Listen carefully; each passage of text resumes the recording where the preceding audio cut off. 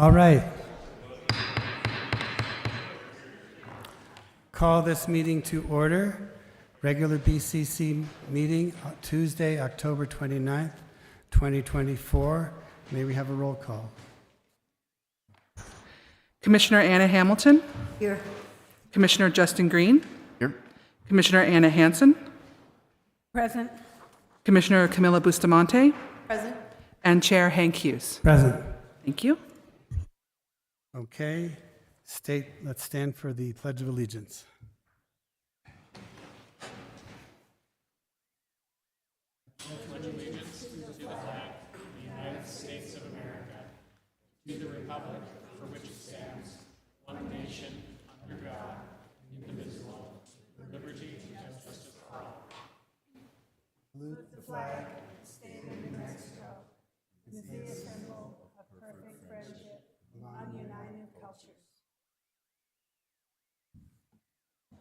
And the land acknowledgement. We recognize that the county building is on the ancestral land of the Tiwa people who knew it as Owa Poge Owinge, White Shell Water Place. And now we will have a moment of reflection.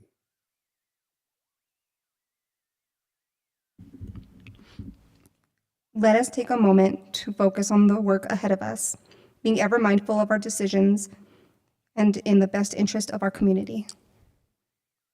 And we'll also recognize during this time Victor Hendren, who passed away recently. He was the father of Max Hendren, good employee, and he was in the Air Force originally, and he was a chiropractor in Santa Fe for 47 years.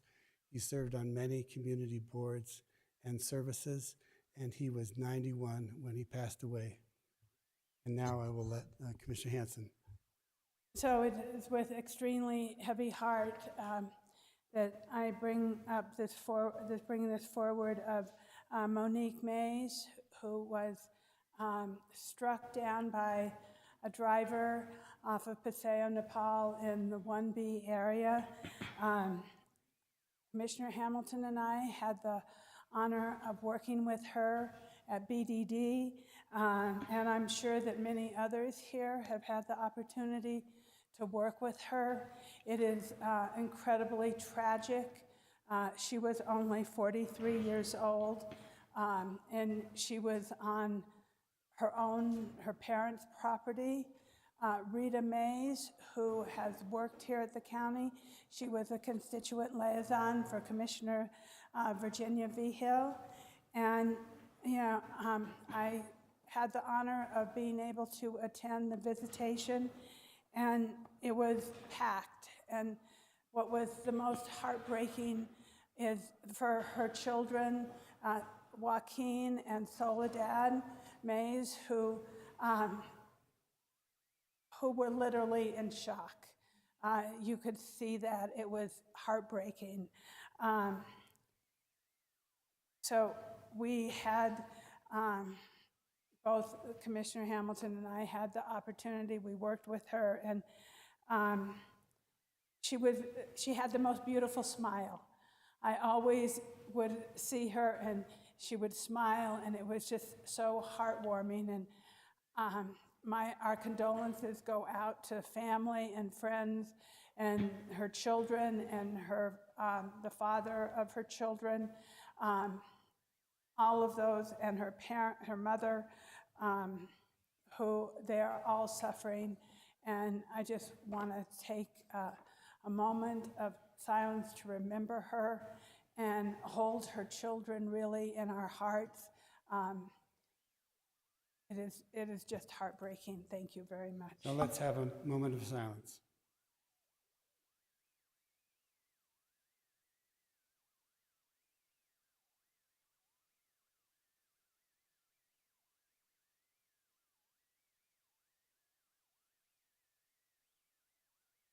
Okay, everybody be seated.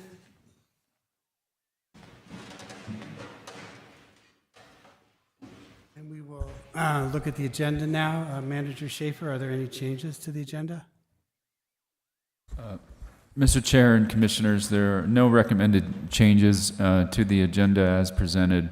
We'll just note that the initial agenda was posted for today's meeting last Tuesday on October 22nd, and the amended agenda was posted on Friday, October 25th, in excess of 72 hours as required by the Open Meetings Act. Thank you. Okay, Mr. Chair, move to approve the agenda.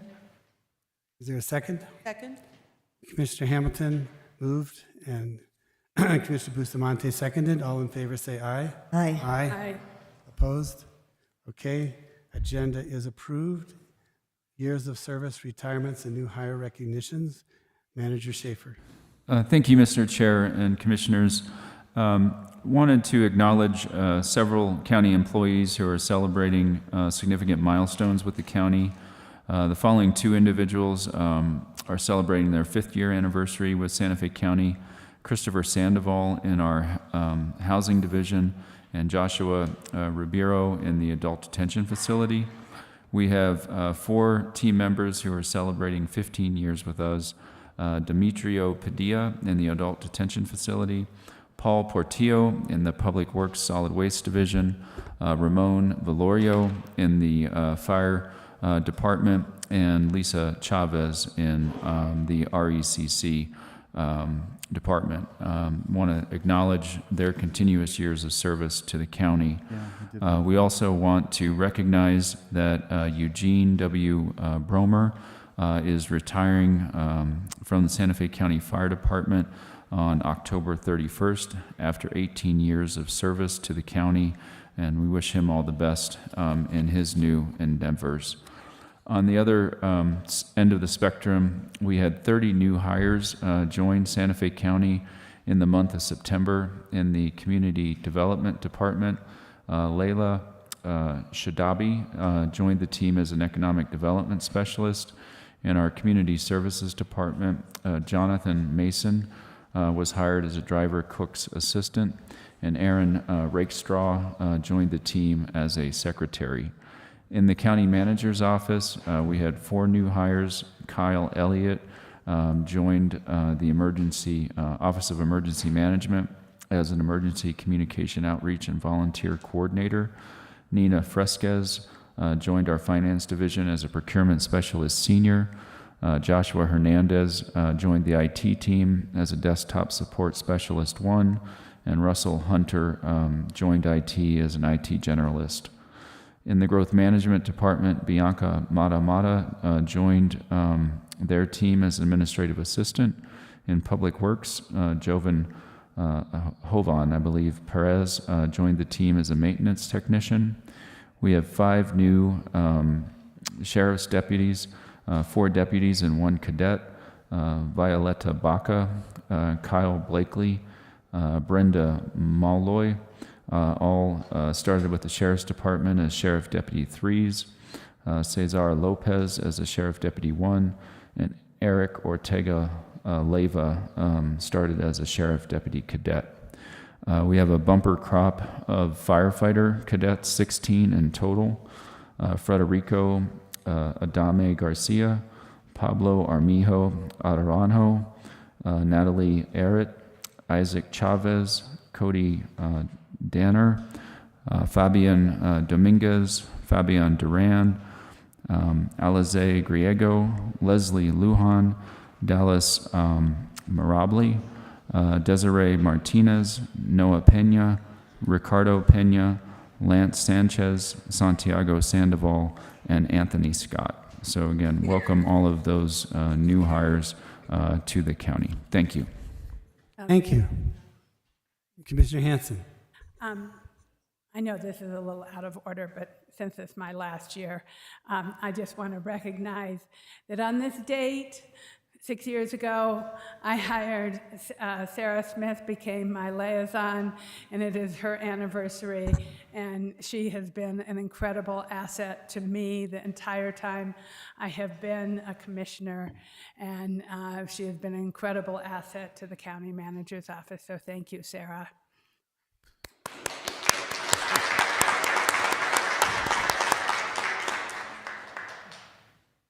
6 years of service. Okay. We're clapping for all of you, actually. Now, I guess recognition of employees for awards, accreditations, and recognitions of other accomplishments. Thank you, Mr. Chair and Commissioners. Want to recognize that Battalion Chief Ramon Valorio was awarded the Fire Officer of the Year Award at the New Mexico Fire and EMS Expo. This award recognizes BC Valorio's leadership, courage, and unwavering dedication to the fire department and county residents and visitors. In 2023 and 2024, he successfully led responses to major incidents, including a plane crash, numerous rescues, and wildfires. His decisive actions aided in reducing the loss of life and prevented further damage. His commitment to mentoring future leaders and extensive experience in firefighting and emergency medical services has made him a cornerstone of the Santa Fe County Fire Department. So again, want to recognize BC Valorio on this prestigious award.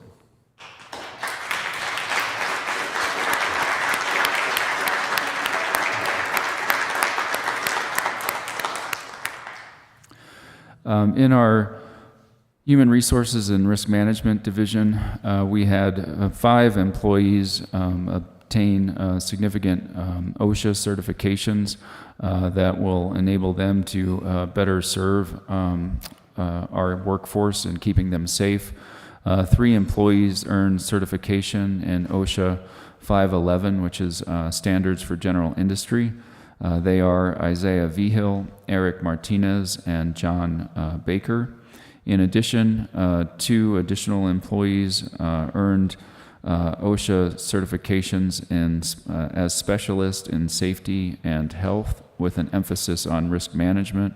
They are Epi Tapia, the risk management supervisor, and the deputy director for HR and risk management, Melinda Jaggles Moquino. So I want to recognize them.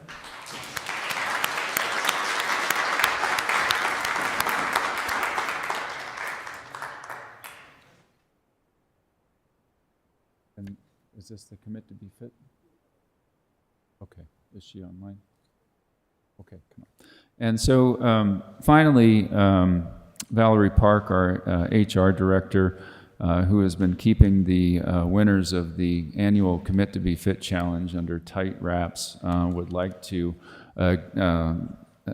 put forth the winners of this annual competition, which, while it's all fun and games, does, I think, exemplify some things that we aspire to as a team at the county.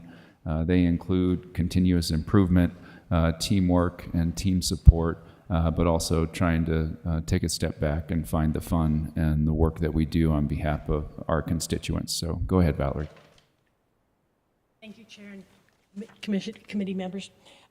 We had a total of 11 different groups that all joined together. We had and I'd like to invite the teams, I've invited them here today to celebrate the winners.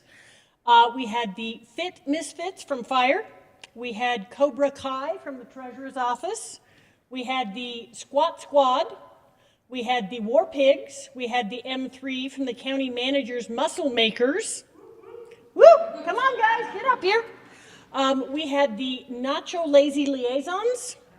We had the Bean Counter Alchemists. We had the Legal Bunch.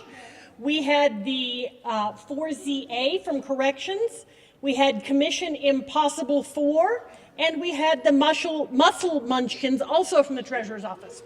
So we are going to announce the top winners. This was a secretly, highly guarded. I had to lock this in my office. So, drum roll, please. Cobra Kai is our winner! Woo!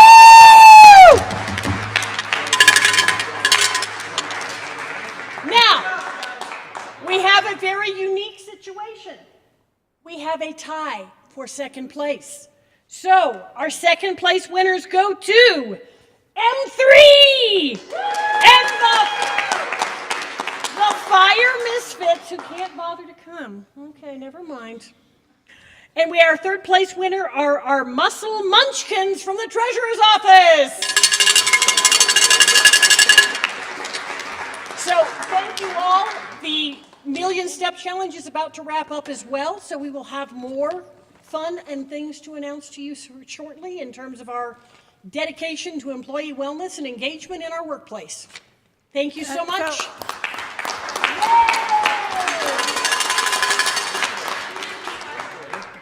So, Valerie, Mr. Chair, you didn't read, weren't we on the list? Mission Impossible, Commission Impossible? Sorry, you came in sixth. Okay, but you didn't, okay. At least She we mentioned came us. in at a decent place. You did. I mean, this was sometimes, some of these weeks were really, really tight. Some weeks were not as, but yeah, you came in sixth, I'm sorry, but yay, good job. Was it out of 7 teams? Thank you. Thank you. Prizes will be passed out. Thank you. Yay!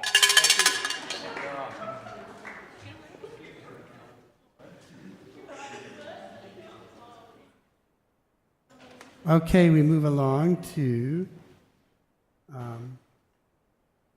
Employee of the Quarter, Third Quarter Award. Thank you, Mr. Chair and Commissioners. We have 3 nominees from the Public Works Group, 1 from the Elected Office Group, and 1 from the Public Safety Group. So as we acknowledge those who were put forth by their respective groups, I would just ask them to come forward and sit in the front, and Sarah will provide them with a copy of their certificate. First, we have Justin Martinez, Utilities Operations Foreman with Public Works. Justin has consistently shown a positive can-do attitude and exceptional initiative in all he does. He goes above and beyond to ensure team members are well informed and equipped with a strong focus on safety and thoroughness. When a newer staff member struggled with a task while on call, Justin traveled from north of Santa Fe to the project site south of town on a weekend to ensure the work met his high standards. His dedication has set a positive example, boosted team morale, and demonstrated his commitment to teamwork and problem solving. So congratulations, Justin. Also from the Public Works Group, Eric Stratton, who is a department administrator. Eric consistently provides exemplary customer service in every interaction, always welcoming questions and work-related discussions from his co-workers. His positive personality brightens everyone's day, making him a pleasure to be around. Eric goes above and beyond to ensure each customer has a comprehensive understanding of the information provided, taking the time to deliver clear and thorough answers. His dedication to customer satisfaction and supportive approach to his team make him an invaluable asset to our organization. So congratulations, Eric. Also from the Public Works Group is Administrative Assistant Beverly Perez. Beverly has exceptional performance in managing key logistical tasks within the department. Her ability to navigate complex processes, train staff on important procedures, and adapt to sudden changes has been essential. Even when unexpected challenges arose, Beverly maintained a calm and professional approach, ensuring everything ran smoothly. Her commitment to excellence and effective coordination with teams across various departments has greatly contributed to the success of operations. From the Elected Office Group, we wanted to recognize Daniel King, the Chief Mass Appraiser. Daniel plays a vital role in accurately assessing property values across the county.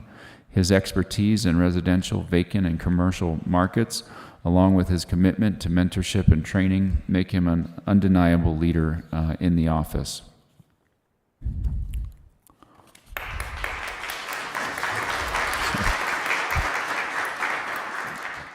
I couldn't turn the page, so we get to talk about Daniel a little bit more now, and he can be applauded again. Beyond his core duties, Daniel is dedicated to achieving office goals, volunteering for additional projects and training sessions, and consistently going above and beyond to meet deadlines. His innovative solutions have improved workflows and communication, enhancing overall efficiency and productivity. Daniel's expertise, mentorship, and commitment to excellence embody the values of Santa Fe County. So congratulations, Daniel.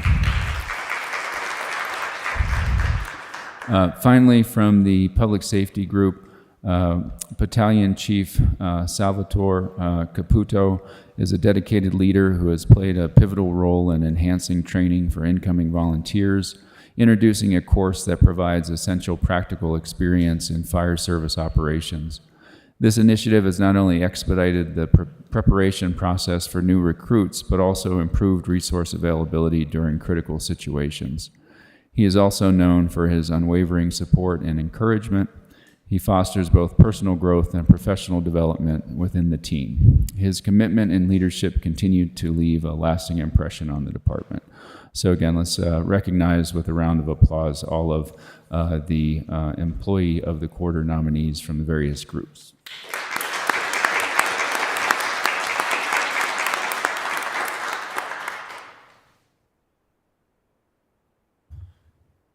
And so the countywide Employee of the Quarter award goes to Battalion Chief Caputo.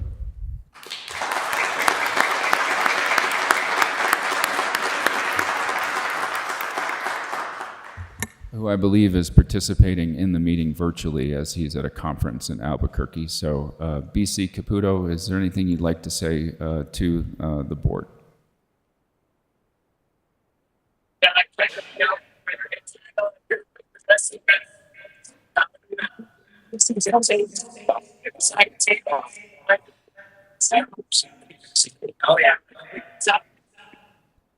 You're welcome.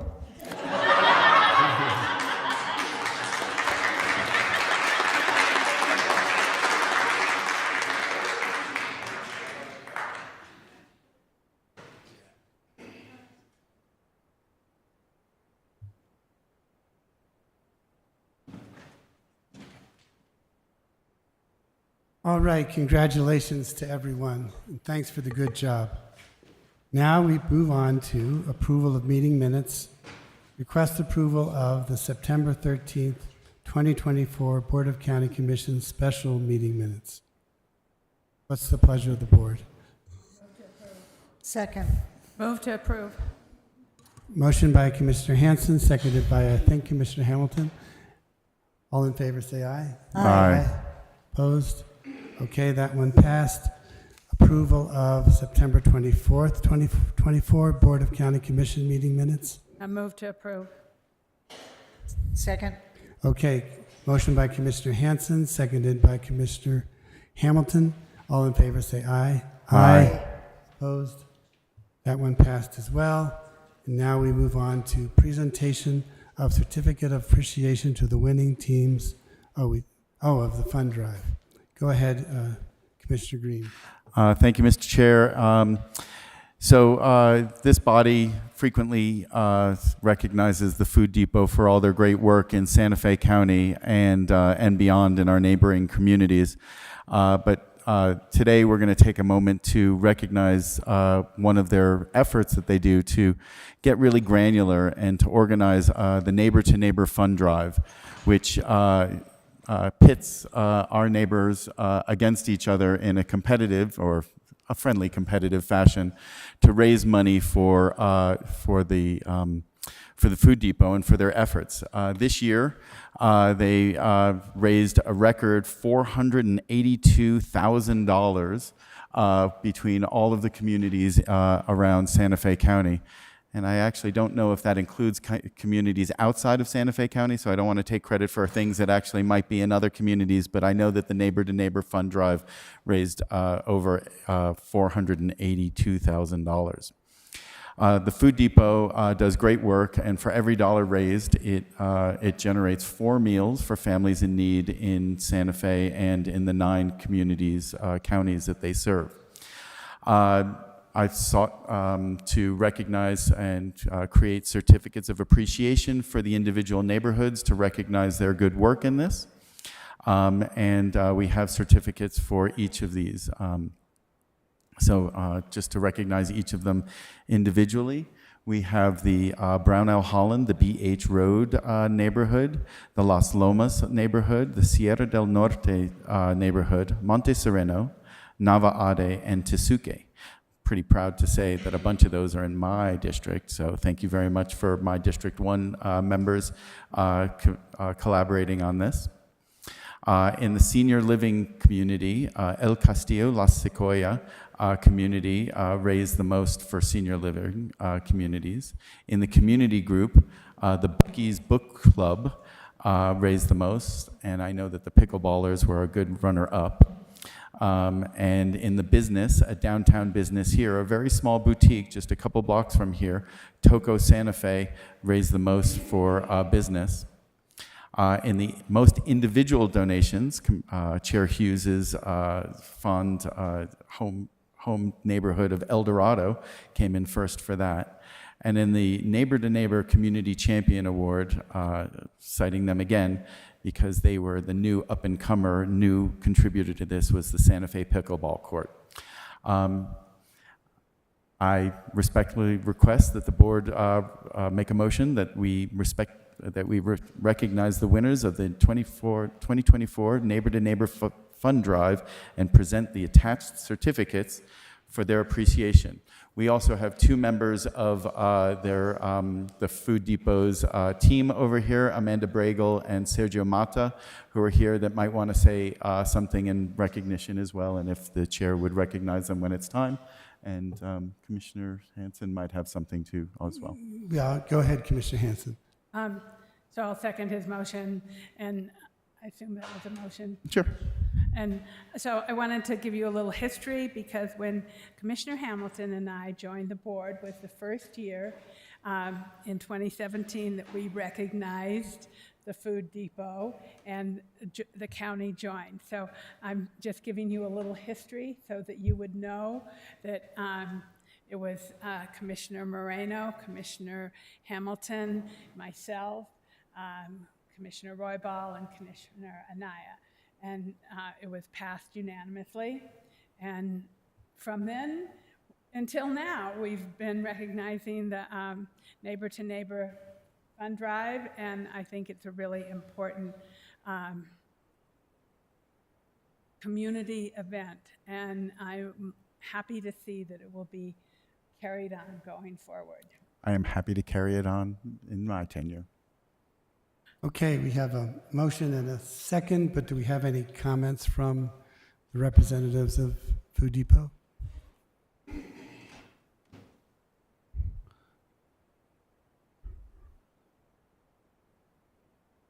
Thank you, Chair and Commissioners. We're always so grateful for your support of the Food Depot and for your involvement in our work. And as always, you're invited to our warehouse to see all the new things we're up to. And then I also wanted to make sure that you met one of our newest employees at the Food Depot, Sergio, and I'm going to let him introduce himself because he'll hopefully be working a lot with you all. Chair, members of the commission, thank you, Amanda.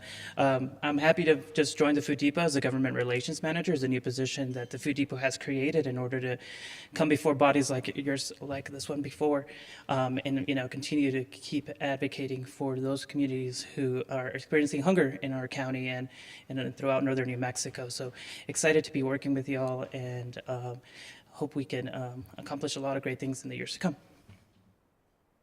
Could we give you all our newest annual report? Lovely. Yeah.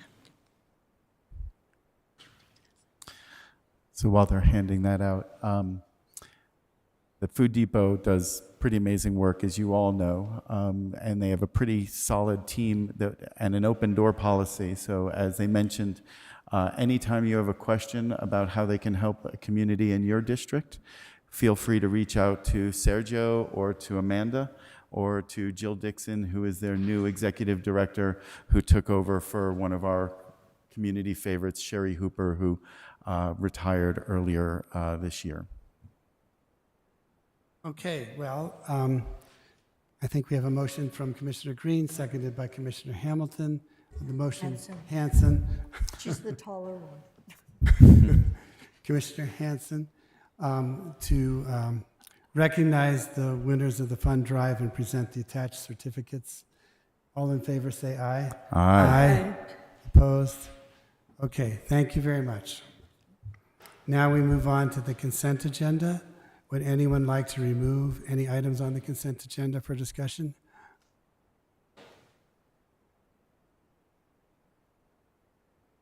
Mr. Chair, I move to approve the consent agenda as presented. Second. Motion by Commissioner Hanson, seconded by Commissioner Bustamante. All in favor say aye. Aye. Okay, the consent agenda is passed. Appointments and reappointments. Member of the Transportation Advisory Committee and Brett Clavio. Mr. Chair, Yes. there were some resolutions on the consent agenda. Oh, were there? Okay. Give us numbers. Okay. So 4C was 2024134. 4D is 2024135. 4E, 2024136. And 4F is 2024137.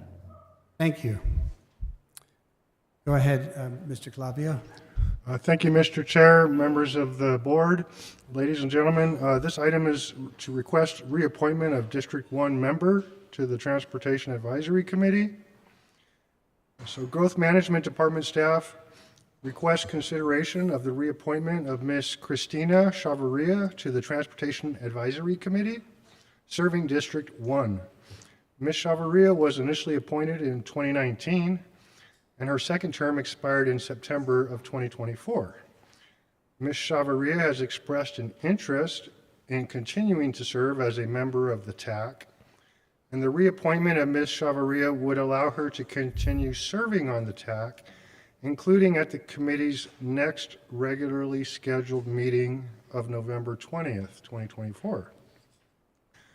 The purpose of the TAC is to review and make recommendations to this board on all elements of transportation, including roadways, trails, bikeways, transit, and pedestrian facilities. The TAC also makes recommendations on safety studies, road operations, and maintenance policies, including the road acceptance and abandonment process. Ms. Chavarria has represented District 1 on the TAC since 2019. This reappointment would be for her third three-year term. She also serves on the Transportation Safety Subcommittee and ad hoc working groups. Ms. Chavarria is actually serving as the vice chair of the TAC right now and has a very good attendance rate and actively participates on this committee. Staff recommends reappointing Ms. Chavarria to the TAC representing District 1. And I stand for any questions. Okay, any questions? Commissioner Green. I will just, this is a District 1 position, and I appreciate the opportunity to endorse or choose these folks. Ms. Chavarria has been a professional on this and has reached out to me to discuss things offline from the committee. And when I've sat with the committee during one of their meetings, she was active and knowledgeable about everything. So I think she's a great contributor to this committee. With that, I'll make a motion to accept this staff's recommendation to reappoint Ms. Chavarria to the TAC representing District 1. Second. Okay, we have a motion from Commissioner Green, seconded by Commissioner Hanson. Any comments? I just will comment that I also have found her to be a quality person when I attended the meetings. All in favor say aye. Aye. Opposed? Okay. She's reappointed. 6A, request approval to utilize the design-build project delivery method with Facility Build Incorporated for design and construction services at the Benny J. Chavez Senior Community Center in the amount of $962,695. And I can stop talking because Bill is at the podium. Thank you, Mr. Chair. Commissioners, Bill Taylor, Purchasing Division. We're here before the board to request approval for the design build delivery project delivery method. Using a statewide price agreement, we have a contractor who is formed, incorporated as a design build firm, which is Facility Build. The Benny J. Chavez Senior Center, as you know, requires building expansion and growth. The project involves planning, design, and construction, expanding on the dining, expanding the kitchen, creating a warehouse, other upgrades such as ADA compliance upgrades, HVAC, and such. And with that, I'll stand for any questions, and we have Ira here for the presentation if you have any questions about the project-specific details. Okay, any questions? Don't see any questions. If I just have one. Oh. Just to be clear for the record, when is this going to start most likely, and how long is this going to take to get completed? And will the facility, I know the answer to this one, but I just want it for the record, will the facility be available during construction? Hello, Chair, Commissioners. My name is Ira from the Project Division. The project will start design phase once we get through contract with the contractor. As far as the duration of the project, we're looking at 1 year, and could be less depending on design. We don't know until we get in there and get some estimations, but kind of overshooting for security. But we're looking at starting immediately once the contract is going with the design phase, and then move right into construction. And it will not be available through construction. Okay. Is there a way to minimize the impacts on this, like either phasing it or closing off other parts of the facility so that the community could use it, or does the whole facility have to be off limits during construction? Because we're going to do a design build, we can work with the designers to try to structure something like that. But until we have feedback from the design team, we won't know if that is possible at the moment. And are we making, this might be for senior services, are we making accommodations with other facilities? Is it, like, for instance, we've got the Abdon Lopez, which is under construction, or at least starting construction now. Is there a way to time this so that when we take Benny Chavez offline, maybe that syncs up with when Abdon Lopez is opening? I'll defer to Maddie to answer that one. Good afternoon, Mr. Chair, Commissioners, Commissioner Green. Due to the expiration dates of one of the grants, we would have to begin utilizing that grant so that we can start to spend down those dollars. We would then look at transferring services either to other senior centers, or we could ask for consideration for use of the Nambe Community Center so that we can continue with congregate and activity services for seniors in Chimayo. With that, we would also offer transportation to those seniors in Chimayo so that we can get them from Chimayo to Nambe if we're allowed to use that facility. Otherwise, we do have the El Rancho Senior Center that we could also consider providing transportation to seniors. And do you have an update, and maybe this is somewhat related, do you have an update as to how long, what the timeline is for Abdon Lopez to be reopening? Are we on schedule? Are things? Yes, apparently we are on schedule for the Abedon. So we are expecting to be for completion summer of 2025. Yes. Fabulous. And so my understanding is this money needs to be encumbered, and so this kind of, as long as you get the contract out, that encumbers it. So is it possible that design takes us 6 or 7 months and that it syncs up to that, and that satisfies the funding? So pertaining to the funding, there's roughly 185,000 of that. Total funding needs to be expended by June. So it does need to be spent, not only encumbered. Okay. So we would have to start it in the spring, and okay. Well, thank you for clarifying that. Let's try to get Benny Chavez or Abdon Lopez open for the community up there sooner than later. Thank you.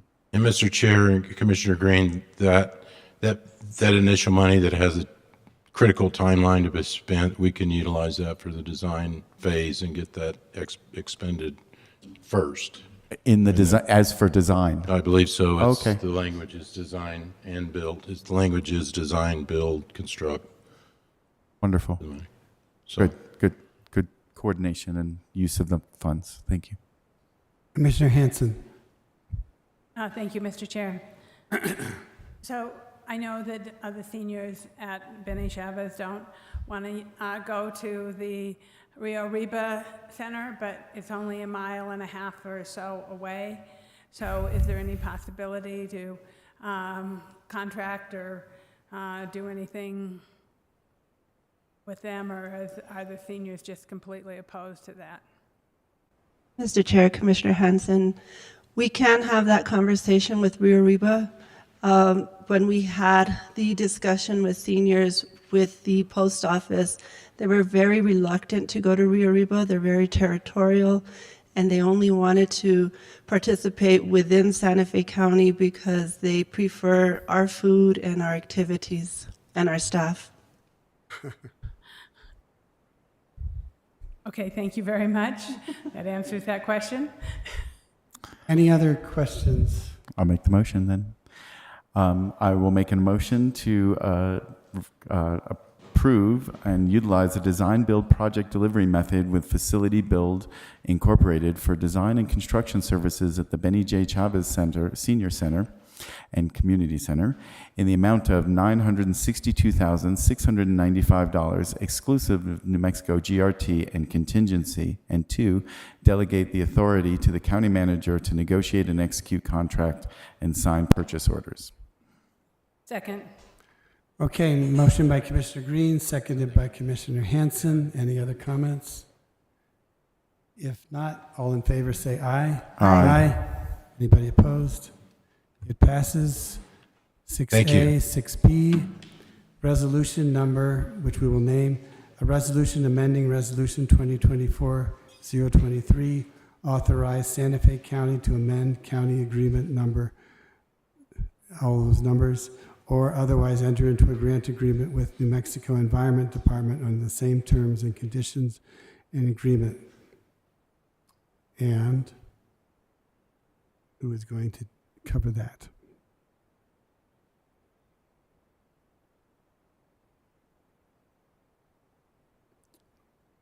Okay, Travis Soderquist. Good afternoon, Chair, Commissioners.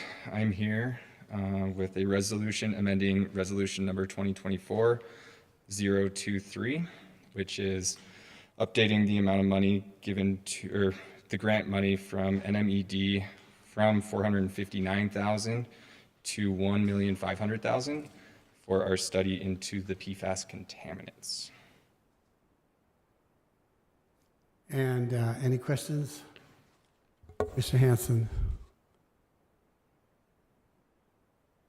So, Travis, are you overseeing this grant?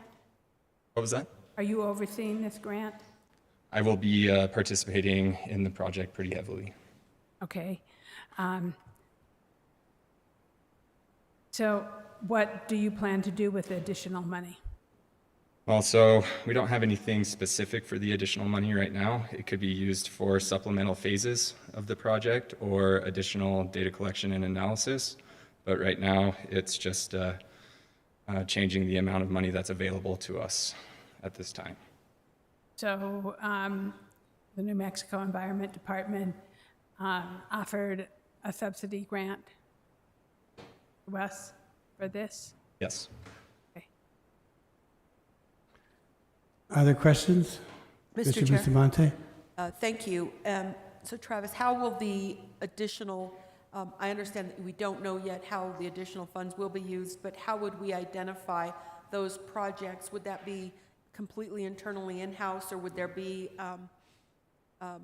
if there's speculated contamination or additional PFAS release within the county, how would those uses be determined? Would that be brought to the public, or would the public be bringing it to the county? I think that there would be open communication between the public and the county, as well as with Intera, to determine which would be the best direction to spend the funds. Whether they find maybe some data gaps, then we can focus on those areas. Or if they think that we need to look into even just a different area, we can dedicate money towards that. Thank you. Do you know if they are amenable to any epidemiological studies that could be funded through these additional dollars? If Intera is, not at this time, I don't know if they're. Thank you. Mr. Hamilton? If further study design is not yet defined, I would suggest considering, working with Antera to think about the possibility for source tracing using printing.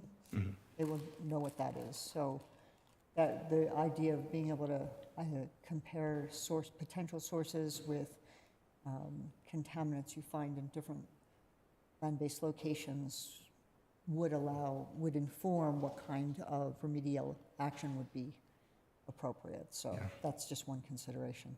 Thank you for that. Yeah, thank you for that comment. I know that Intera is going to focus pretty heavily on trying to find where the introduction of PFAS into the system is currently happening or occurred previously.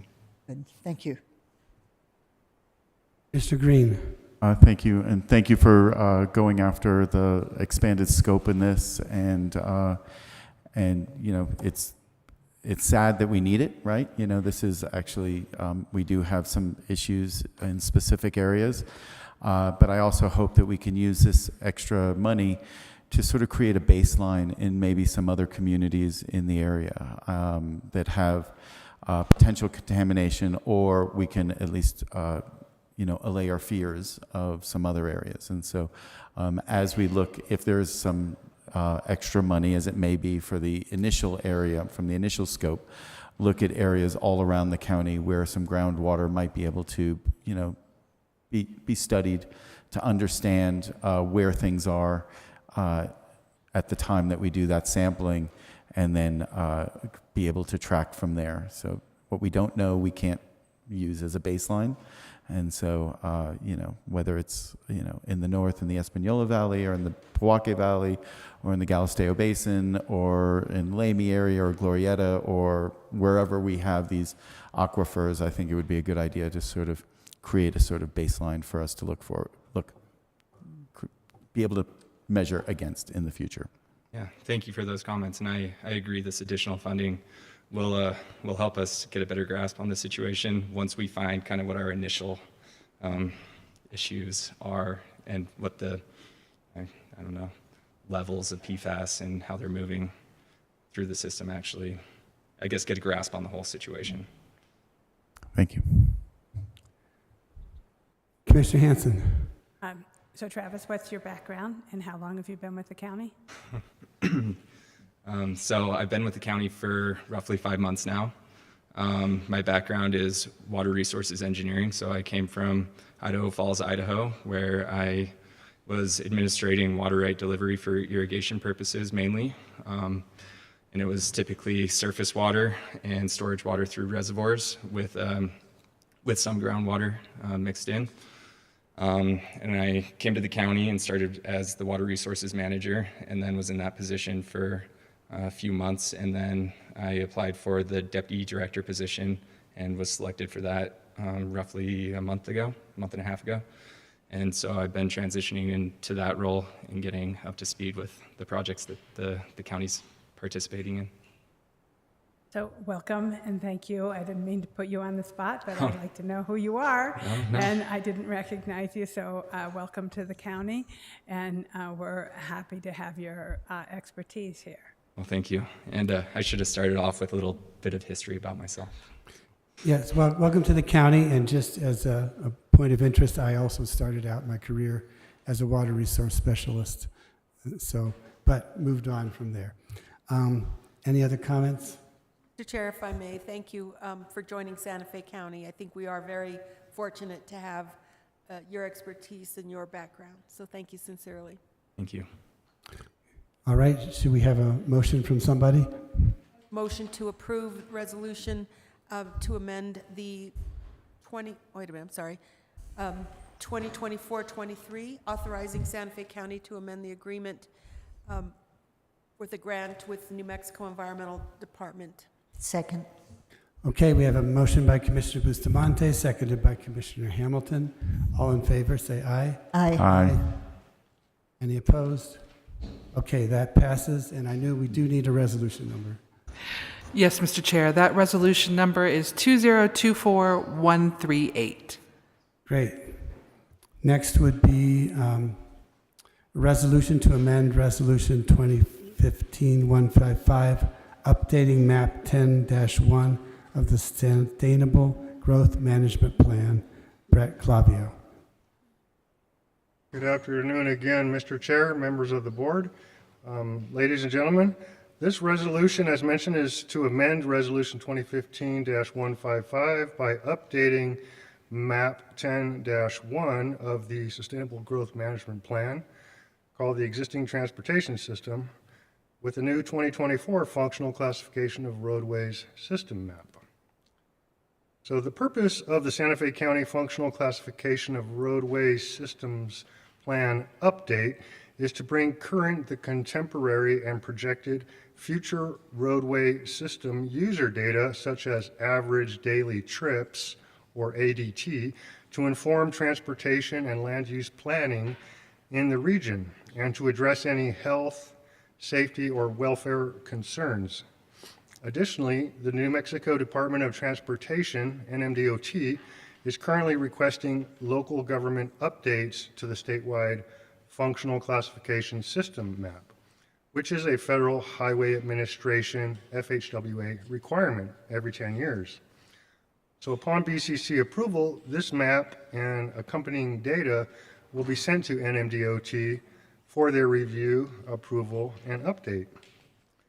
The Santa Fe County Transportation Advisory Committee, at its September 11th, 2023 meeting, recommended that the BCC approve the updated 2023 functional classification map. The 2024 map is the same as the 2023 map, although it's taken some time to reformat that map and upgrade it into a new software called ArcPro. A little background about it is that the Functional Classification of Roadway System Plan for Santa Fe County was last updated in 2015 in conjunction with the Sustainable Growth Management Plan update. The current Functional Classification of Roadway System Plan for the Santa Fe MPO area was updated and approved by the New Mexico Department of Transportation and the United States Department of Transportation Federal Highway Administration back in 2016.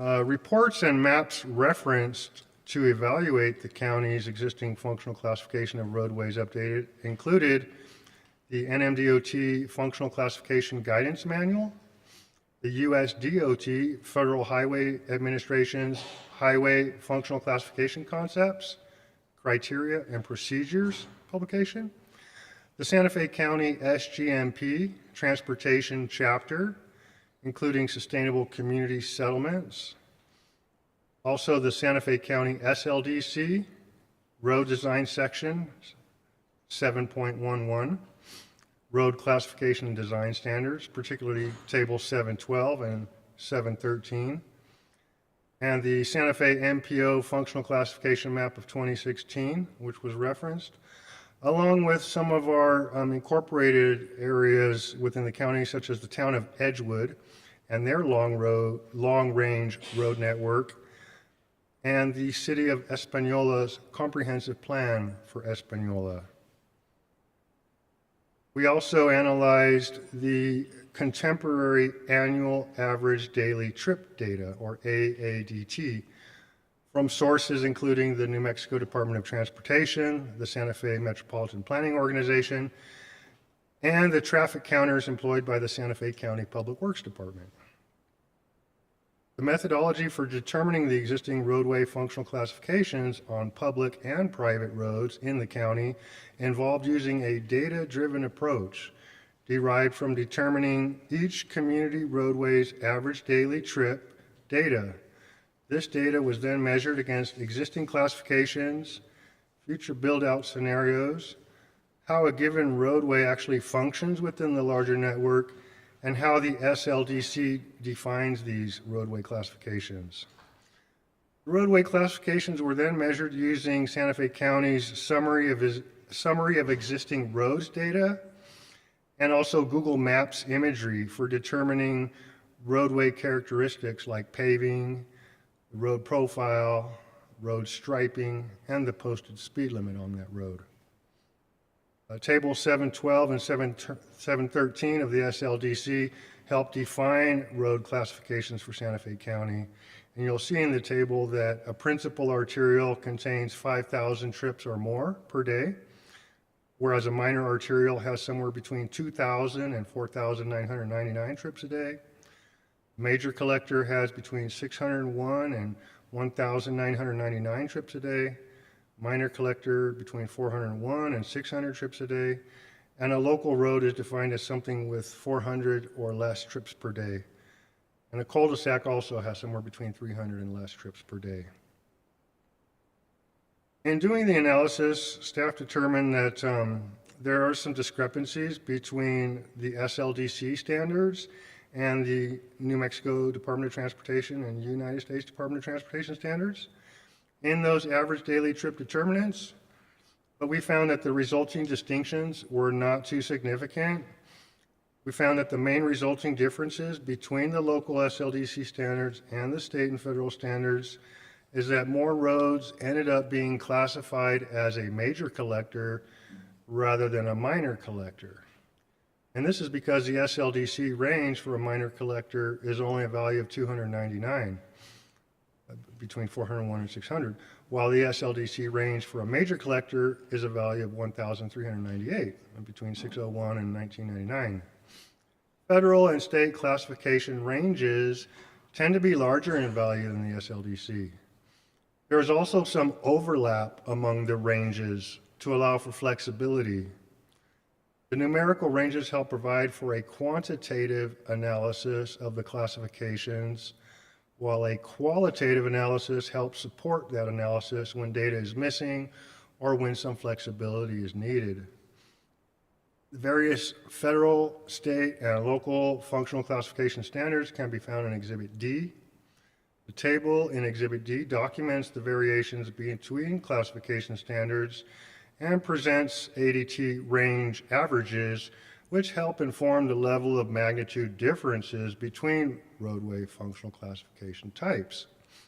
The classification analysis was also complex, as the United States Department of Transportation is moving away from the convention of urban and rural distinctions for roadway classifications. For the purposes of this classification analysis, staff has also moved away from the rural and urban distinctions. Since the deviation between the standard definitions was not too significant between the local and federal standards, staff recommended adhering to the SLDC functional classification standards for the update, as that is the actual governing document for Santa Fe County. It was also noted in the analysis that a roadway may experience a change in its functionality along a given route.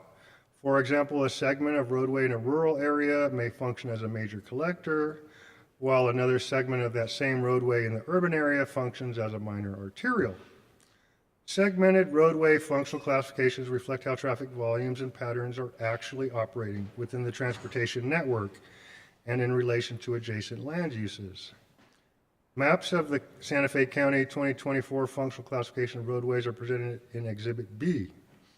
Exhibit B contains one map of the entire county and one map for each of the growth management areas at a greater scale. A story map of the project can also be found at the link noted in the memo. Tables of 2024 roadway classifications within the various communities of Santa Fe County are also included as Exhibit C.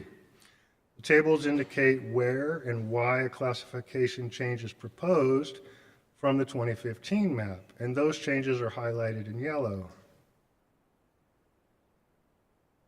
So the recommended action is to approve the subject resolution to amend resolution number 2015-155 by updating map 10-1 of the Sustainable Growth Management Plan existing transportation system with this new 2024 functional classification of roadway systems map. And with that, I stand for any questions. Any questions? Commissioner Hanson. Thank you.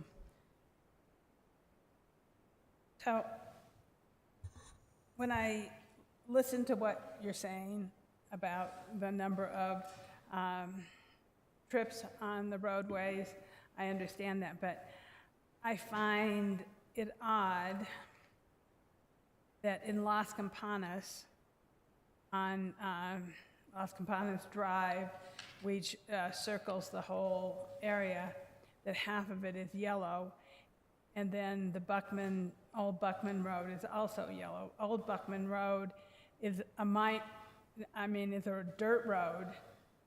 I mean, I think we scrape it occasionally, so I think a minor collector is fine for that. But the Las Campanas part of the road from Calle del Rio over to Old Buckman Road is becoming highly developed.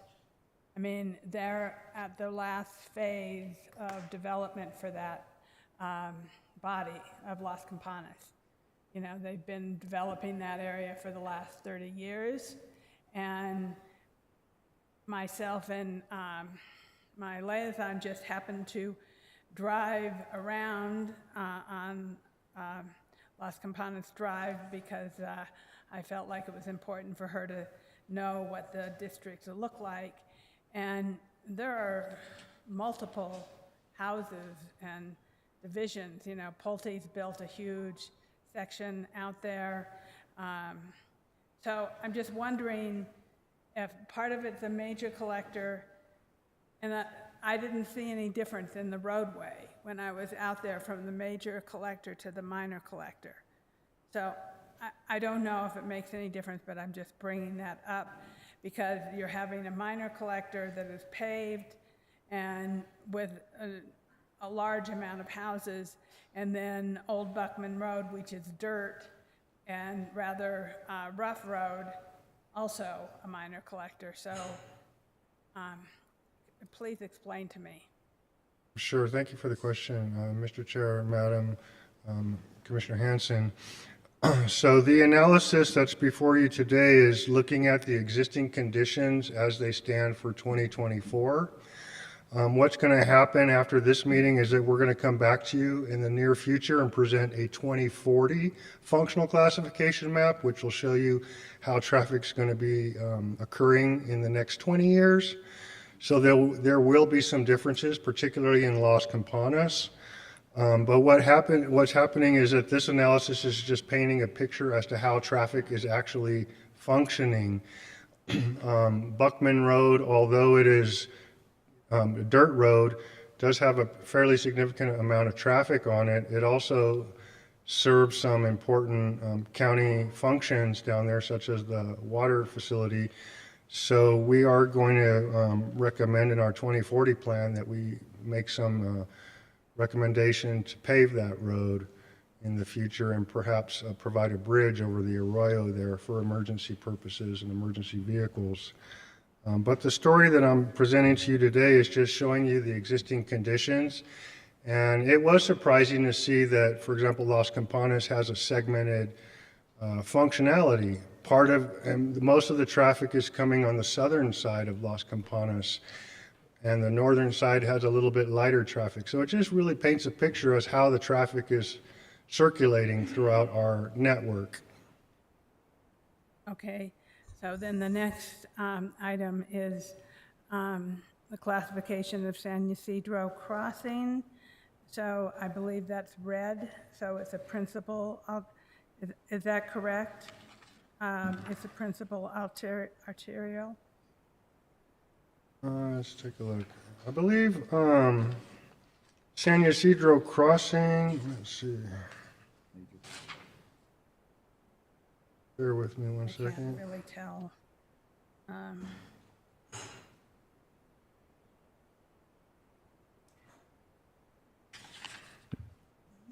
I'm seeing it as purple, which is, looks to be a major collector as a definition, but You mean pink?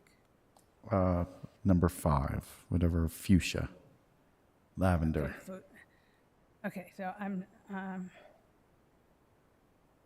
Yes, Mr. Chair, Commissioner Hanson, San Ysidro Crossing currently is not classified as a functional roadway, but we're proposing to reclassify that as a major collector for the 2024 period. okay, because it is in desperate need of a bridge. And so I think that if it has a higher classification, it's more likely that it would be considered for a bridge. Am I wrong in assuming that, or that? No, you're, Mr. Chair, Madam Commissioner Hanson, you're correct. In fact, if these roads are depicted as a functional road, as like a collector or an arterial, they are more apt to be funded by the MPO and by the U.S. Department of Transportation. So at the moment, it's designated as a major collector. At the moment, it's not officially classified as a functional It's not roadway. even classified? Well, it needs to be classified. Correct. That's why we're passing the resolution, to classify it. So once we pass this resolution, it will become classified? Okay. Thank you. Commissioner Green. Thank you, Mr. Chair. Brett, I notice here that this was reviewed by the TAC back in September of 23. So are these numbers a year plus out of date, and we're just getting this now by process? Thank you for the question, Mr. Chair, Commissioner Green. Actually, this process has been ongoing for a number of years. And what happened is we had this COVID pandemic, which really screwed things up for us. As you recall, we all went to work from home, so nobody was on the road, so the traffic counts were all skewed. And then after the stay-at-home order was lifted, everybody started coming to New Mexico, so we had all the kinds of traffic. So we couldn't trust any of those numbers. The most reliable set of numbers we relied on was 2018 data. And in speaking with NMDOT and others, they're of the like mind that 2018 data is valid for use. It'd be nice to start fresh and have 2024 data, but it's, as you can see, quite an extensive exercise. So we're hoping to just use 2018 data, and then we'll update this again probably in another 10 years. Oh, wait. So you're saying we're going to use 2018 data for 15 years? I mean, 2018 is already 6 years out, and you're saying we'll update this in 10 more years? That's correct. What do we need to do to get better data now? Because whether it's San Ysidro or another 150 roads here, we need accurate traffic counts. Yeah, Mr. Chair, Commissioner Green, the data is accurate. We do have a growth rate of approximately 1.013 per year. So we're not having a significant increase in traffic in Santa Fe County. And this is what other agencies are doing as well. So it is reliable and it is good data. And yeah, the traffic growth isn't that intense. How do we check whether we're accurate? Like, are we doing, say, sampling a few roads every year to see, oh, hey, look, we're allowing for 1.3% growth, but it turns out that it's 5% growth or 0.5% growth, and our assumptions are off? So, Commissioner Green, Chair Hughes, again, this is a functional classification network. So if it changes from a minor collector to a major collector, it's really not a huge deal. Our road design standards pretty much say that collectors need to be paved. Same with arterials, although our code does require bike lanes on minor and major arterials. So there are some nuances to it, but essentially it's a slow-moving train, so to speak. We don't need to update it every year. It's typically every 10 years, and that's a United States standard. I'll accept that but I would recommend that we look at doing traffic counts in 2028, not 10 years from now. If we're using 6-year-old data now, let's do it again in 2028, not in 2034. Would be trying to keep the rhythm. But and then you mentioned about some intermodal things like that. It would be great.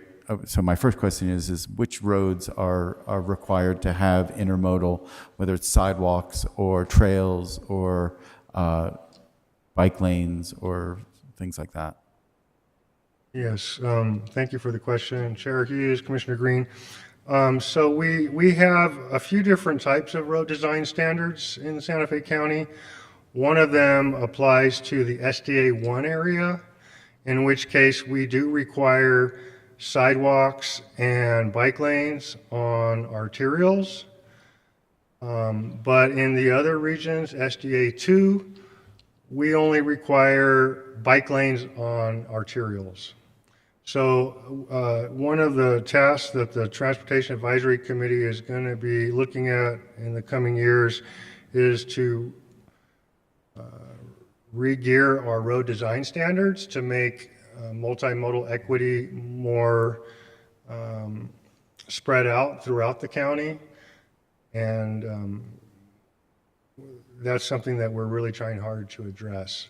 In other words, our road system is actually very good. Our bike and ped system is something that needs a little bit of work on.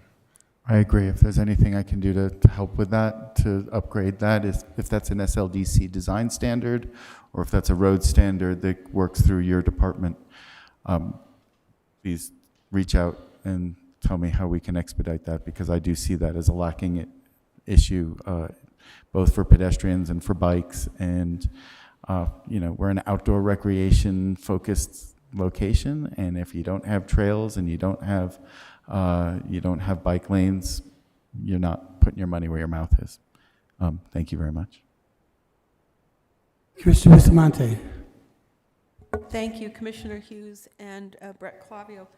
I do have questions on how, I appreciate this and I'm learning a lot, and I was interested in knowing how hazards, when we have these straightaways and we start to identify areas as being main connectors rural or any of those where we have these straightaways that have clearly speeding risks associated with them, and the narrow rural roads that have been in existence but people use them. I'm thinking off of Highway 14 as an example. To do that loop is very nice, but there really is no place for a bicycle to go. It has been paved. I think we do have nice roads, but good roads make for high speeds. My favorite bumper sticker I saw once was "Bad roads make good neighbors," because you kind of have to bumble around. But I don't see anything here, or I'm curious as to how in this evaluation and identifying these different categories, when we have a minor collector, minor arterial, et cetera, that we're identifying what that means as we're increasing that capacity on that road, doing the paving, making sure for those areas that we need to get the bike routes in, that we're identifying these straightaways that aren't proving to be safe. I will just say, those are the places where we have drag racing. I get those calls with some frequency. How is that being evaluated here, or in this planning? As we go. Yeah, thank you for the question, Commissioner Hughes, Commissioner Bustamante. So this analysis didn't really take safety into consideration. The goal of this analysis was just to really understand our transportation network, and that includes the level of service. So the analysis identified that all of our roads in 2024 are operating at a level of service of D or better, which is what our code requires. So we're in good shape. However, this exercise was one of the entry points to a transportation plan for the next 20 years. So this project helps inform us as to some of the pros and cons of our network. And we did find quite a few shortcomings in our network as a result of this analysis. So for example, if a road was a major collector in the past and now we're upgrading it to a minor arterial, oops, we need to put in a bike lane on that road. So that's the case with quite a few roads in our network. We're going to need to program multimodal improvements to the network. But when it comes to safety, we will look at that through another lens. So for example, in the La Cienega and La Cieneguilla communities, we're going to be doing a road safety study in the near future, probably kicking off in January, in which case we'll spend a good 6 months really getting into all of the challenges that we see on our roadways. I understand a lot of people like to race, a lot of young folks, and it's something that we just can't really seem to do much about. We could put roundabouts there to try to slow them down, but they'll find another place to race. It's just an ongoing challenge that we have. But we do want to design our roadways going forward to allow folks to have pedestrian facilities, bicycle facilities, even bus stops with amenities like shelters and benches and lighting. So there's a lot of work ahead in the next 20 years to bring our standard up to bring our road system up to our standards. Thank you.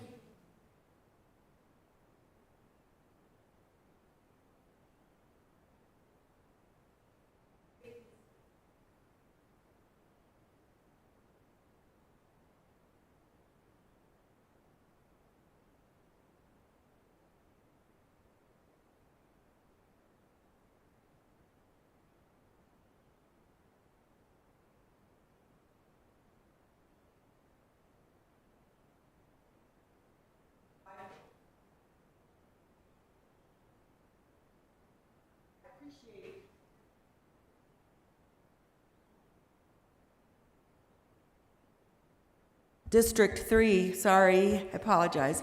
District 3 is fraught with opportunities to speed. And you're right, people will find the other location, but as we're doing this and we look at even what it means from Highway 14, of which we'll have a community meeting tomorrow, all the way to Edgewood, where someone, if they really wanted to show what a nice car can do, could really haul some serious tail around there. And I'm saying that as a person who appreciates a good car, but it's not safe, right? So as we do this in whichever timeline that we're looking at, it seems that 10 years or sooner, as stated by Commissioner Green, that we are looking at those increases and employing safety measures at that time, that these are not disparate activities. I think the new pavement's nice. I look also on a particular road and have met with individuals off of the Acequia, and the road has been so improved, it's lovely, and it's literally 4 feet. It used to be that the Acequia was level to the road, and now it's 4 feet difference, which means that the road has really been built up. It's lovely, but it has created these issues where we're having Public Works go out to meet with the Acequia to work on how the road has now established this this water runoff. It just seems that more comprehensive attention to what the impacts are in both safety and water going into the neighbors' houses, literally, which has not been, literally when we had these rains, more than one circumstance where I was contacted because of runoff, because of the way the road's been improved. So I'm really looking at both the traffic speed and what the improvement of the road means to proximate structures in evaluating what a nice road really does to a community. And it's more of a, can we do that? You know, it's a, would we please? Wouldn't that be nice? So sincerely, if it's not something that safety is built in or the variables that could make it not necessarily a nice road because of its impacts are considered all at this time, especially when we're looking at the amount of traffic that's going to increase there and there's no egress, for example.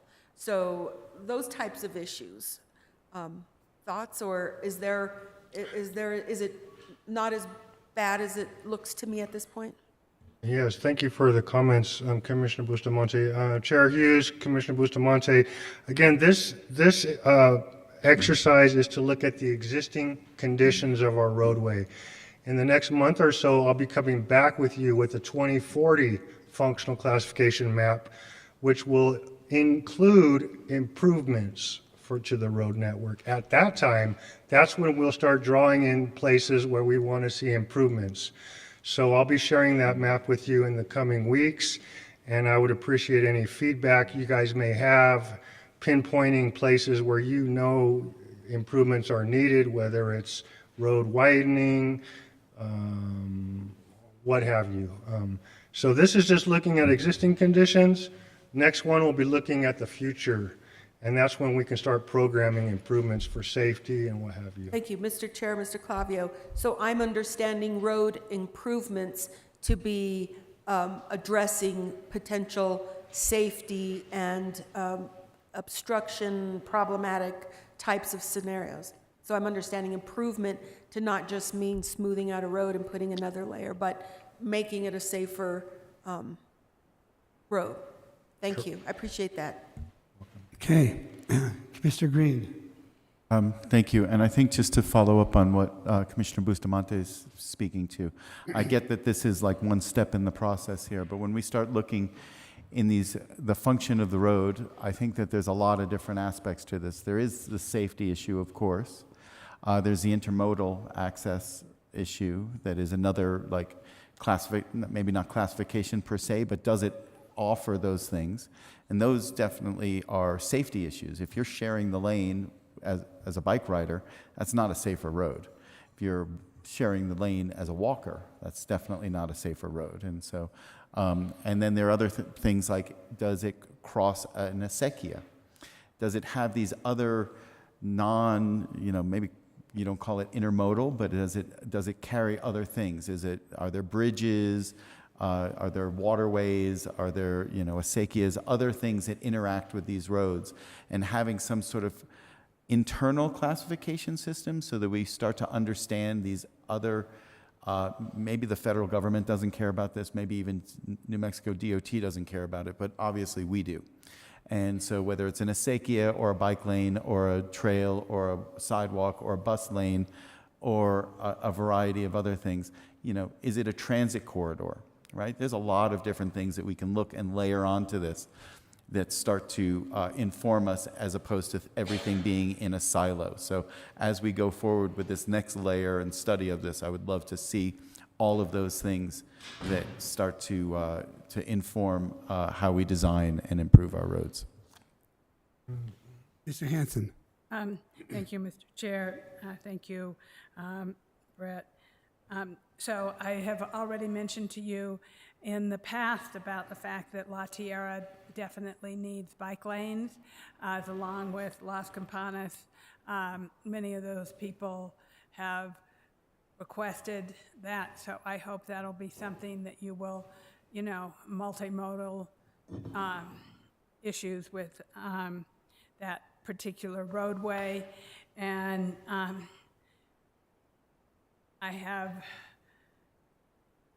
it makes me nervous, but also understandable. Paving Buckman is really a two-edged sword because of the amount of shooting that is happening out there from wildcat shooting, because it is BLM land. And until we get a shooting range and we have control over that kind of activity out there on the Caja del Rio, it makes me nervous to think of paving Buckman, because it would just mean more destruction and more garbage and more trash. And, you know, as Commissioner Green and I were both at the kickoff of Breaking Bad Habits with the governor of New Mexico and the litter situation, you know, the Buckman and the Caja del Rio is already heavily impacted.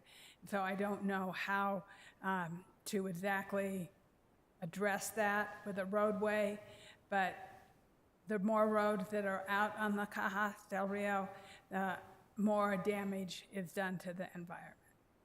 And so I just want to put that on the record as something that my constituents and our constituents of Santa Fe County care about. Thank you, Mr. Chair. Okay. And I'll make a motion. Well, I want to make a comment. Oh, okay, I'm sorry. Well, for one thing, I want to know, is Old Buckman Road a county road? Yes. Commissioner Hughes, yes, it is. Okay, well, anyway, I was just curious about that.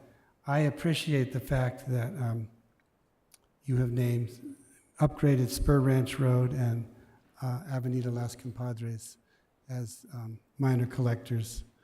So, and now I'll take a motion.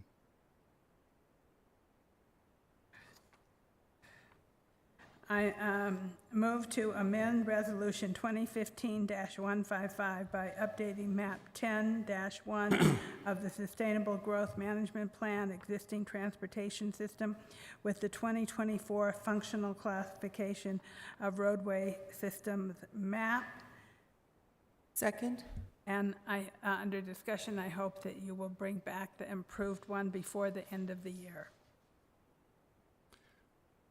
Okay, we have a motion by Commissioner Hanson, seconded by Commissioner Bustamante. All in favor, say aye. Aye. Aye. Opposed? Okay, it passes. And can we have a resolution number? Yes, Mr. Chair, that resolution number is 2024139. Okay. I think maybe we should take a quick break right now and come back.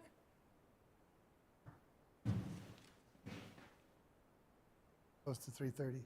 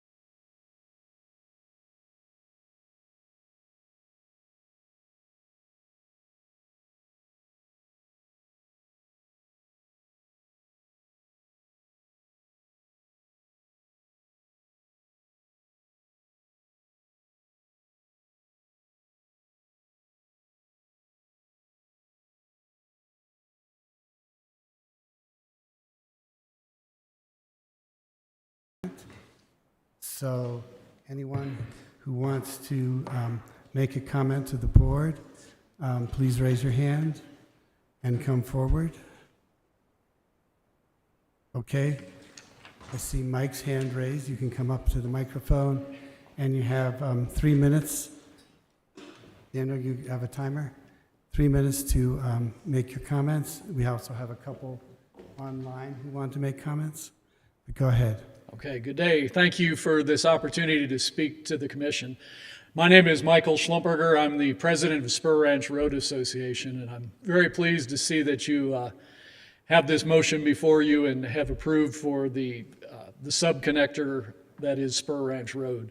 Initially, when we started Spur Ranch Road over a decade, the Road Association over a decade ago, we were able to keep up with that. But certainly, as we've increased to almost 150 houses, as the number of shopping patterns have changed, et cetera, and so we have not only service vehicles out there, we have school buses out there and the rest of it. Trying to keep that road in a condition that becomes passable in all weather is very important. And I would urge the board to move forward with a paving program for that, because that road does see quite a bit of traffic, and trying to keep it open. I know I've spoken with the fire department on numerous occasions, and there are occasions where the weather turns inclement that they have difficulties getting back and forth on that road. And certainly the last thing we'd want to do is see any of the residents out there, the conditions get worse. And so I would ask, with your consideration, that we move forward with a paving program for that road. Thank you for your time. Thank you for the comments. Is there anyone else in the chambers? Come forward. I see your hand, man in the red shirt. Oh, whichever one first. Good afternoon. My name is Tom Reynolds. I live in Las Campanas, and we live directly opposite a development called Tierra Antigua that was just completed, I guess, about 2 months ago. And we noticed that a large aluminum streetlight has gone up at the entrance of that development. And we were concerned because we are in a covenant dark sky community, and that light is very bright. We can see it directly from our living room window. And I talked to the developer about that light, and he said I needed to come before you guys and I've just found out that he's supposed to ask for a variance. He didn't tell me that, so I don't understand why he didn't ask for that, because nobody wants it, including him. He told me himself. So I'm just here to enumerate other neighbors' concerns about that light going up, and there's really no precedent for that light going up. There's only 23 lots in that particular community, where there are plenty of other communities off of Camino La Tierra that have far more houses, and so there are no lights there. And the developer said that he would like to just put in a nice sign there with a light, shining on the sign, rather than this big glaring mercury vapor light, which all the neighbors around can see. So that's my position, and I hope you consider removing that light. And I'll ask the developer again to ask for a variance if that's what it takes. Is that correct? Is that correct? Did I understand that? Well, you can follow up with our staff and the developer, yes, and take care of that. Okay. Follow up with whom? Sir, if you go outside, Jordan Yutzi, our land use administrator, who oversees the department responsible for that, would be happy to talk to you about the process that needs to be followed. He's in an office there. What's his name again? He's standing up right behind you, right sir, there. and he's going to meet you right outside of these doors. All right. Thank you for your You can time. follow. Thank you.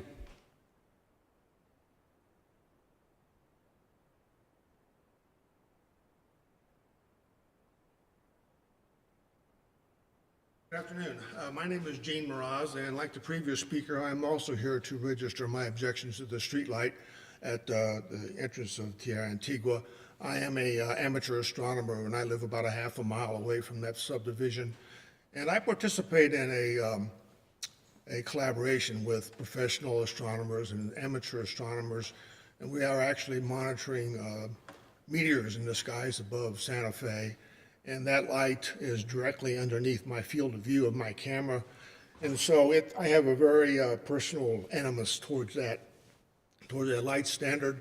And as a previous speaker has said, Las Campanas has very stringent nighttime light protection measures for their residents. The residents value that dark sky environment out there. And this light is if you'll pardon the pun, glaring violation of that ethic.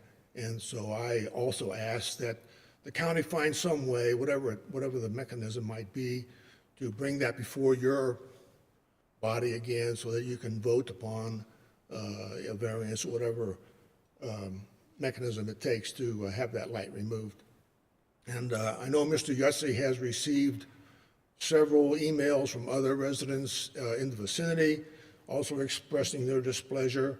So I hope you will take all those into consideration and please revisit this issue as soon as possible. And thank you again for your attention. Thank you, Commissioner Hanson, for your representation of our district, and to all of you for the representation of your own districts. Thank you very much. Thank you, and you can also check with the staff outside the door. Is there anyone else in the chambers who wishes to address the commission?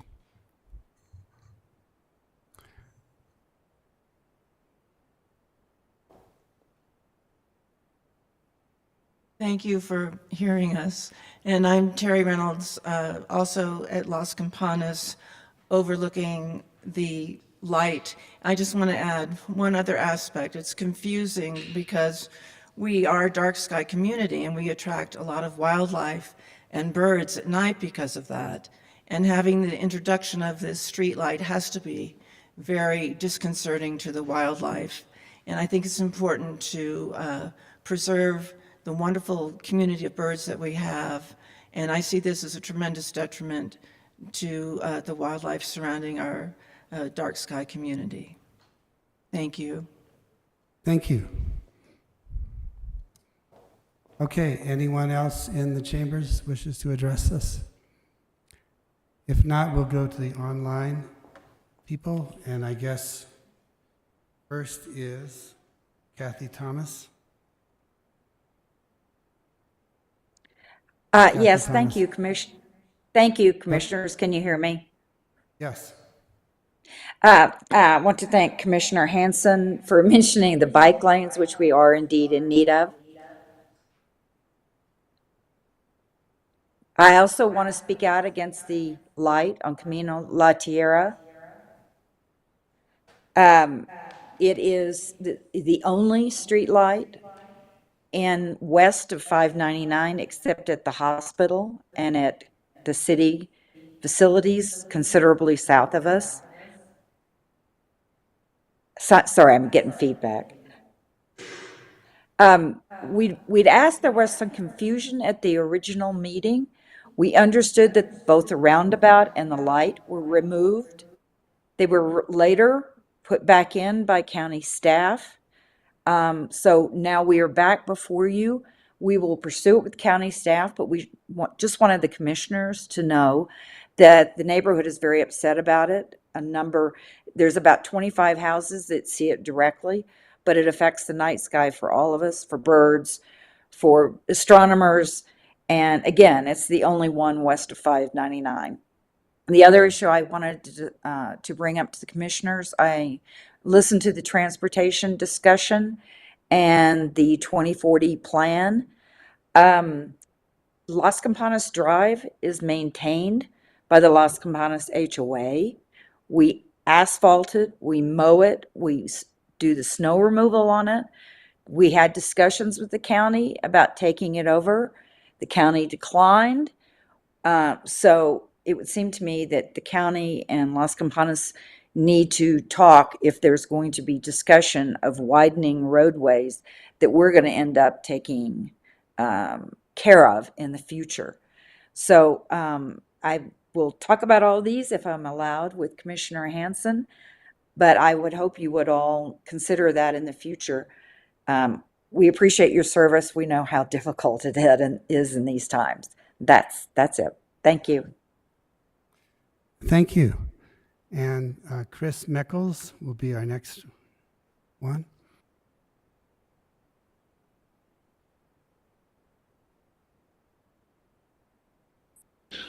There, it should be unmuted. Good day. Okay, are you ready? Hello, can you hear me? You want to start the clock? Yes, we hear you. Mr. Chair and members of the commission, once again, I'm back at you with this $6 million error that you seem intent on making, which is $6 million to buy a new building in southern Santa Fe to replace the current housing for the district attorney. As far as I can tell, this is a totally bad idea. You have been planning for 2 years and have budgeted for 2 years to refurbish the current offices. The county hired a new realtor, a current active realtor who apparently loves to do real estate, in August, and by the end of August, she had gotten the whole thing turned around from refurbing the DA office to buying a white elephant down in South Santa Fe. If you actually look at that property, which you probably haven't, what she's got you talked into is buying a 4-acre, pretty much empty parking lot, which surrounds an empty building, which is somewhat smaller than the current offices for the district attorney. The question is, what kind of madness is this? And further, the question is, why didn't her bosses pick up on this? She's new. She came at you with this deal, and she was referencing a policy which was just totally wrong. So her response to that, when she was questioned by the chair, was to say, "Oh, that's the wrong policy." She has no policy. Her policy is to go buy a white elephant and get $6 million for her realtor friends or whoever. This is the dumbest idea I've ever seen. If you don't actually walk down there and look at that, you don't realize what an elephant this is. What you should do, and I've been trying to get you to do, is pull this stuff off your agendas, as I've tried to get you to do, and actually look at it. Is that so hard to do? Stop. There's no rush to do this. This project has been underway for 2 years. There is no rush. There is no reason to waste $6 million. But you won't look at it. Please, for God's sakes, and get some public input. You seem to think that public input is a terrible idea. The only one you want to listen to is this realtor and her superiors, all of whom seem incapable of actually looking at it and analyzing it. Every number in her proposal is wrong. The square footage is wrong. The cost is wrong. And all of these numbers can be easily checked, and there you sit, and you continue to shove this white elephant down the road. Do some oversight. You are there to protect the citizens. You're there to do oversight. Please do some. Stop doing proclamations. Do some oversight. Thank you. Bye-bye. Thank you. Is there anyone else online who wishes to speak? Mr. Chair, there are no users indicating they'd like to speak. However, we do have 3 call-in users. If it's okay with you, Mr. Chair, I'd like to extend an invite to them to raise their digital hands by dialing *3. Okay. Dial *3 if you're online, if you're calling in and you want to speak. Okay, and once more, anyone in the room? Okay, we'll close item 8, matters of public concern, and go back to the regular agenda, which takes us to 6D, authorization to publish title and general summary ordinance approving the economic development plan.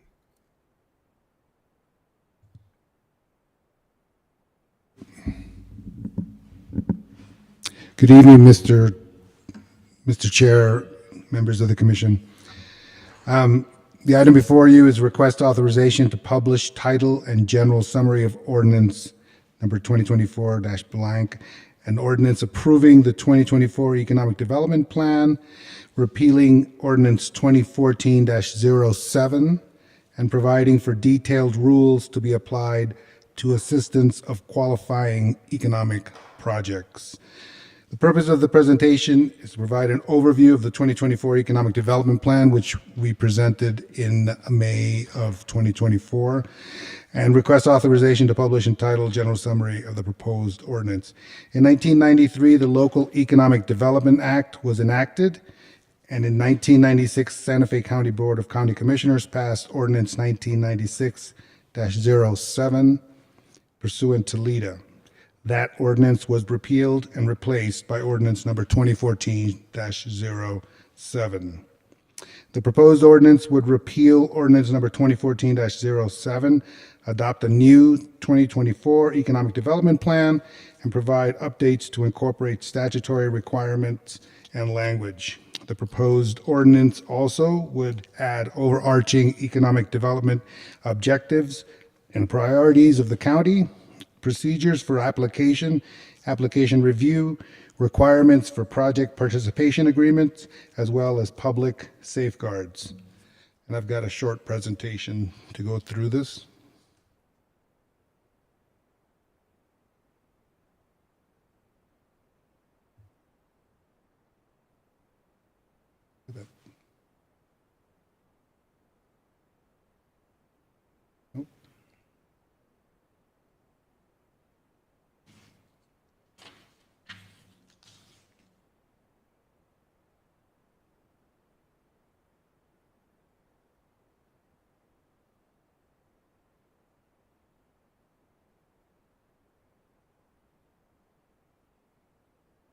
Pardon? The presentation is Exhibit A.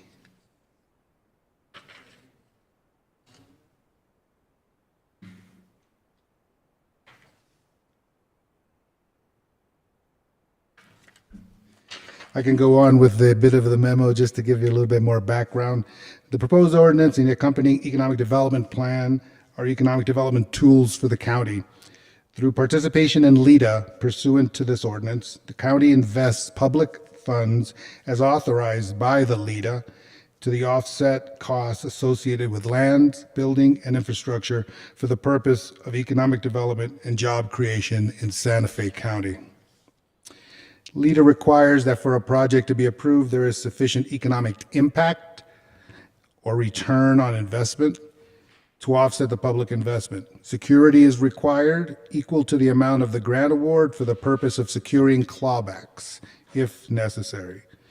The proposed ordinance sets forth a simple and straightforward process, starting with an application made to the Economic Development Division. The application is then evaluated for eligibility under the requirements of the ordinance and state law. The application is then reviewed and sent with a cost-benefit analysis, and then presented at the final stage for the county commission's final decision on that funding.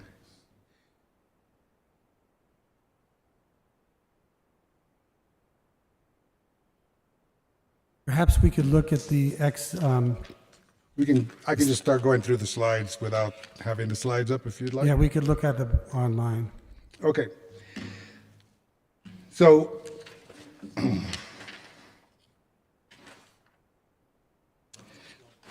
oh, we're back. There it is. Okay. Okay. So the objective is to provide the economic development plan for Santa Fe County and to establish requirements for economic development projects pursuant to LEDA. The emphasis being that every local and regional government seeking to pursue economic development projects shall adopt an economic development plan or a comprehensive plan that includes an economic development component. And an economic development plan or comprehensive plan may include an analysis of the role of arts, cultural activities, and economic development. The plan may be specific to a specific economic development goal or strategy, or may include several goals or strategies, including any goals or strategies relating to economic development through arts and cultural activities. The plan that was presented in May does put forth those objectives.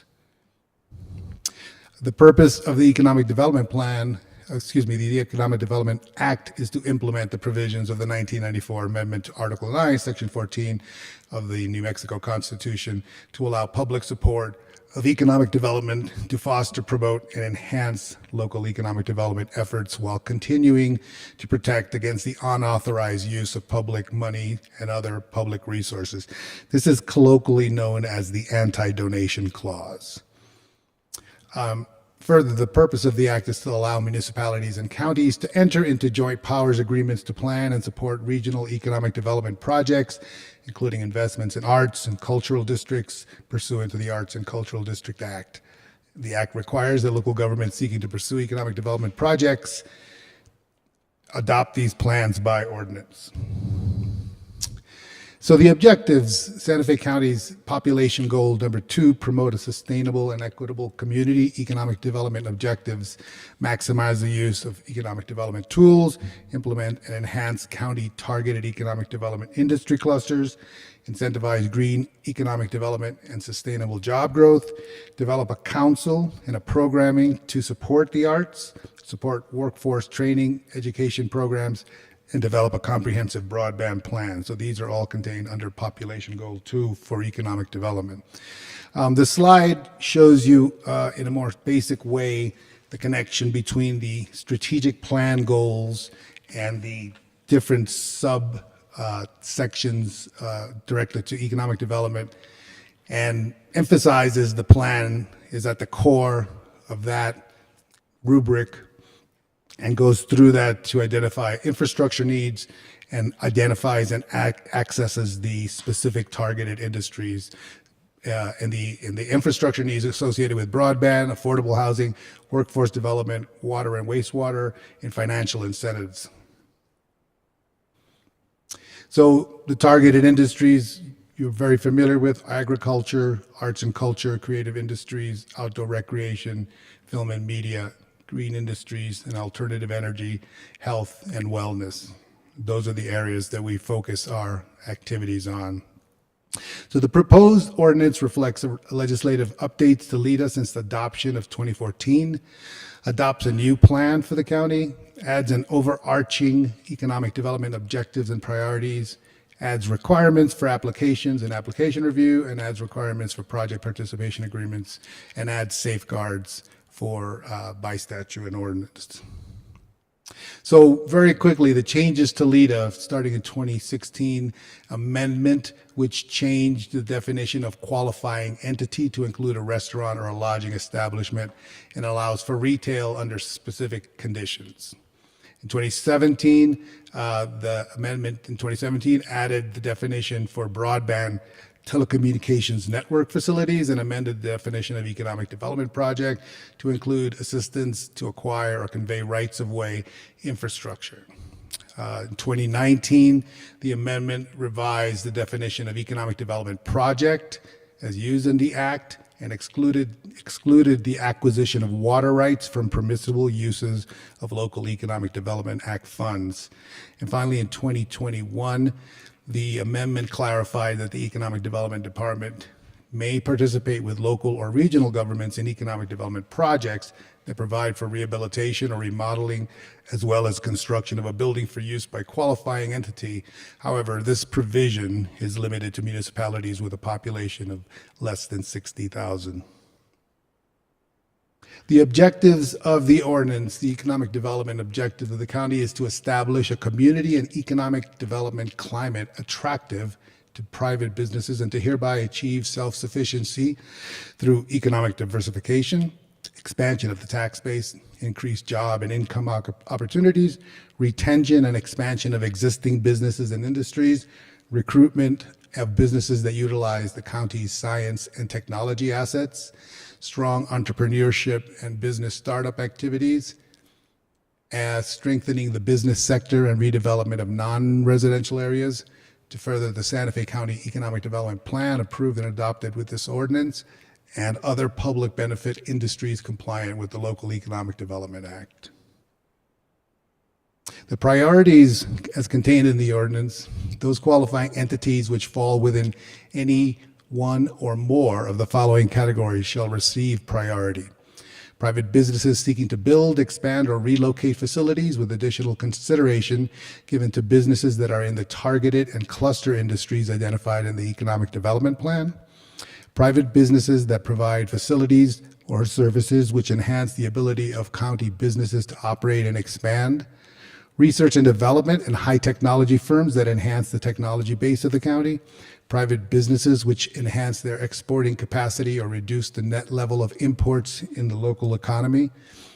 And organizations which assist business startups or bring small businesses together to increase their competitive abilities by undertaking tangible projects that shall promote an industry, increase the value of jobs, or positively impact county tax revenues. Examples include, but are not limited to, business incubators, research and development facilities, public markets for farmers, gardeners, or craftspersons, and organizations which foster economic development by promoting workforce development efforts such as apprenticeships or other job training programs. I stand for questions. Go ahead, Commissioner Bustamante. I just want to say thank you. The plan was nice, and I appreciate when I say that is the level of detail and being able to quantify the importance or the use or the participation in a particular industry in identifying how it would be prioritized.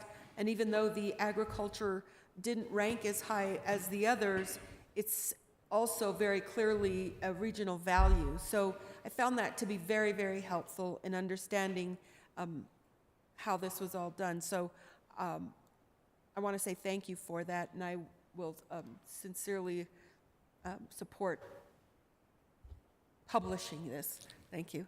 Thank you. Any other comments? Mr. Green? Thank you, Mr. Chair. Thank you, Juan. Are there projects that are feeling pressed to apply for this, that this update is feeling urgent? Commissioner Green, Commission, no, there are no projects currently that make this a priority. We're kind of lagging on the changes to LEDA, so anything that did come forth, if this was not enacted, would have to wait to do some of those activities. We are talking to two companies that are looking to relocate, one from out of state, the other one from a different part of the state, and consideration, they might be requesting consideration in the future, or these talks have just begun. Great. And correct me if I'm wrong, but I tend to remember that the funds actually do not come from Santa Fe County, but that they are flow through the county and their state funds. That's correct? So, Commissioner Green, Commission, so Santa Fe County does have an economic development reserve fund. The LEDA Act at the state level refers to the state's funding, and oftentimes the state likes to partner with a community in terms of providing some resource and the community providing some resource. So in this case, the LEDA ordinance that's before you speaks to both any economic development reserves or funds that are available at the county, as well as the use of any state economic development funds. How much do we have in reserve now?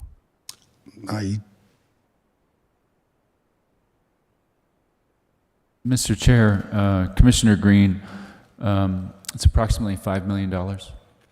Fabulous. Great. Let's put it to work. Okay. And then the state has a capacity, and that goes before the legislature every year, right? And yes, so the last few years, the legislature has been allocating anywhere from 10 to 20 or $30 million to the state. My understanding is that they have a standing fund of under 100 million at this point. There's still a significant amount of funds that have not been attached or encumbered to a project. Okay. And does this cover projects that might be within the city of Santa Fe or within Edgewood or Espanola, other that are obviously within Santa Fe County? So it could conceivably, if the county wanted to partner with the city on a project as well as the state, but primarily our focus is outside of the city of Santa Fe because they have home rule, they have their own ordinance, and they can do their own LEDA projects. I just wonder, some of these communities either may have arcane, like it might fit under our ordinance, but not their ordinance, or they may not have the capacity to stand up a LEDA-like program, but Santa Fe County definitely has a skill set and capacity that might be bigger than Edgewood or Espanola, for instance.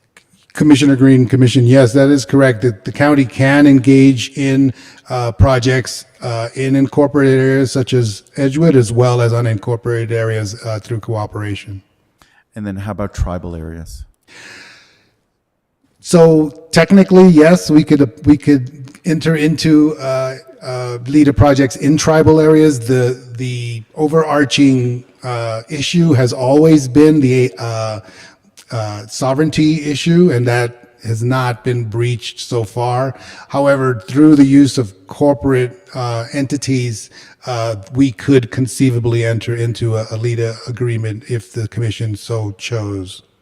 I bring that up because I know that Santa Fe County in the past has supported with a LEDA grant a film studio, and there is a film studio on Tesuque Pueblo's land, and they had once upon a time looked at potentially using the LEDA grant. But again, back to the capacity, I think we would have the know-how how to put one together beyond what they currently have. So thank you. And then as we've discussed up here, and we're in a partnership with the city of Santa Fe regarding a potential amphitheater for our region. Is that would that be potentially an eligible project? It could certainly be a potential project if there were economic base activities that were associated with that, and by that, following the greater than 50% import or some other component that might qualify. So I'm not a lawyer. I think that in and of itself, I'm not sure whether an amphitheater would qualify, but associated base activities with that project could potentially qualify. So when you talk about base activities, I saw one of the listed things there then as well was a business incubator. How would that replicate? Conceivably, that one can support a business incubator contained within an amphitheater under LEDA. Oh no, forget the two separate things. Forget the amphitheater. Let's talk like a business incubator is building businesses locally. How do you define whether they would otherwise be in other locations and create base activity? It would be through either a manufacturing component or a non-service importing component. So they changed the LEDA Act in 2017 to include non-service, non-face-to-face service. So that allowed solar installers to qualify for the JTIP program and also the LEDA program. So conceivably, under looking at a specific project, from a legal standpoint, we could see if it would qualify. It's kind of hard to conjecture about what the possibilities are. And then, one of the things I've seen with a bunch of LEDA projects that I've seen around the state is that these are really end up being made for big business, and the capacity of a small local business just doesn't reach the threshold or have the wherewithal to go for something like this. And it's like these JTIP projects become relatively big. Or not JTIP, but LEDA projects. And I'm wondering if there's a way to make sure that we make it easy for small businesses that are achieving those goals behind the LEDA to also have like a expedited, easier way to do this, and that the thresholds, as long as they're qualified, dotting the I's and crossing the T's, that smaller businesses that are 5, 10, 15 people are able to get something off the ground into one of these programs. Commissioner Green, Commissioners, so absolutely agree with you. I mean, the main difficulty that I've seen with LEDA projects, having overseen the program at the state level, is the fact that big companies have the capacity to manage their cash flow and address the clawback issue, which is the really big issue, especially for the period of time that's required for the project to succeed. Some of the things that we did at the state level at that time were to provide opportunities for early exits when the metrics are achieved earlier. And we've discussed that with legal to see any kind of considerations that we can give for projects in the future that are tailored to help the project succeed by identifying other not as tangible public benefits that the county commission wants to promote. So putting those other public benefits on paper and identifying those could help adjust the need for a full monetary consideration, or at least for the full period. And again, that's really the biggest drawback of LIDA. I wouldn't recommend it for companies right off the bat. I think it's a very tailored tool, very specific. If you have a high capital overhead, it might be the appropriate tool. If you have a 5 to 10 year window for job creation and other things, it might be the appropriate tool. But it would be our goal to work very closely with any potential business to look at that very carefully before we would plunge into a LIDA project. And is that sort of, are those alternative goals or things of value that we would value up here, are those explicit in this ordinance, or should they be? Is that something that should be definitely tailored in this ordinance to address the small business, address the startup, address those things that are like, how do we develop a small business bent to this? Because as much as we would love to invent Uber here, we don't invent Uber here, but we do invent lots of small businesses that cater to our community, and that's the mom and pop charm of Santa Fe. Commissioner Green, Mr. Chairman. So those are identified in the plan. And so thinking about the relationship between the plan and the ordinance, if you look at the statute, it really looks to the plan to identify what those public benefits are. And we've listed those in terms of sustainability, green energy, green economy, those sorts of things. So I feel that by having those in the plan, it addresses when we get to the point of approving a project, we can make a very solid case that is there. Obviously, at the state level, the statute is not as explicit. It talks about public benefits. And so it really leaves it to the local community to identify what is that public benefit and what is the value of that public benefit to that local community. Last question, just, I remember back in May with the presentation, a bunch of us had some concerns up here. And I think we left it as, we're going to adopt it, but maybe there was going to be a revision. Is that thought about, and is that something that would screw up the timing of this? Like, shouldn't we be getting some revisions and some thoughts about that, the comments that we had up here back in May?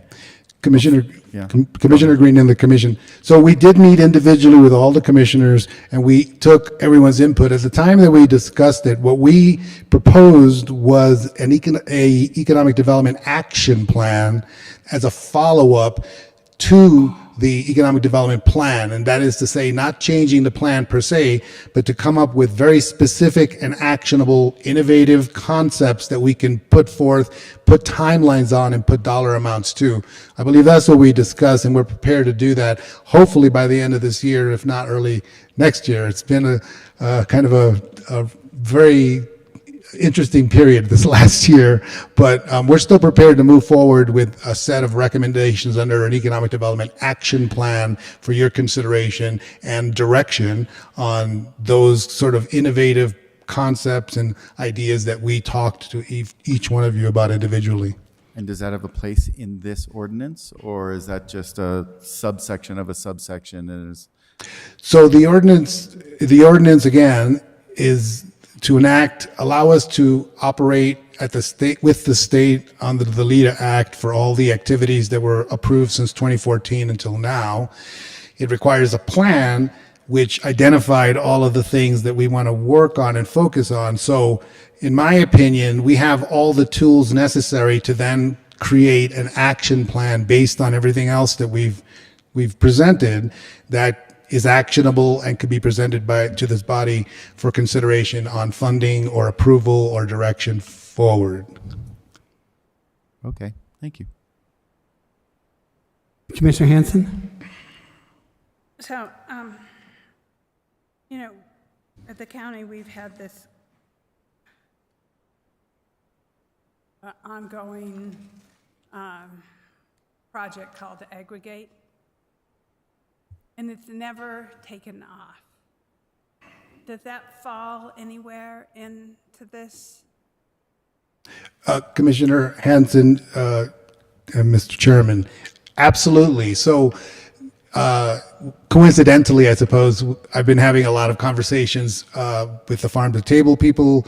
There was a presentation at an aquaponics organization or company, and that was a follow-up to the Community Development Finance Association's meeting at the Farmers Market Institute earlier this year, as part of an ongoing program that they're doing to look at New Mexico and Minnesota and come up with a set of recommendations. So that's a very long-winded way of saying I think that's a very important tool. I've discussed that tool with these other entities as a potential platform that could house all of the resources for farmers and in the area of value-added agriculture that we're working on. So I think absolutely that we are focused on trying to make that resource even more, have a better presence within this ecosystem and be a real driver for the farming communities as well as the food safety. Right. So 8 years, at least, Aggregate has been going on and nothing has really worked, or we haven't put the resources towards it, or, and it seems to me that if we're pushing agriculture, we need to make sure that this Aggregate product that we have created works. I don't know where that kind of fits into this LEDA process, because it's not, but it is for farmers. I want to make sure that, like, would this, the way you have written it now, like, would we be able to, would Reunity Resources be able to apply for a LEDA grant?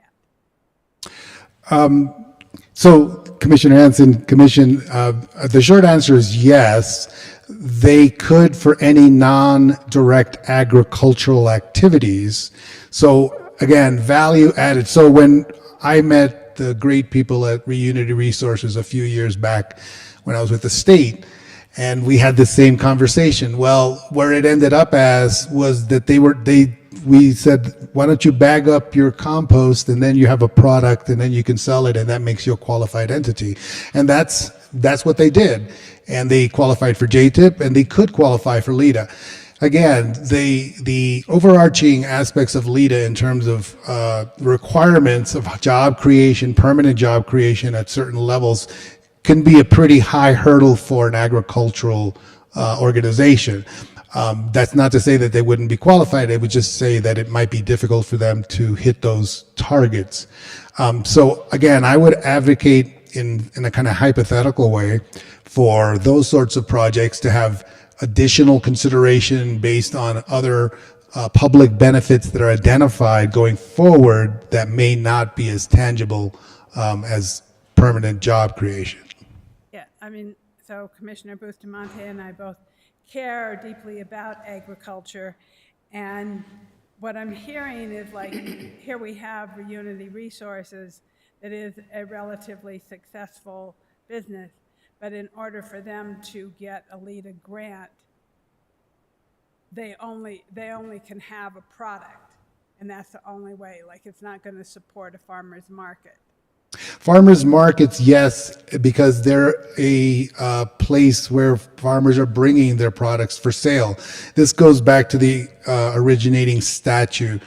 So agricultural activities, farming per se, are not allowable activities under LEDA, but the value add, taking that lettuce to a farmer's market, the support of farmer's market or farmer's market-like entities are contained within LEDA.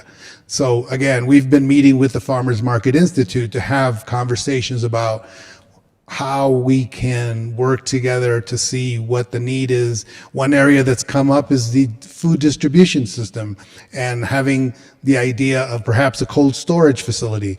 Would that be something that could be considered? And I think it could be considered under the rubric of the Farmers Market Institute, potentially as an entity that would hold that property, and that could be used in a cooperative way by farmers to hold in cold storage produce before sale. So, these conversations are ongoing, and we're very open to having more conversations about how we might enhance this particular sector, which is value-added agriculture, farmers markets, and the food systems in general.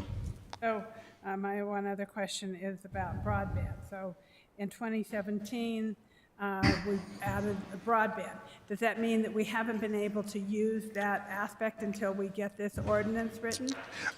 So Commissioner Hanson, so that was a very, very narrow addition in that period, because what they identified was the need for broadband by a qualified entity to get the funding through LEDA to get that connection. And there's a perfect example, Wildflower International, women-owned business, very good business here locally in Santa Fe regionally.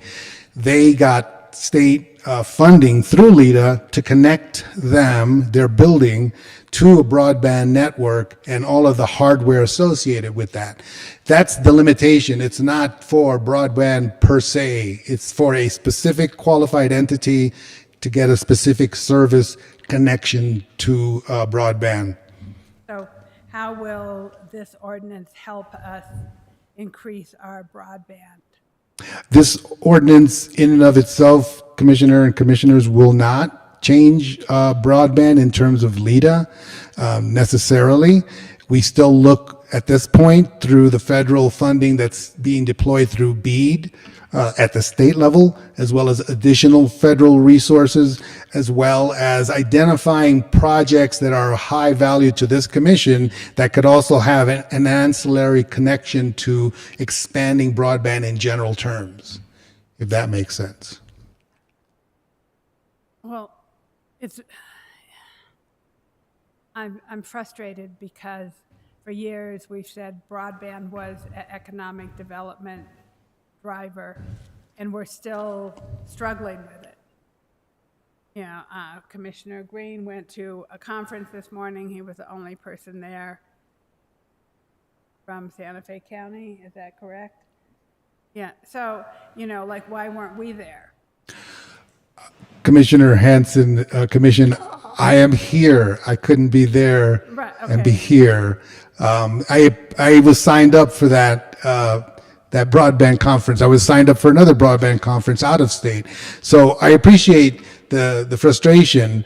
Right now, we do have a contractor that has been approved to start the broadband plan. And as part of that contract, they've agreed to begin by pivoting towards any potential projects that might be available right now with the open BEAD funding. And so that's going to be their very first task. And we have individuals from Public Works, from IT, that will be interfacing to make sure that we have maximized that window of funding, which is about 30 days. So once we have that contractor just finishing up and getting in place, they're going to start focusing on potential projects in Santa Fe County that could be applied for through BEAD. But again, that program is essentially limited to internet service providers. So they would be reaching out to an ISP, an internet service provider, on our behalf to request those funds. Yeah, so I feel like I'm a little off topic, but because I want to bring that back to LEDA. So how is this ordinance going to help us besides just with these internet providers?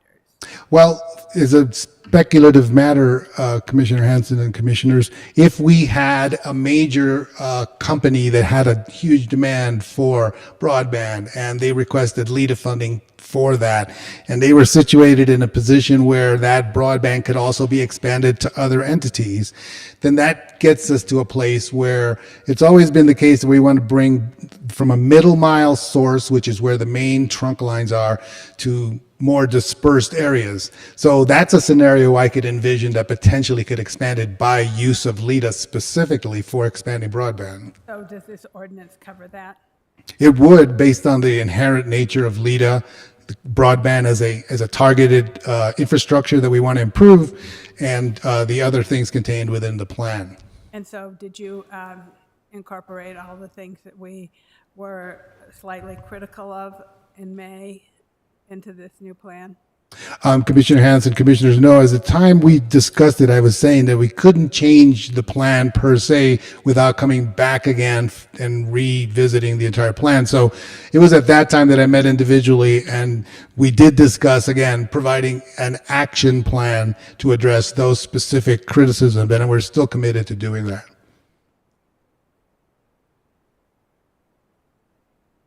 Okay. I'm still not satisfied. Okay. And I think okay. it needs more work. That's just my gut feeling. And I find it frustrating that what we suggested has not been done. Thank you. Well, then, what's the pleasure of the board? Do we want to pass this? Do we want to table it? This is, Mr. Chair, Commissioner Chair. This is to publish title and general summary, and I think that the opportunity to better identify the uses of, because it's really more the deployment, if I'm understanding correctly, of the broadband within any industry sector that defines its value to economic development. Am I saying that correctly? Broadband unto itself isn't necessarily except for those working within that industry, the economic development component. The economic development, the use of it, the economic development comes from those entities that are going to be serviced from that particular asset, correct? For a nod or a yes or a no. Yes, I believe, if I understand your question correctly, yes. So it's sort of saying we want people to put these buildings down in this area, but there are no roads. Well, you can't put buildings down there because there are no roads. So if we're going to have things like better refining how broadband would be used for economic development and how it would be deployed within various industries, that's what strengthens the economic development. And I don't think that should hinder publishing the title and general summary, but I do leave it to anyone who may have a concern or a question. This is just for the publish of title and general summary of the ordinance. So does that, so with that, if my colleagues on the dais would agree, I would move to authorize the publish and general summary of this ordinance in the interest of better refining and defining how broadband would be used for economic development. But this ordinance doesn't, the publishing of it can move forward unless you feel like, nope, we need to go back to square one. Otherwise, the publish and summary should move us forward in that interest.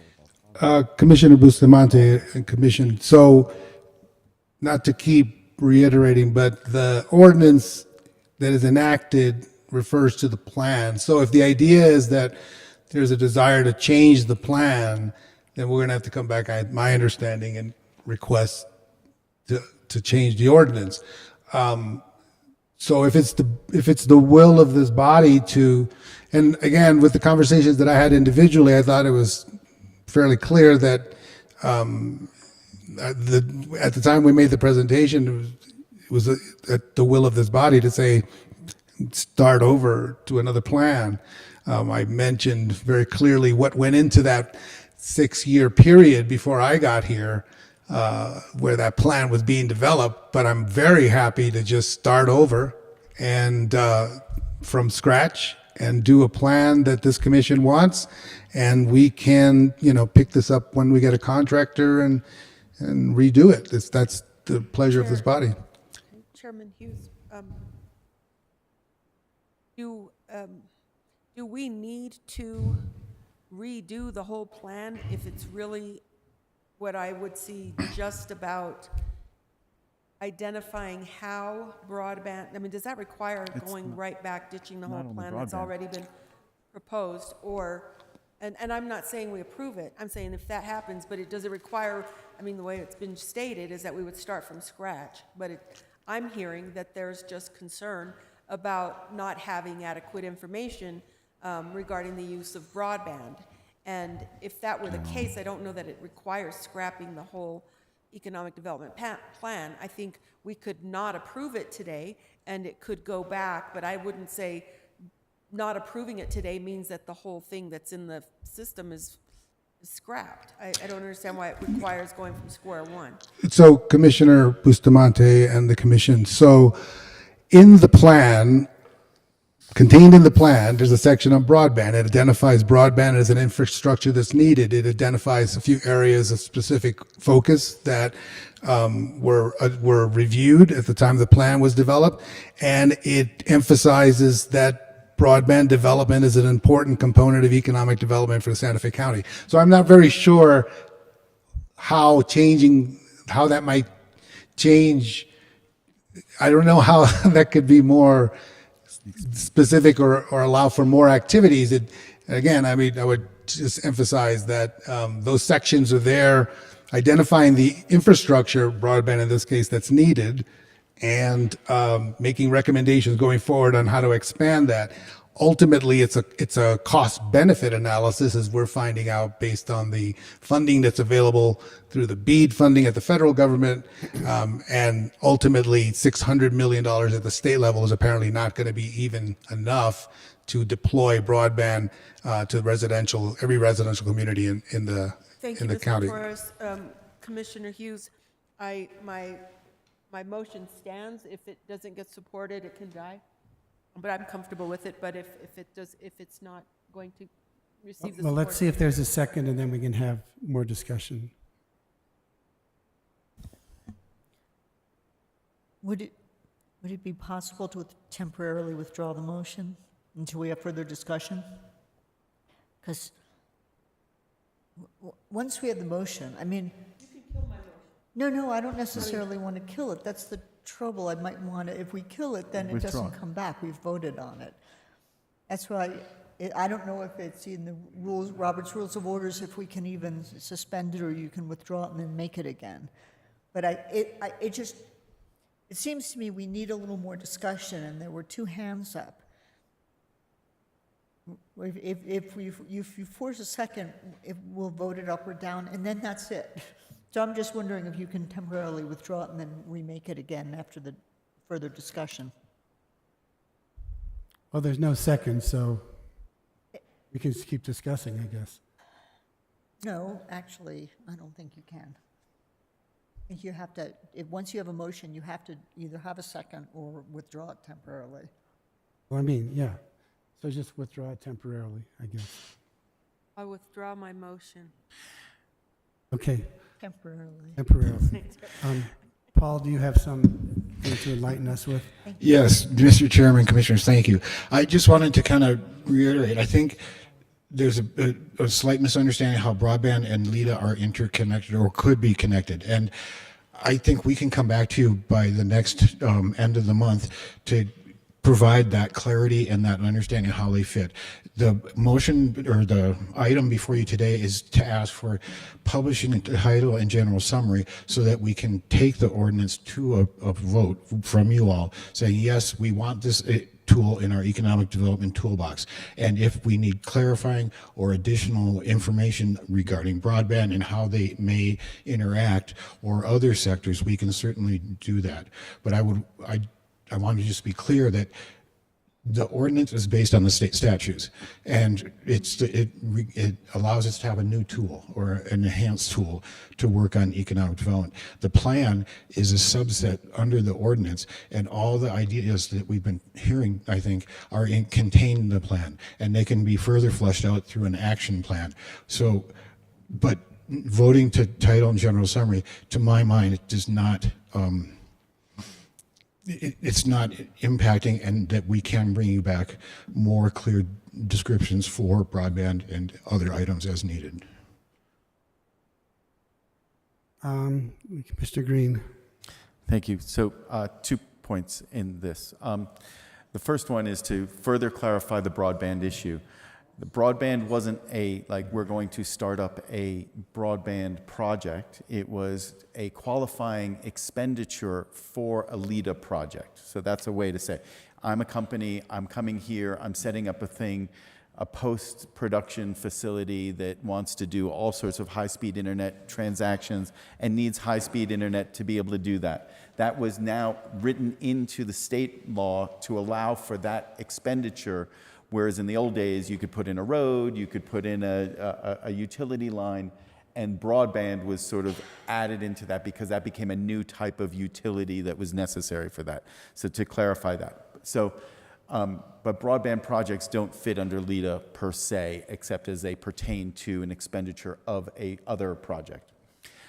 Now, given that you're working on the action plan or whatever the subset of the plan was, I'm wondering if, since we don't necessarily have hardcore projects that are banging on the door like CPACE and things like that, if it wouldn't be better to come to us with the revised action plan that has taken our comments from a couple months ago, say, here, this is an addendum or whatever we call it to the economic development plan, bring it before us, especially because we have two retiring commissioners before they leave, and then we can address this ordinance right behind it.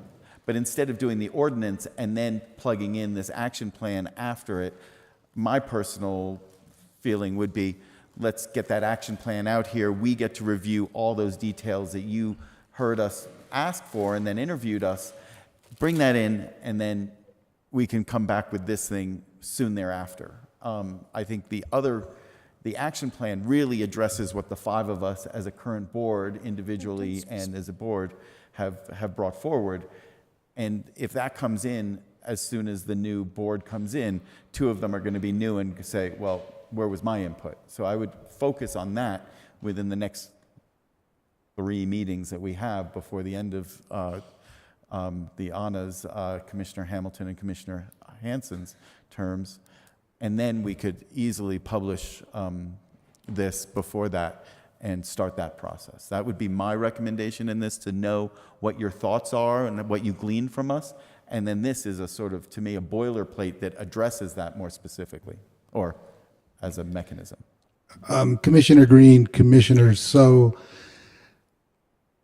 it's a very complicated, again, going back to the plan that was developed over 6 years, and I had very little input into it. If it's my preference, if you're asking me for my preference, and from the amount of feedback I'm getting here, I would say scrap the plan and start from scratch, because that's the only way I could personally attest to how every aspect of that plan should address the issues that you're bringing forth. Now, having said that, there's nothing from our conversations individually with all the commissioners that indicates that we can't enact an action plan. Everything from that action plan that I heard from everyone here, all those activities emanate from that existing plan. The plan is a very standard kind of economic development plan, identifying demographics and targeted areas, et cetera. So, certainly we can look at developing this target, this economic development action plan, and then trying to tie that into the existing plan. But again, with the knowledge that, this was a plan that was created over several different department heads through a number of years. And, if we were going to start from scratch, I'd say just start from scratch, scrap this, let's begin back and let's check in a year. And we can present an updated lead at that time. If there doesn't seem to be any, rush towards approving the newest LEADA, then maybe that would be the best course of action. But I'm open to whatever the commission wants us to do. So, but do understand that it's not just 3 meetings. I mean, this is the 2 holiday periods and other activities that are associated that we do. So it's not like this is the only thing we're going to be able to work on over the next 2 months. There's a lot of other, there's a lot of constraints on resources and time. And so it's not going to be very easy to bring something back even at the end of the month or by the end of the year if there's this much question about those concepts.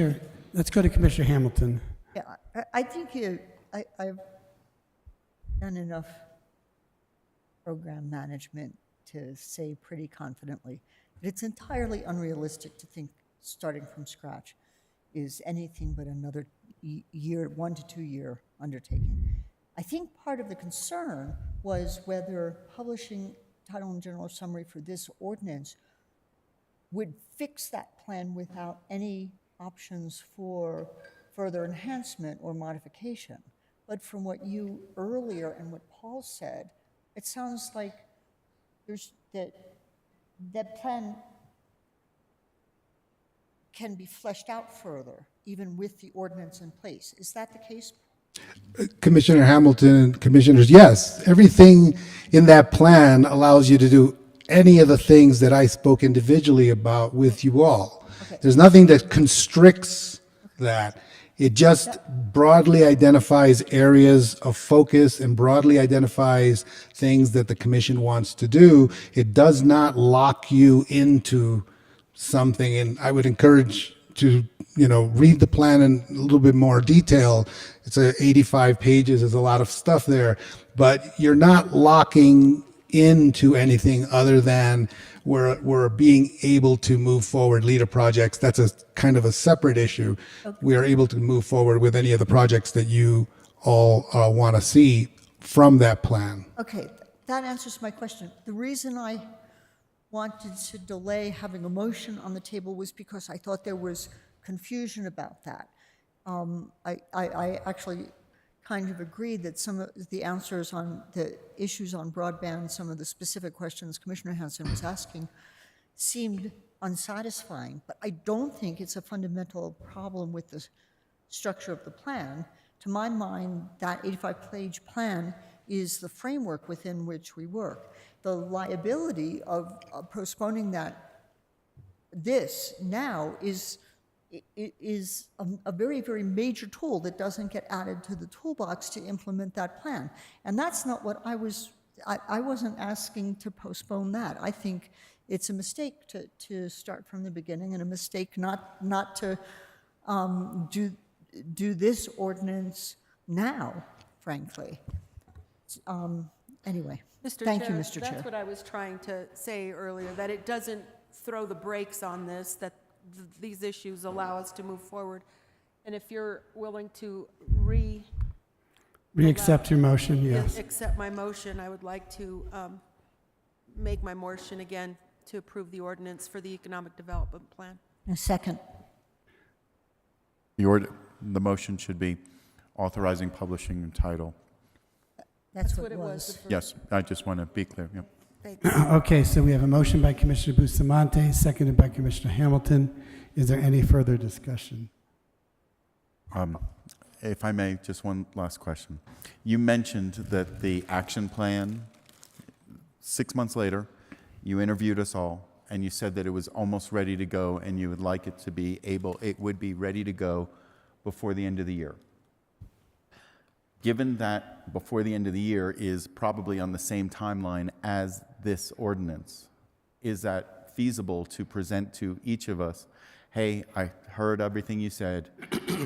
Here's how we're going to address it in the action plan, and it sort of dovetails into this, and so they sort of have a simultaneity instead of one after the other. Commissioner Green, commissioners, we could certainly give it the old college try. When we had the interviews at that time, I had a staffer that had been here for 6 months, and then he subsequently left. So I am always game to give it a shot. So I think I'm willing to give it a try to get you an action plan before the end of this year that will address the issues going forward. And again, I can't speak to the specific timing of the ordinance based on the 30-day wait period and the adoption period. But again, one thing does not affect the other. Everything that could be in an action plan that allows to be done is in the ordinance, is in the plan itself right now. So I'm willing to go and try to get that to you before the end of this year. Okay, so I think we should vote on this ordinance. All in favor, say aye. Aye. Any opposed? Okay, passed unanimously. And thank you very much, Juan. Okay, but I want to also see the action plan before the end of the year. I gathered that, yes. Okay, next is the request of approval of a Developer Assistance Program loan funding awards for 2024 funding cycle. Thank you, Madam Chair. Commissioners, Paul Olafson with the Community Development Department. Today before you, we have a list of developer assistance loan proposed loan amounts, and we want to ask you all to have reviewed the projects and give staff direction to move forward with the funding process. The funding process will include a letter of commitment from the county manager and then negotiations on entering into a loan agreement with the individual entities that were approved for funding. And a little bit of background, in July 1923, in July 2023, the BCC approved the Affordable Housing Plan. One of the projects that was listed in the Affordable Housing Plan was in a Developer Assistance Program. And then in October of 23, the BCC approved the regulations for the Developer Assistance Program. And then in August of in last fiscal year 24, the board approved $4 million for the Development Assistance Program. And this now in August of this year, we released a NOFO for funding, and this would be the inaugural round of funding for this Developer Assistance Program. The program is aimed to support projects that provide affordable rental housing and that serve near or below 80% of area median income, or AMI. The notice of funding went out. We received 5 applications, and the applications were allowed to provide funding for acquisition of land or a site, construction costs for rental housing, rehabilitation of affordable rental housing, conversion of an existing structure into affordable rental housing, infrastructure necessary to support an affordable rental project, and low interest capital financing. On September 13th, 2024, we received the 5 applications. The applying entities were Santa Fe Civic Housing Authority, Dominion Turquoise Trail, Lincoln Avenue Communities, Cresta Ranch. Together We Grow TWG for Nueva Acequia 4%, and Together We Grow TWG for Nueva Acequia 9%.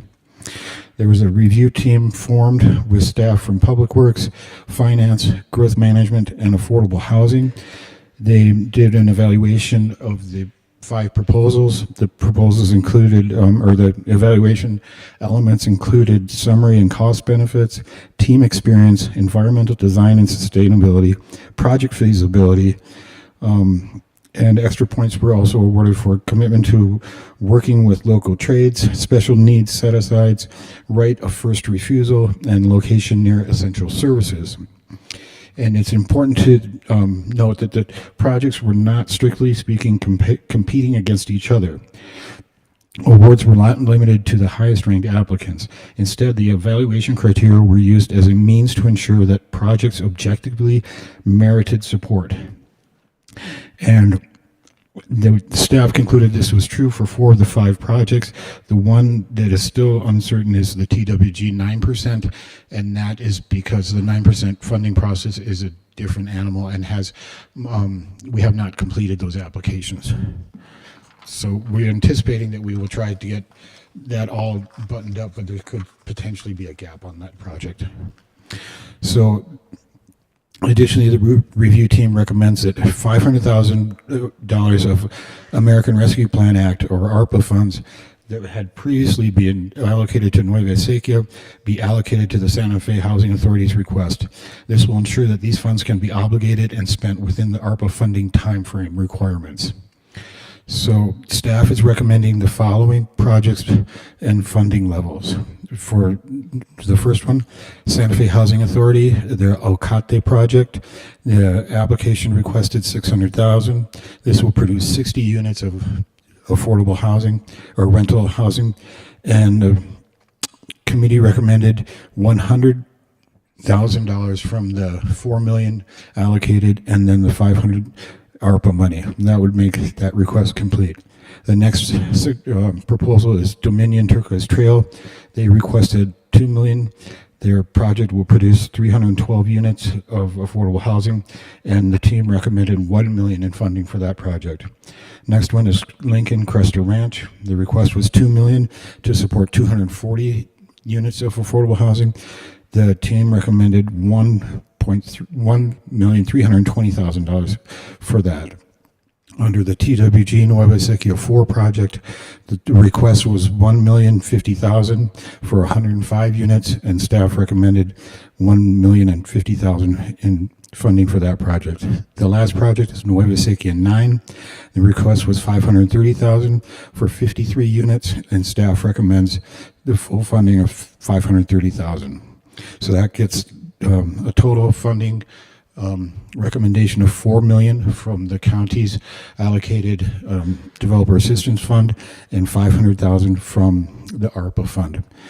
At the end of the day, if all these projects are funded and successful, it is anticipated 770 new units of affordable housing will come on in the community. All the funding awards are proposed to be made as low-interest loans, following MFA's affordability period requirements, and interest rates and loans of the term will be determined based on the project needs and county agreement. And it's anticipated that after the loan is made and repaid, those funds will then be able to be recycled back into future programming. As I mentioned earlier, that after awards are recommended by the BCC, the county manager will issue an executed letter of commitment, letting the awardees know that the money has been designated for them, but the final loan agreements and packages will be brought back to the BCC for review. And with that, I would stand for any questions. Okay, any questions? Mr. Green? Thank you, Mr. Chair. Thank you, Paul. 770 is a nice number to have our name on. So good job for us and good job for you to get those things in the pipeline. Question I have is, if we're going to recycle this money, what are we talking 20 years to get it back recycled? Is it 10 years? Is it 7? Is it 30? Is it 40 or 100? No, Commissioners, many of the proposals had varying terms on the loans, and staff's intention to work with the developers and target maybe shorter terms with lower interest rates because the cost of money, right? So we don't have those negotiations in place yet. I can't answer a direct time frame, but when we bring the packages back, the terms will be spelled out in those packages. Okay, thank you. And then do we have a way to work with MFA to leverage this even further? Is there a way to either get by the interest rate down? Are we getting that preferential interest rate that the state and gets that maybe we can pass through? And then is there a program at the state? So that's one question. And then the second one is there a program at the state, especially with the significant millions of dollars that the state has put aside for affordable housing? Is there a way to get this to say, you know, instead of being a direct loan, but we match it with some of these state monies to get them twice the bang for the buck, and maybe we get to fund, you know, I mean, we do have a little shortfall here. We're putting $44.5 million, and we had a $6.1 million request. Is there a way to sort of leverage that further? Have we explored all those things with the state? Okay, Mr. Chair, Commissioner, let me see if I followed along. So, yes, we would look at similar rates to MFA. For this time period, I don't think that we have an ability to go to them. I think they're still developing, along with DFA, some of their funding packages for affordable housing. We definitely have been in contact with the state on options. MFA has their structured program, their LIHTC program that we're going to talk about in a few minutes. And so that those are options. We also have a study out right now for in kind of a strategic investment strategy for the funds the board has already allocated to us. And your point is exactly spot on for the thought process of how can we take the funds we have and leverage them. And so, yes. I'd like to mention that I sit on the Housing Trust Fund Advisory Board for the state, and one of these projects has already applied for and already gotten money. And so everybody, when you have a housing project, you apply for everything until you get the money you need. And so this is what the county can supply, and it's probably very important, but it's not, I mean, it's only a small part of the whole project. Any other questions? I've answered most of my questions, which is, I want to see the terms and the term of the loan for each one. I mean, it's a big difference whether they're paying it off gradually as we go along, or they're going to pay it all at the end when they sell it. You know, I suppose it's different for every project. And if I may, Mr. Chair? Mr. Green. Yeah. Is there a way to, if somebody sells these projects, is there a way to say, hey, that we're in the first position to get these loans back? Like, you know. Yes, and there's no way to sell it. It's like it's totally impossible. Okay. Well, so, Mr. Chair, Commissioner, we have a presentation coming up in a couple items on specifically how these tax credit projects are working and what we're planning for Nueva Sequia. So I think that question would be perfect to answer there. But to my knowledge, and Commissioner Hughes has far more knowledge into this, that no, you can't. Yeah, basically you have to pay everybody back instantly if you sell it. Okay, great.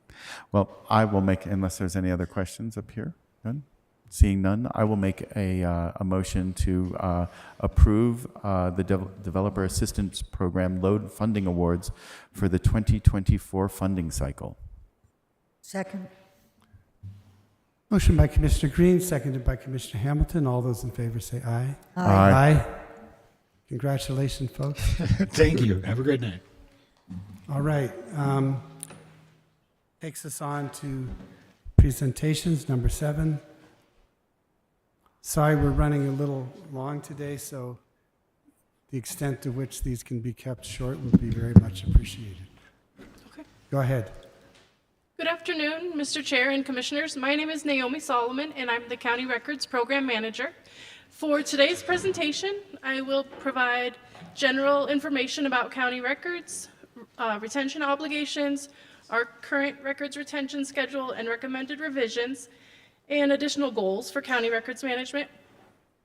And so to introduce all of those topics, I've got a few simple definitions. And I wasn't going to read from the slides completely, so you can reference those later if you want some expanded definitions and information. Records retention schedules are built around legal regulations. A records retention schedule is a complete list of records in an organization. It describes each type of record and how long they each need to be kept before they can be disposed of or otherwise dispositioned. A public record is a record of any format created or received while doing public business. Public records show how our government works, our policies, decisions, and activities. And these records can also hold historical value. A non-record is basically a document that isn't created for, thank you so much, isn't created for or necessary to public business.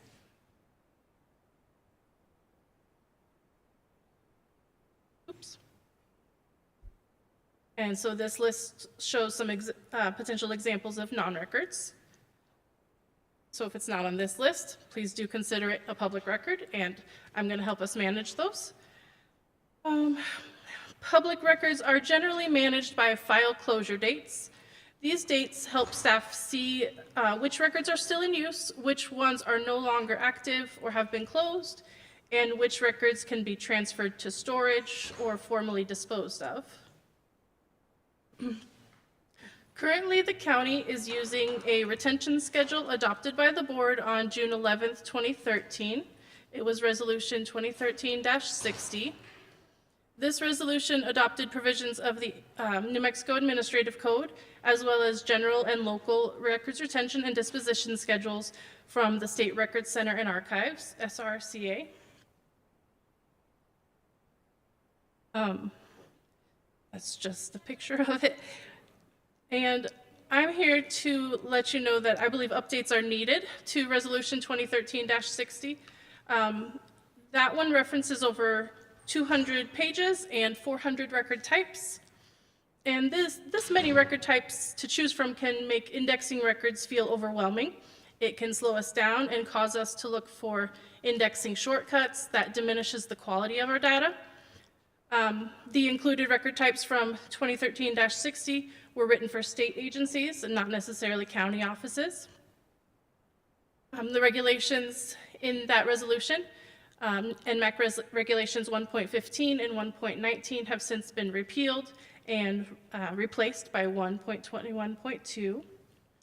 And the business of the county has also changed in the last decade. So this slide and the next one are screenshots of our current records retention schedule here in paragraph form. And this example I'm bringing to you because it's a record that we don't utilize here at the county. I checked with the treasurer's office and they do not have oil and gas ad valorem tax files. So we are wanting to go ahead and remove this one. And a second example I have here from our current retention schedule is routine control records. And this one sounds inclusive enough that many offices have used it for indexing, but a greater level of specificity would enhance our efforts. Also, SRCA, the State Records Center, has now determined this type to be a non-record. So some of the work that we've done to update draft and update to the record retention schedule would be collaborating with county offices and departments. So I've had lots of meetings with many folks here, as well as the attorneys. I've also referenced national policies and regulations and tailored the guidance from SRCA to better fit our county. A very noticeable change would be the formatting. I've changed the records retention schedule from paragraphs to tables, so that will help us sort and filter in easy ways, which should speed up the process for folks that are doing indexing. And sorry about that. So there are some easily understandable fields. Thank you so much. And this here is a screenshot of my current draft. You'll see record numbers on the left-hand side. The record numbers are made by shortening the office name into 3 letters and adding 3-digit numbers at regular intervals to label each record type in alphabetical order within that office code. Additionally, the V code at the end of every record number stands for the version number of that record type. So you can see here on this picture, I've got TRS-550-V01, so TRS would be short for treasurer. It's record number 550 out of 1,000 possible records, and version 1. You can see there the record types each have a name. They've got examples. I've listed out if it's confidential or otherwise sensitive. A file closure, which would be when we determine the file to be inactive, and then how long we retain the record at that time. One example that is an addition would be that a treasurer's office didn't have monthly payment plans in their current retention schedule, so we're going ahead and adding it to the newer draft. This screenshot here shows BOE records, Bureau of Elections, and they have very specific retention schedules based on legal regulations, and also potential judicial inquiries play a part in the file closure and retention. I would like to say that for the county offices that don't have legal regulations for certain record types, we've determined those very carefully, again, by referencing other national policies or local government policies, and just trying to go with what's reasonable for the offices and what matches their procedures and needs. But looking ahead, after hopefully a retention schedule update, there would be much more on my plate, which would be conducting regular training for all departments, teaching strong file naming and file structuring protocols, building organizational systems for physical and digital file storage, and everything else that you see here. I stand for any questions. Any questions? Yes, Commissioner Hanson. Thank you, Nancy, and welcome to the county. Oh, thank you. I take your suggestions. I think we probably need a new resolution, considering the last resolution is 11 years old. So I thank you for a very clear and basic concept of what we need to do. So thank you very much. Thank you, Mr. Chair. Commissioner Hanson, thank you. All right, Commissioner Bustamante. Thank you, Ms. Solomon. I appreciate it very much as well. What is the audit schedule? Is there an audit schedule for making sure that the county is maintaining documents based on the procedure that we've established? Yes, thank you very much for asking that question. So, Mr. Chair and Commissioner Bustamante, I have included the audit periods in the file closure and retention periods, and not every office indicated that they have audits, so we went with those that did. So finance obviously has a lot of audits, and that would be in the draft that I'll be able to show you at a future date. And for those that did have audits, and housing was one of them, you know, they might have the Federal Housing Agency coming to check on their records every 3 or 4 or 5 years. So they helped push back the retention period, keep those records longer, and just a few other examples like that from around the county. I appreciate that, Mr. Chair and Ms. Solomon. Is there an audit of the structure in itself, or just the independent audits for each department? But is there an audit on this procedure at all? Is there a state-required procedure that says we should have a formalized system that all departments align to, or no? Mr. Chair, Commissioner Bustamante, if I can respond to that question. There is not a formal audit process, but part of what will go into our county records management program is regular updates to the retention schedule once it's updated, so that we don't fall so far behind and we keep track of how our procedures are changing, our needs are changing, and the law is changing. Thank you. Any other comments or questions? Thank you very much, Ms. Solomon. I appreciated the presentation, and we'll look forward to the resolution. Thank you. Okay, next we have the presentation concerning special purpose entities to be created to implement Nueva Acequia.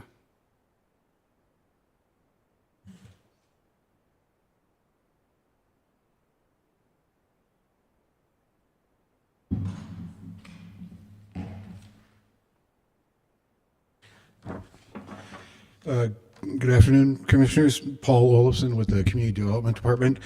Very briefly, this presentation will include an update by County's housing consultant, Project Moxie, concerning the Nueva Acequia multifamily housing project. And this includes the 4% and 9% low-income housing tax credit projects, or LIHTC.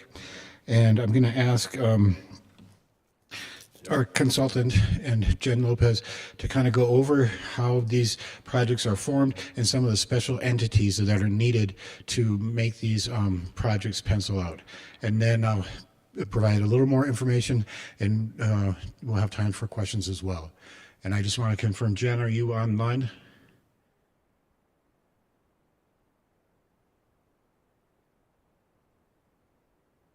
Okay, go ahead and start talking.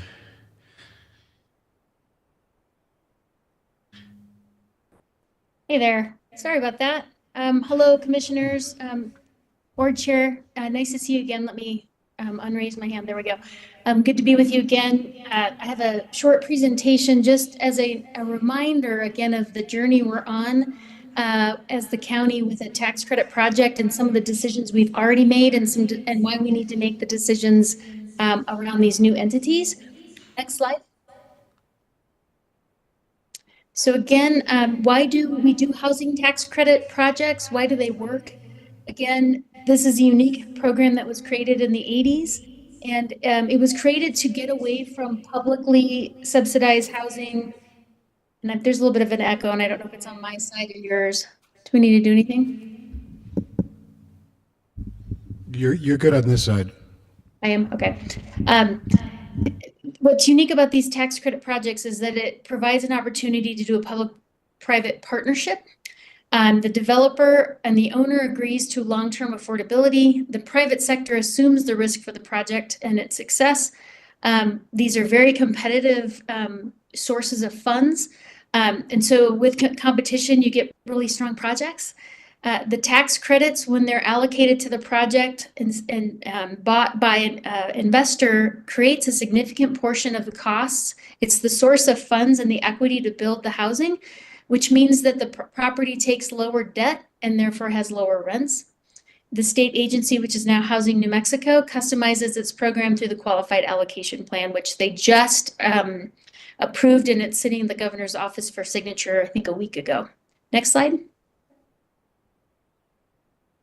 Why is the County Housing Authority pursuing tax credit development?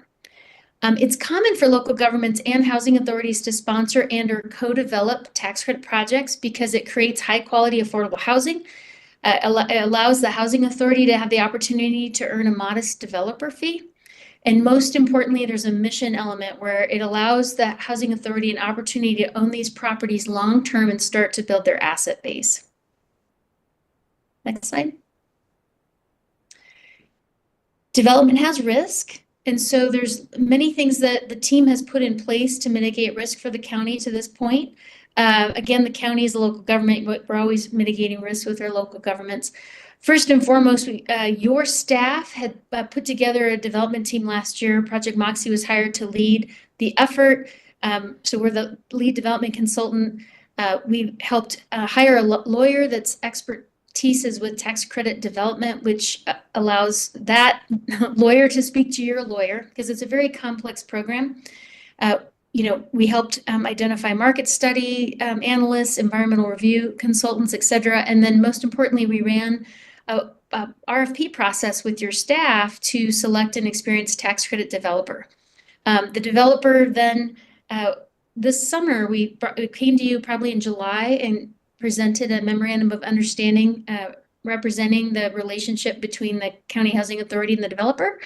And we did that because the developer needed to spend funds to get ready for applications. And it's just a best practice to align the outcomes of the project as soon as you can. And then in order to do these tax credit projects, you have to create separate legal entities because the IRS requires it, and it also protects you all by having an entity that's in the deal structure versus the county directly. Next slide. This is just a reminder. You selected TWG. You had 5 respondents. TWG was selected. They've got a ton of experience, as you can see from the slide. They work in multiple states. They've done over 110 developments. Lots of experience with the different financing sources used for these deals. This is their first project in New Mexico. And so one of the reasons why our team is staying involved is to sort of help translate some of the New Mexico nuance. Next slide.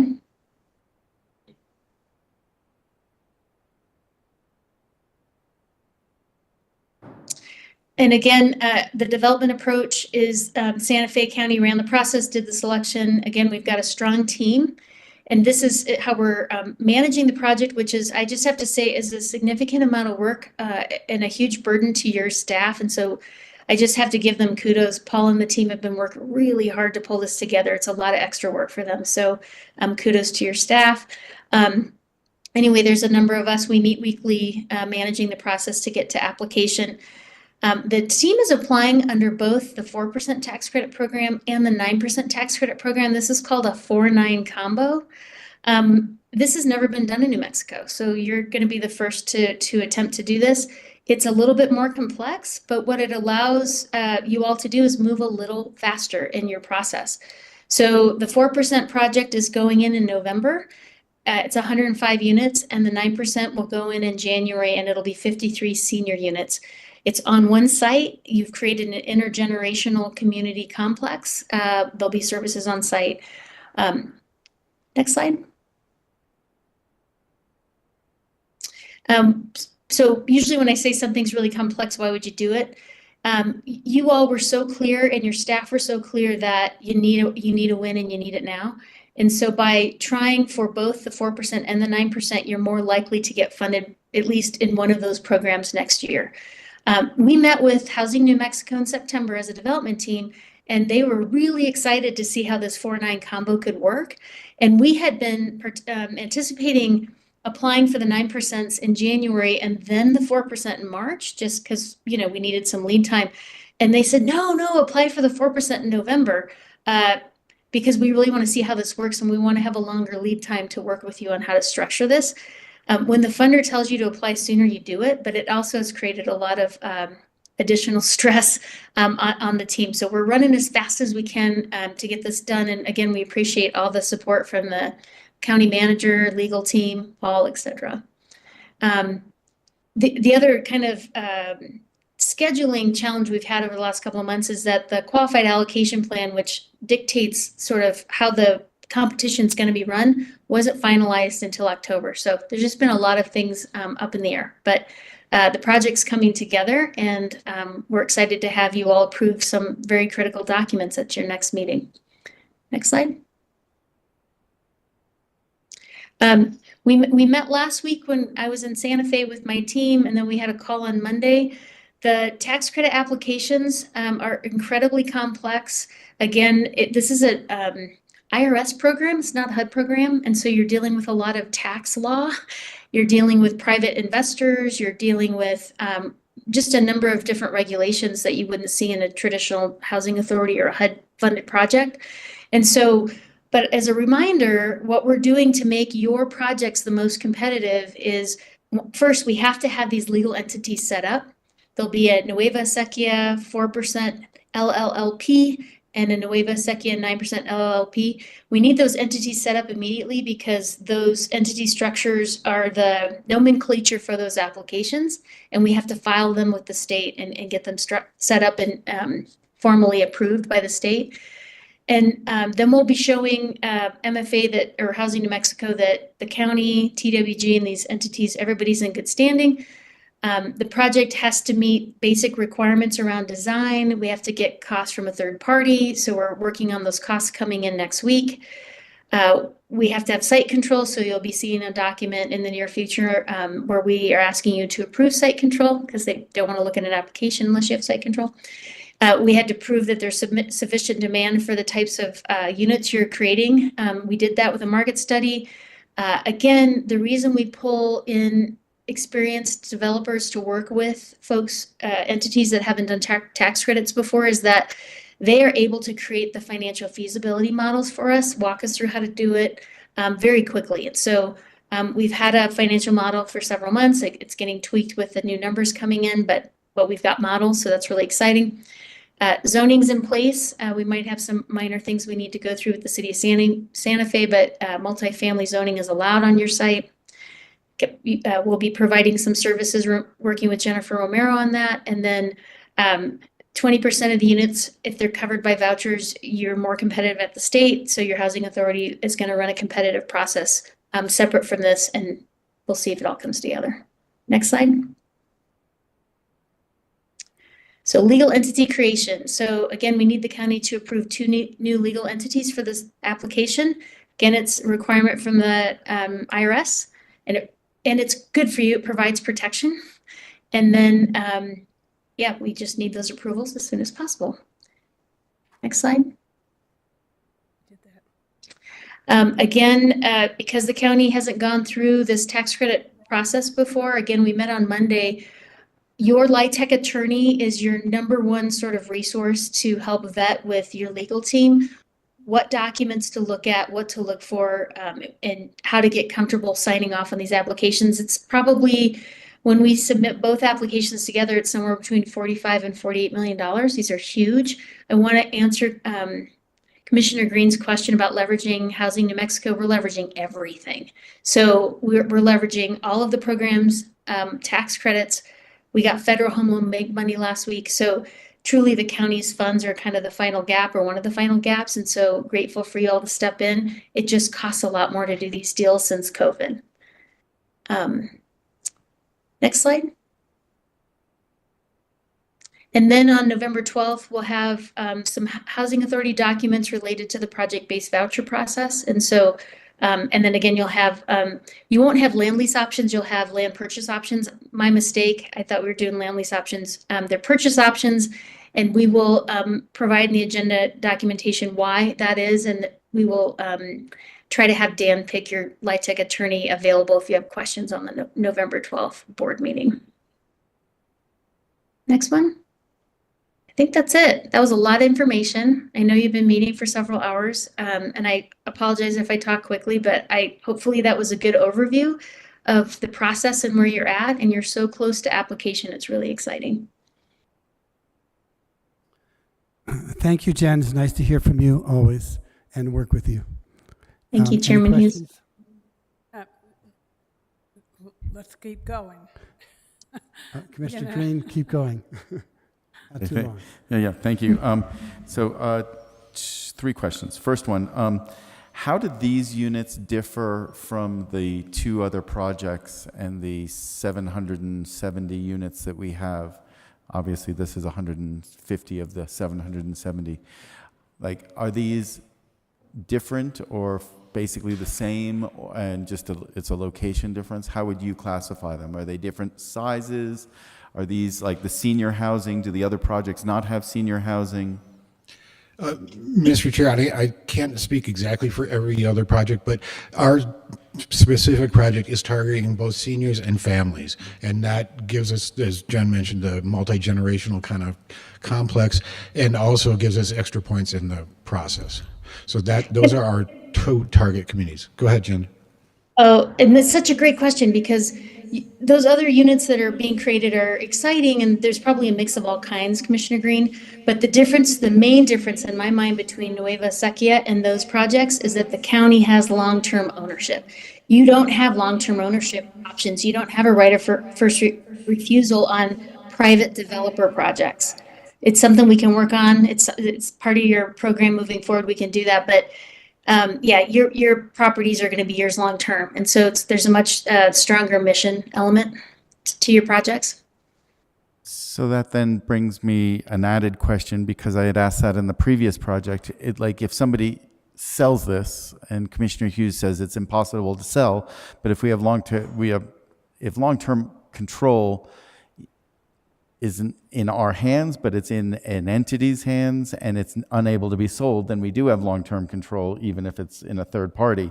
But you're saying that there is the chance that these could be sold, and yeah, let me explain, because I can handle it. So if it's a private development group and you're lending money to that group, at year 15, and on tax credit projects, the investor exits.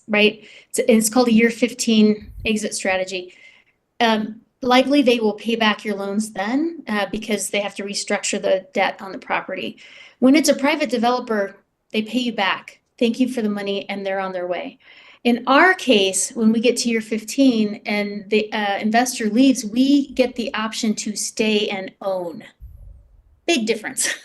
Big difference. And a lot of the work that we do with local governments is try to get them to be in that position as often as they can. So does that help? Does that explain? it does. It's just brings me back to that last developer assistance loan that we put forward 20 minutes ago, and wondering if, one, if there's the 15-year, so we should be looking at getting paid back in 15 years, and that's at least the maximum time frame for that, or have a different sort of, hey, you got to stick in for longer as affordable if you want this loan to be any longer. Yeah, and let me add another nuance. So the refinance happens at 15 years, but your underwriting of your loan could be 15, 20, or 30 years. So it's confusing. So this is where we're gonna have Dan explain things to you, but if there's a restructuring at year 15, usually they pay off the debt. They could come back to you and ask for a longer loan time. Again, I think you got to wait for Paul to bring back. Each deal may be asking for a slightly different thing, which is completely normal. And so that's one piece. And then I think as you grow out your developer assistance programs moving forward, you can look at asking for additional things in return for providing funds, right? So this is a new program. To be quite honest, I don't think there was enough time to set up that right of first refusal, and it wasn't a good move to make. You had to leverage 700 some units. Like that was the goal. Like how quickly can you get these units built so that you can have people housed? But as you move forward, again, you can add nuance to your program so that you could ask for a right of first refusal. You can do other things. I'm pretty sure, Paul, that right of first refusal was a scoring criteria for these funds. And so that's probably why Nueva Sequia would have been would have scored higher, because you're going to own that property. Is that helpful? Yep. And then do we need to bring the LLCs to our next meeting? Is that something that we should be looking for? Is that, yep. I'm going to ask Paul what the process is. Sorry. Go ahead. Yeah, I was going to do this little question answer, and then I was going to say exactly that. So the intent is that the November 12th meeting, we will bring back this almost the same packet with the LLC agreements, with the LLP agreements, and everything needed to put this all together. And there's more documents. And we just wanted to bring this to you now to have it be clear about where we're headed and why we're headed there, and then make it maybe easier on the 12th to make that call and pass the resolution that authorizes the chair and its designees and everyone to execute this. Because Jen mentioned this, but I don't think she emphasized it quite enough. The application is due, I believe, on November 26th, and that's like rocket speed. So, God bless, good luck, and we'll make it. I'm confident we'll make it, but it's going to be a pretty fast, hard lift.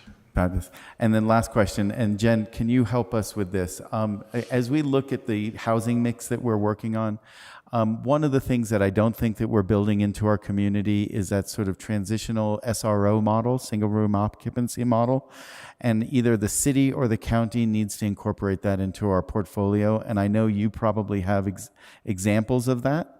And ordinances in ways that we can adopt that into our SLDC, and maybe the city can do into their Chapter 14, so that we can make SROs a legal, viable product mix here. That some people, that's good enough, right? But they're just not allowed in the city or the county right now. And I think that that's a missing portion of our housing and shelter mix. Commissioner Green, it's probably a land use issue and a funding issue, and it's a capacity issue. So happy to come back and give some more information about how we've done those programs in other communities, and know that funders are talking about those, trying to figure out how you can bring them to Santa Fe. You can't do some of this specialized housing with tax credits. It's very regulated rules around rents. So you have to fund it a little more creatively, but yeah, there's definitely models that we can share. Wonderful. Thank you. Great job. Thank you.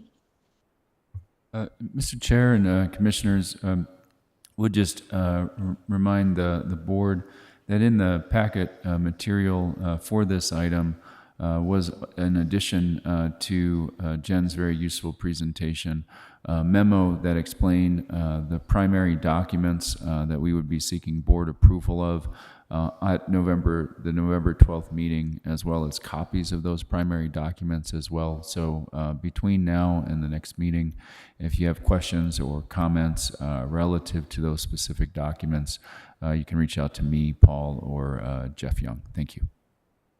Okay. Are there any other discussion on this issue? If not, I'm going to suggest that we, so that we can get to the public hearings, that we skip 9 and 10 till after, at the end of the meeting. We move to matters from county attorney fairly soon. However, Mr. Hanson noted that we could take 13A first and get that out of the way. So if there's no objection, we will go to 13A, public hearing. And that is case number 245180, Refinery 14 Beer and Wine. Are the people here to present that? Thank you.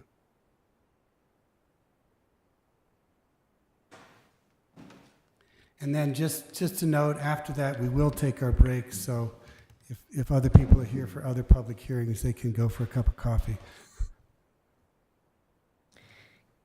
Good evening, Mr. Chair and Commission. My name is Maggie Valdez. I'm a Development Review Specialist Senior. Today I bring before you case number 245180. Issue: Management, Madrid Management, LLC, DBA, Refinery 14. Applicant requests approval of a beer and wine liquor license.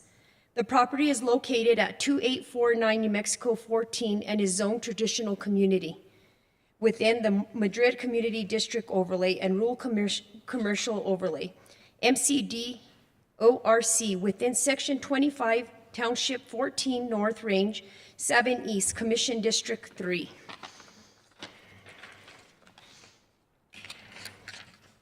Summary. Refinery 14, the applicant is requesting approval of a beer and wine liquor license to serve beer and wine with meals at an existing restaurant formerly known as The Holler. The restaurant is currently open Thursday through Monday, 7:30 a.m. to 4:30 p.m., serving breakfast and lunch. Applicants intend to also open for dinner 4:30 p.m. to 11 p.m. Thursday through Monday by the end of the year. The property is zoned traditional community located in Madrid, Community District Overlay and Rural Commercial Overlay off New Mexico 14. The zoning for the property is regulated by ordinance number 2016-9. The Sustainable Land Development Code, SLDC, Chapter 9, Section 9.6.4, subsection 9.6.4.1.2, BVI Madrid Rural Commercial Overlay, MCD ORC. The site is zoned traditional community, TC, within the Madrid Community District Overlay and Rural Commercial Overlay. Chapter 9, Section 9.64, subsection 9.6.4.1, BVI of the SLD identifies this use as a supplemental conditional use within the above-mentioned zoning districts subject to other applicable standards of the SLDC.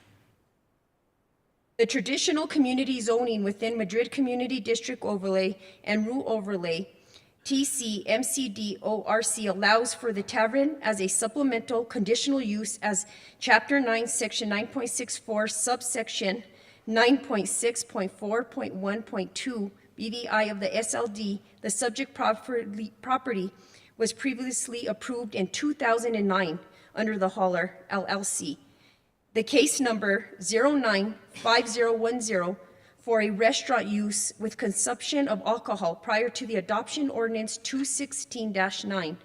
Therefore, determining this site having legal non-conforming status for a restaurant liquor license with pre-existing uses on this site are covered in Chapter 1, Section 1.11.3 of the SLDs, which states development permits and final approvals granted by the Board, County Development Review Committee, or the administrator prior to enactment of the SLDs for which rights have vested shall remain valid, and developed and use the property shall be allowed so long as the development and the use in accordance with the development permit and final approval. The State Alcohol Beverage Control Division granted preliminary approval of this request in accordance with Section 60-6B-4 NMSA of the Liquor Control Act. The Liquor Control Act requires to grant a restaurant beer and wine liquor license at this location. In accordance with the Liquor Control Act, the BCC may disapprove the issuance of the license if the location is within 300 feet of any church or school. The issue would be in violation of zoning or ordinance, or the issuance would be detrimental of public health, safety, or morals of the residents of the local option district. Legal notice of this request has been published in accordance with the Liquor Control Act by publishing notice before the hearing twice in Santa Fe, New Mexico on September 27th, 2024 and October 14th of 2024. A complete application was submitted on September 13th, 2024. Growth management staff has reviewed the requests for compliance with the pertinent code requirements and finds the following facts to support this submittal. CCD Use Table 8.44 allows the requested use. The applicant has met the state of New Mexico requirements for noticing. The site is 2,102 feet from the nearest church and 2,640 feet from the nearest school. Approval of a restaurant, bar, and wine liquor license to be located at 2849 State Highway 14, Madrid, New Mexico, 87510. Mr. Chair and Commission, I stand for questions. Are there any questions? Commissioner Hanson? Oh, well, I was going to make a motion. Well, we have to have a public hearing. Oh, okay. Mr. Green? Thank you, Mr. Chair. Thank you. Congratulations on the new restaurant. Haven't gotten to eat there yet. I always sort of either catch you closed or end up over at the mine shaft. You know, that happens. So, but great. Thank you for keeping that going. The Holler was wonderful, and it's a great location, and Madrid is beautiful. So, two quick questions. Your site plan doesn't show, identify ADA parking. Do you have ADA parking? We don't have our own personal parking except for 2 spaces. You're going to have to swear yourself in, and you're going to have to testify. Move to the So microphone. Move to the microphone, answer her questions, and then answer my question. You are the applicant, right? Yes, ma'am. Okay. Please raise your right hand. Thank you. Do you swear to tell the truth, the whole truth, and nothing but the truth? I do. And for the record, before you testify, please state your name, address, and that you're under oath in order for your testimony to be considered valid. My name is Allison Weatherston Tipton. My address is 2 Little Road, Madrid, New Mexico, 87010. And you understand that you're under oath? I do, yes. Thank you. ADA parking. Scoot over. Into the microphone. Apologies, commissioners. We have a large parking lot in front of the building, but it is owned by the Madrid Landowners Association. And there is an ADA parking spot designated to get Yes. with easy access to into your building? Yes. Okay, great. I'm surprised that the state didn't require you to put that in, or the county didn't require that, but that's fine. And then I was a member, this is getting into the weeds, but it is sort of internal to us, and then it's a question for you.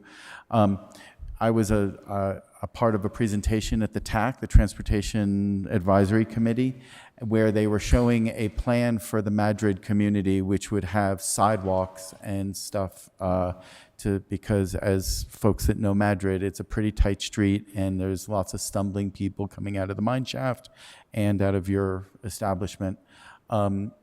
And, shopping up and down the street there, which is wonderful. However, sidewalks would be a big safety issue, or upgrade, let's say. Are there sidewalks, or could you plan sidewalks, or do you own the property in a way, to advocate for sidewalks to be put in front of your building, around the side, and so on? I do know that there is a plan in some kind of motion to hopefully get sidewalks and more safety included in town. To my knowledge, that hasn't moved forward yet. There are no sidewalks being built at the moment. We are renters and thus don't have the ability to push for it, but we would love to. I will take your word that you will advocate with your landlord for sidewalks. So thank you very much, and good luck with your restaurant. And Thank you, Commissioner. Okay, other questions? If not, is anybody here to make public comment? You have a I question? don't have a question, it's my district. No, so go ahead. Well, go ahead. I would like to make the motion. No, no, you have. Oh, we have to make the public. Okay. Is anybody from the public here to comment on this application? Anybody online? Okay, now we have closed the public hearing. You can make a motion. Thank you. My apologies for that. I'd like to make motion to approve the beer and wine liquor license, Refinery 14. Second. Okay, motion by Commissioner Bustamante, seconded by Commissioner Hanson. All in favor say aye. Aye. Aye?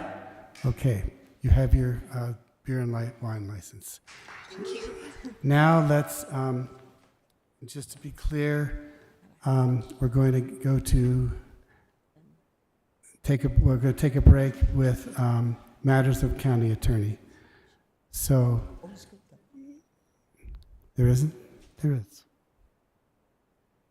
Is there anything the county attorney has for us today? Mr. Chair, Commissioners, we will not have an executive session tonight. However, I do have a statement for inclusion in the meeting minutes, and that's for the October 8th, 2024 executive session. At its October 8th, 2024 meeting, the Board of County Commissioners went into executive session. At the end of the meeting, did not reconvene an open meeting. Consequently, the board was unable to include in the minutes of the October 8th meeting the statement required by the Open Meetings Act, which is matters discussed during the closed meeting were limited only to those specified in the motion for closure.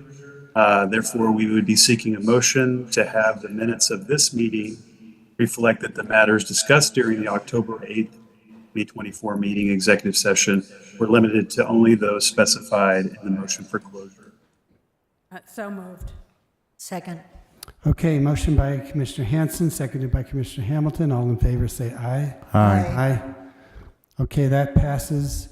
We will now take a break and come back to the public hearings. And we should only be half an hour or so.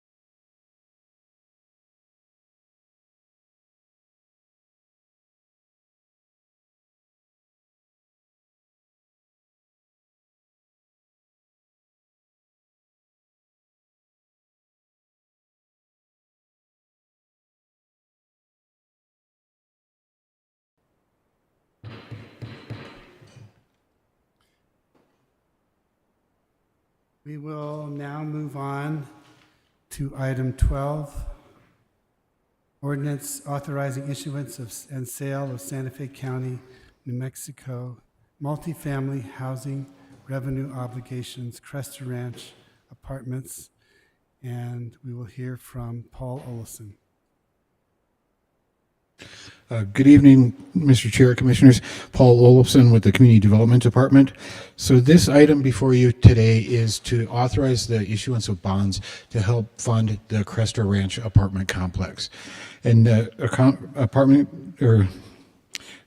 Cresta Ranch Apartments LLP is asking for up to $60 million in family housing revenue bonds to acquire, construct, and equip a 240-unit multifamily affordable housing apartment complex. So in June of 2024, the board met and adopted resolution number 2024-177, called also an inducement resolution, declaring the board's intent to issue the bonds and consider for adoption the subject bond ordinance. Adoption of the bond ordinance would authorize the issuance of the bonds and implementation of the transactions contemplated in the inducement resolution. So the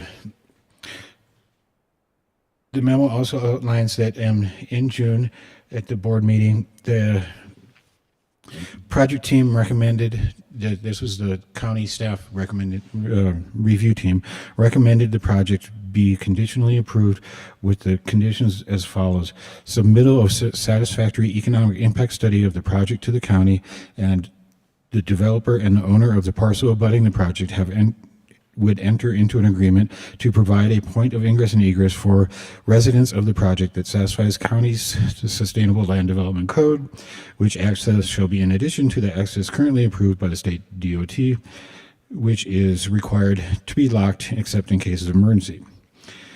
With regards to the project's overall positive contribution to the Santa Fe County economy, a fiscal impact analysis and economic impact report was produced independently by Impact Data Source on behalf of the county, and it measured that the county would receive a net direct benefit in the form of taxes and fees of approximately $1.8 million on a present value basis, and the overall economic impact of the project over 10 years would be approximately $13 million. With regard to mutually agreeable project documents, the county attorney and the county bond counsel have worked in council for the applicants to develop the project documents. These documents are approved as substantially final in the ordinance, but may be subject to minor adjustments and the addition of the final terms of the bonds after pricing. Any material changes to the documents would require board approval. And there are 8 primary documents for the project, and that would be the proposed bond ordinance, preliminary official statement, trust and indenture, loan agreement, bond purchase agreement, forward bond purchase agreement, lease agreement, tax regulatory agreement, forms of county joinder, and notice of public hearing. And these documents are also outlined in the memo in more detail. And finally, the documents authorize the BCC chair, county clerk, and county manager as applicable to execute and deliver the above the documents I just described, and take additional action necessary or advisable towards the issuance of the bonds. And also attached with the memo are several draft documents, A through L, as well as the draft ordinance. Staff recommends approval of the bond ordinance, which authorizes the issuer of the bonds and the execution and delivery of the above described documents. So I went through that kind of quick. With us today, we do have representatives of Cresta Ranch. We also have our county bond counsel, Peter Franklin, who can also help address any questions. And I did want Peter to discuss 2 small issues that were changes to the documents that have been made recently. So with that, I'd like to ask him to come up. Okay, go ahead. Thank you, Mr. Chairman. Good evening, members of the County Commission.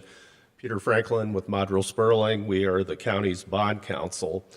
And there have been two refinements that we wanted to make the commission aware of to two of the documents in your packet. One is to the tax regulatory agreement.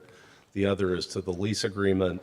They both concern the affordability restrictions for the project.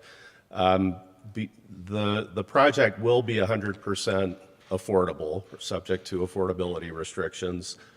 The refinements are that the tax regulatory agreement has a federal affordability restriction that's known as the 40-60 restriction, whereby 40% of the units will be restricted to tenants with income at or below 60% of the area median income.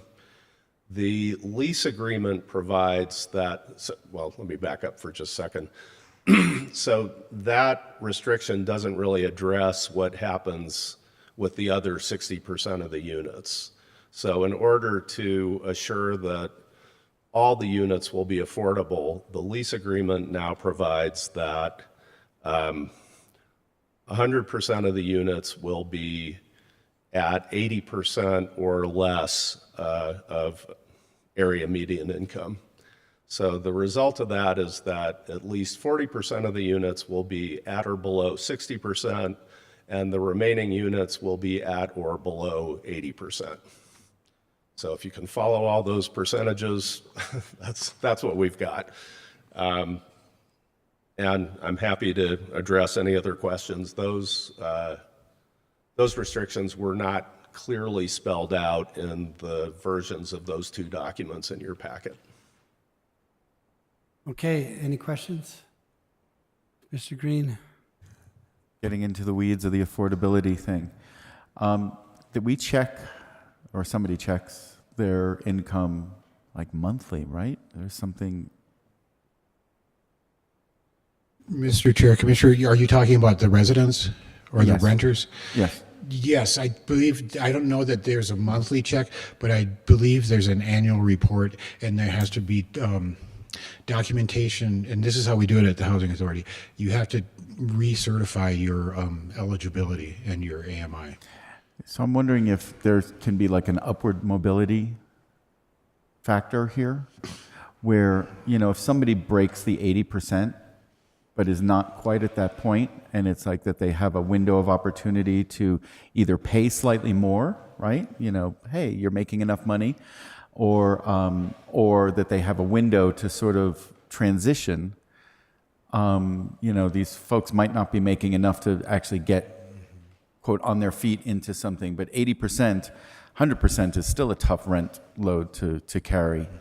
And I give an example that someone I know who was qualified for an apartment in an affordable housing project, and 24 hours before they were going to move into it, it was revoked because they had sold. They were a screenwriter. They were working, you know, they were making 40%, 60%, something pretty low income on a standard thing, but they sold one script that triggered 1 month of being out of line, and they were basically made homeless because of this this trigger that pulled the rug out from under them.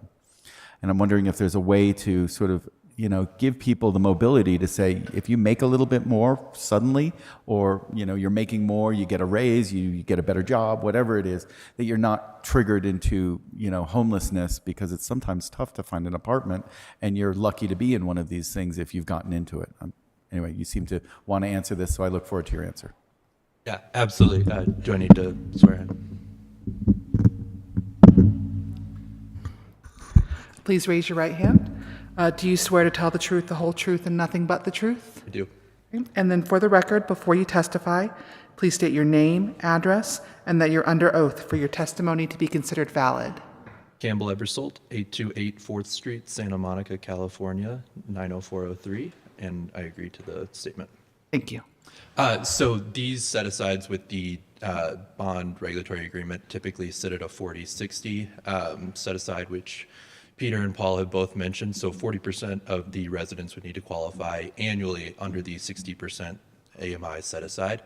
So there is a 60% leeway there where residents don't necessarily need to qualify annually. The LIHTC program, which the Developer Assistance Program will also follow closely with in terms of regulatory agreements, allows you to move in and initially qualify at the time of move-in.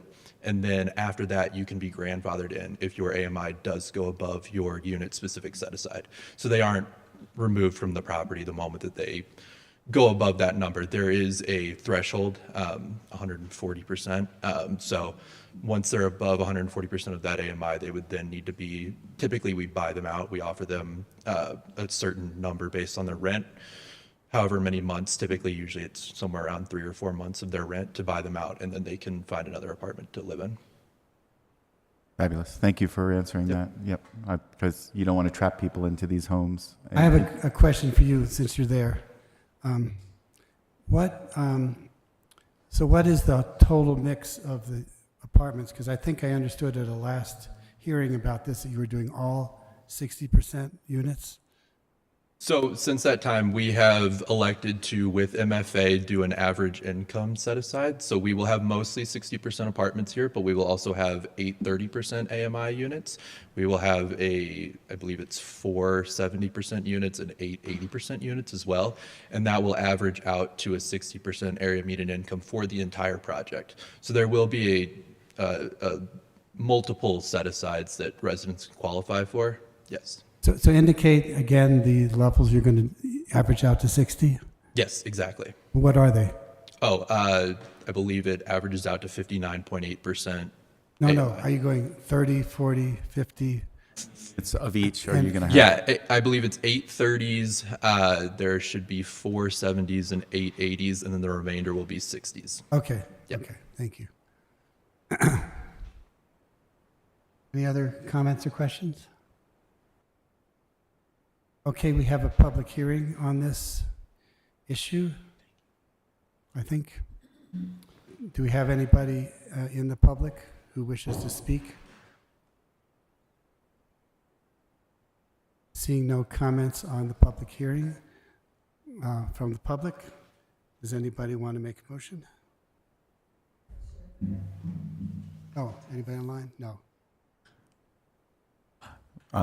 Hearing none, I will make a motion to approve the ordinance authorizing the issuance and sale of Santa Fe County, New Mexico multifamily housing revenue obligations for Cresta Ranch apartment project in one or more series of tax-exempt and/or taxable obligations in an aggregate amount not to exceed $60 million for the purpose of financing the acquisition, construction, and equipping a 240-unit multifamily affordable housing complex to be known as Cresta Ranch Apartments, to be located in Santa Fe County, New Mexico, and as applicable, paying certain costs of issuance of the obligation and funding capitalized interest on the obligation during the construction, providing for the payment of the obligations from revenues received pursuant to an indenture of trust, loan agreement, and other transaction documents between the county and Cresta Ranch Apartments LLP and/or an affiliate thereof, or their respective successors in interest, providing for the form, execution, delivery, and other details concerning the obligations, the funds appertaining thereto, the indenture of trust, loan agreement, lease agreement, and related regulatory agreements and other documents relating to the obligations, and providing that the county shall not be pledging its faith and credit to the payment of the obligations, approving and ratifying action previously taken in connection therewith. Second. Okay, we have a motion from Commissioner Green, seconded by Commissioner Hamilton. I think we need a roll call to this for the ordinance vote.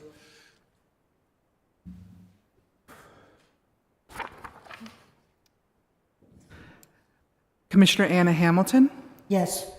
Commissioner Justin Green, Yes. Commissioner Anna Hansen, Yes. Commissioner Camilla Bustamante, Yes. and Chair Hank Hughes. Yes. Okay, thank you, Paul. Thank you. Have a good night. And thank you for our guests. Next, we go to, we're jumping all around here, but we do finally get to 13B. Mr. Chair, real quick, that ordinance requires a number? Yes. Okay, so the ordinance number for 12A is 202409. Thank you very much. And then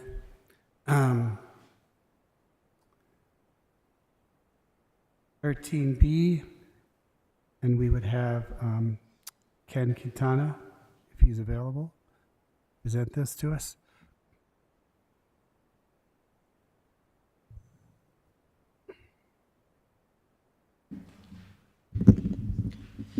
Good afternoon. Before you today, we have Essentia Holdings LLC applicant Jenkins Gavin Inc. agent requests an amendment to the final order approving the Essentia Development Conceptual Plan for a 710 lot residential subdivision consisting of 277 acres more or less. The Board of County Commissioners approved the conceptual plan at its September 13th, 2022 meeting, and its order was recorded on January 11, 2023 as instrument number 24641. The property is located at the end of Camino Vista Grande and at the end of Vista del Monte.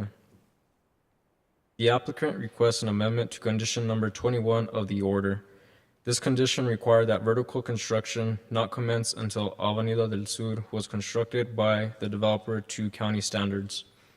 However, on April 15, 2024, the BCC approved an agreement regarding road improvements by which the county assumed the responsibility for constructing the road in exchange for a financial contribution from the applicant. By taking on that responsibility, the county essentially took compliance with condition number 21 out of the applicant's hands. For that reason, the applicant is requesting to amend condition number 21 to state no vertical construction shall begin until operational water and sewer utility lines are installed and stubbed out at the property lines within the subdivision. The applicant also requests removal of condition number 22 of the BCC final order. That condition states no construction of any kind will occur until a gravel road is constructed from the end of pavement on Vista del Monte to the project site.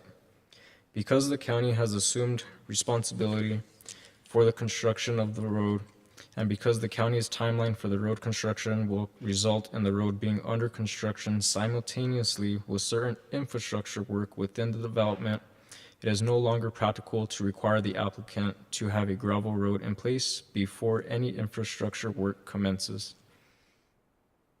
On September 13, 2022, the BCC approved the conceptual plan for a 710-lot residential subdivision to be completed in 5 phases on a total of 277 acres. On July 8, 2024, a conceptual plan amendment was recorded with the county clerk's office as instrument number 2037145 to allow subphases. On August 13, 2022, the BCC approved subphase 1B consisting of 102 single-family residences and 15 affordable dwellings, subphase 1C consisting of 78 single-family lots and 12 affordable dwellings, and subphase 1D consisting of 84 single-family residences and 13 affordable dwellings. Following approval of the Essentia conceptual plan, a general obligation bond was approved that included funding for construction of the Avenida del Sur extension project, as depicted on the CCD transportation plan. This would extend Avenida del Sur from its current terminus at Avenida de Avanapupo west through the subject property connecting to Vista del Monte and extending out to NM14. Accordingly, the county is taking responsibility for the construction of the extension. The applicant is contributing $2 million to the project per the previously mentioned agreement regarding road improvements. Engineering design for the extension is underway. Essentia infrastructure improvements and the county's construction of the extension project will occur substantially in parallel and described in the schedule below. Staff's recommendation. Staff recommends amendment of the conceptual plan conditions so that condition number 21 states no vertical construction shall begin until operational water and sewer utility lines are installed and stubbed out at the property lines within the subdivision. and removal of condition number 22 of the BCC approval of the conceptual plan, which stated no construction of any kind will occur until a gravel road is constructed from the end of pavement on Vista del Monte to the project site. Because there will likely be a period of time when infrastructure, construction, traffic will utilize Camino Vista Grande to access the development, staff further recommends an addition of a new condition that reads, applicant will maintain Camino Vista Grande on a as-needed basis during the infrastructure development phase and will bring Camino Vista Grande back to its pre-construction condition upon completion of the infrastructure development. Thank you, Mr. Chair. I stand for any questions. Any questions? Mr. Hanson? How many miles is it that we're going to be building of Avenida? I just would kind of like a refresh memory. Mr. Chair, Commissioner, roughly over 1.5 miles. Okay. Avenida del Sur? Mr. Chair, Commissioner, correct. Camino That's what Vista we're Grande building. meets Avenida del Sur, right? Pardon? Camino Vista Grande will become Avenida del Sur, basically. Okay. Mr. Chair, Commissioner, that's not correct. Well, all right, maybe I got that wrong.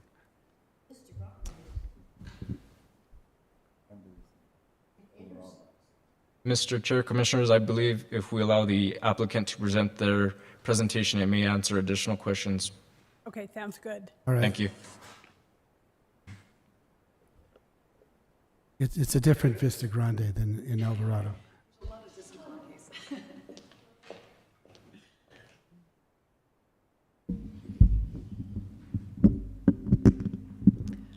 Good evening, Chair Hughes, Commissioners. I'm Jennifer Jenkins with Jenkins Gavin here this evening on behalf of Essentia Holdings, and I'm ready to be sworn in. Do you swear to tell the truth, the whole truth, and nothing but the truth? I do. And then for the record, please before you testify, state your name, address, and that you're under oath for your testimony to be considered valid. Great. Again, Jennifer Jenkins. My address is 130 Grant Avenue in Santa Fe, 87501, and I can confirm that I am under oath. Thank you. Oh, thank you, Daniel. Better remember my buttons here. Okay, I think I got it. All righty.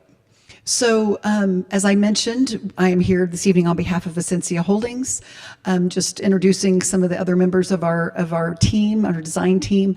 Our engineering services are provided by Bohannon Houston and landscape architecture locally by Surrounding Studio. So just a little bit of background. I think a lot of this background information is already in your staff report, but I think it bears repeating. As Mr. Quintana stated, this body approved the conceptual plan for the Essentia community in September of 22, and the final order was recorded in January of 23. Now, following our approval in September 22, literally 60 days later, a general obligation bond was approved by the voters that provided the funding for Santa Fe County to assume responsibility for the construction of the Avenida del Sur extension project. Now, the Avenida del Sur extension is a really critical piece of infrastructure serving the community college district, the county's Sustainable Development Area 1 primary growth area. This extension has been contemplated on the Community College District Transportation Map since 1999. And so it's been a long time coming. And so we're really excited to be participating with Santa Fe County in what we believe is a very effective model of a kind of a public-private partnership to ensure this important piece of infrastructure is constructed. So, we had a condition of approval also associated with the conceptual plan, number 5, that stated that the applicant and the county may need to enter into an agreement to address the future construction of Avenida del Sur, which we did. And so, and the agreement regarding this particular roadway project was entered into with the county and Essentia Holdings, and this body approved that agreement back in April of this year. So subsequent to our conceptual plan approval and all those associated conditions, we now have new circumstances. So the only reason we are here this evening, it's very straightforward. We don't want to have a conceptual plan approval over here that does not align with a subsequent roadway roadway agreement entered into by the county and the developer. That is it. And so now, in accordance with that roadway agreement, Santa Fe County has taken responsibility for the construction of Avenida del Sur.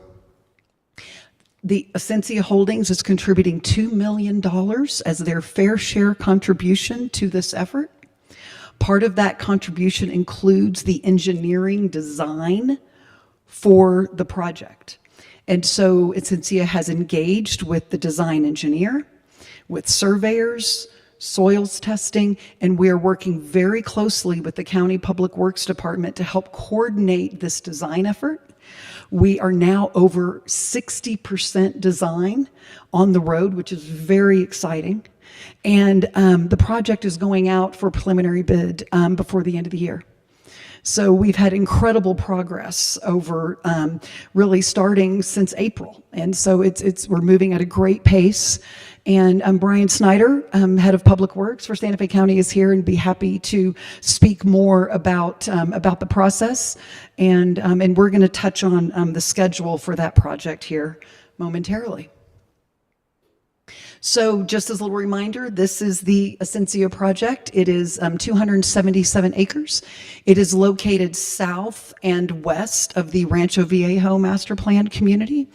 And where you see labeled Vista del Monte here, that will become the Avenida del Sur extension. So currently, Avenida del Sur terminates at the intersection with Avan Nupo. So you can see up in the right-hand corner there. And so there will be a new roundabout right at that intersection. And then Avenida del Sur will extend through the Essentia property all the way out to Highway 14. So this is the Essentia conceptual plan as approved. And we're showing it this way because one of the key pieces of infrastructure that Essentia is providing is over 4 miles of sewer line, of gravity sewer that, oops, I did not mean, can you help me get rid of that, Daniel? Thank you. So from our southwest corner, we are constructing gravity sewer through state land that will connect directly out to the county's Quill wastewater treatment plant. So it's a really significant wastewater improvement for the county's primary growth area. And so that is a key component of the conceptual plan. So this really shows the entire scope of the project. And you can see highlighted in blue up above, that is the Avenida del Sur extension project. And Commissioner Hanson, I was able to confirm, it's about 1.9 miles total from the Avan Nupo roundabout out to Highway 14. And then just zooming in on the plan, what you see, everything here on the north side is our first phase. You might recall we were just here in August, and the subdivision plats for these three, we have 3 sub-phases in our first phase. These subdivision plats were approved in August, and the final order for those subdivision plat approvals has been adopted and recorded. And then we have phase 3, which is our multifamily phase, phase 4, and phase 5 here. So again, just kind of zooming in, you can see the extent of the Avenida del Sur extension project shown here. So Vista del Monte comes through here and serves the Turquoise Trail community here. And then it continues down and serves, you can see the, connecting roadways here. And then it terminates just shy of our west boundary.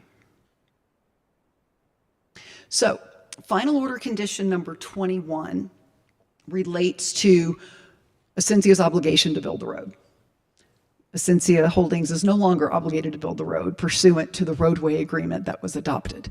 And so when we discussed this condition with county staff, they said, we totally understand that. However, we do want to make sure there's language in the final order that obligates and ensures that their water and sewer is available at every lot prior to any vertical house permits being issued. We said absolutely. So as the contingency to vertical permitting, the proposed revised condition as suggested by growth management staff reads as no vertical construction shall begin until operational water and sewer utility lines are installed and stubbed out at the property lines within the subdivision. So one of the kind of elegant natures of what we're achieving here is that the county's schedule for constructing Avenida del Sur aligns beautifully with our schedule for constructing our on-site infrastructure, utilities, roadways, drainage improvements. So as I mentioned, next month they are planning to put the plans out on the street and out to bid. We are planning to commence our backbone infrastructure in December. And then looking at the on-site infrastructure kind of within those subdivision tracks would follow pretty promptly after the first of the year. And then in this spring, in March, the county expects to have the construction contract approved for the construction of Avenida del Sur and start the project later in the spring. And we expect our subdivision infrastructure to be complete next December, in a little over a year from now. And then the following spring, county completes the Avenida del Sur extension project, and around that same timing, we start building homes. So this kind of graphically shows the alignment that I was speaking to.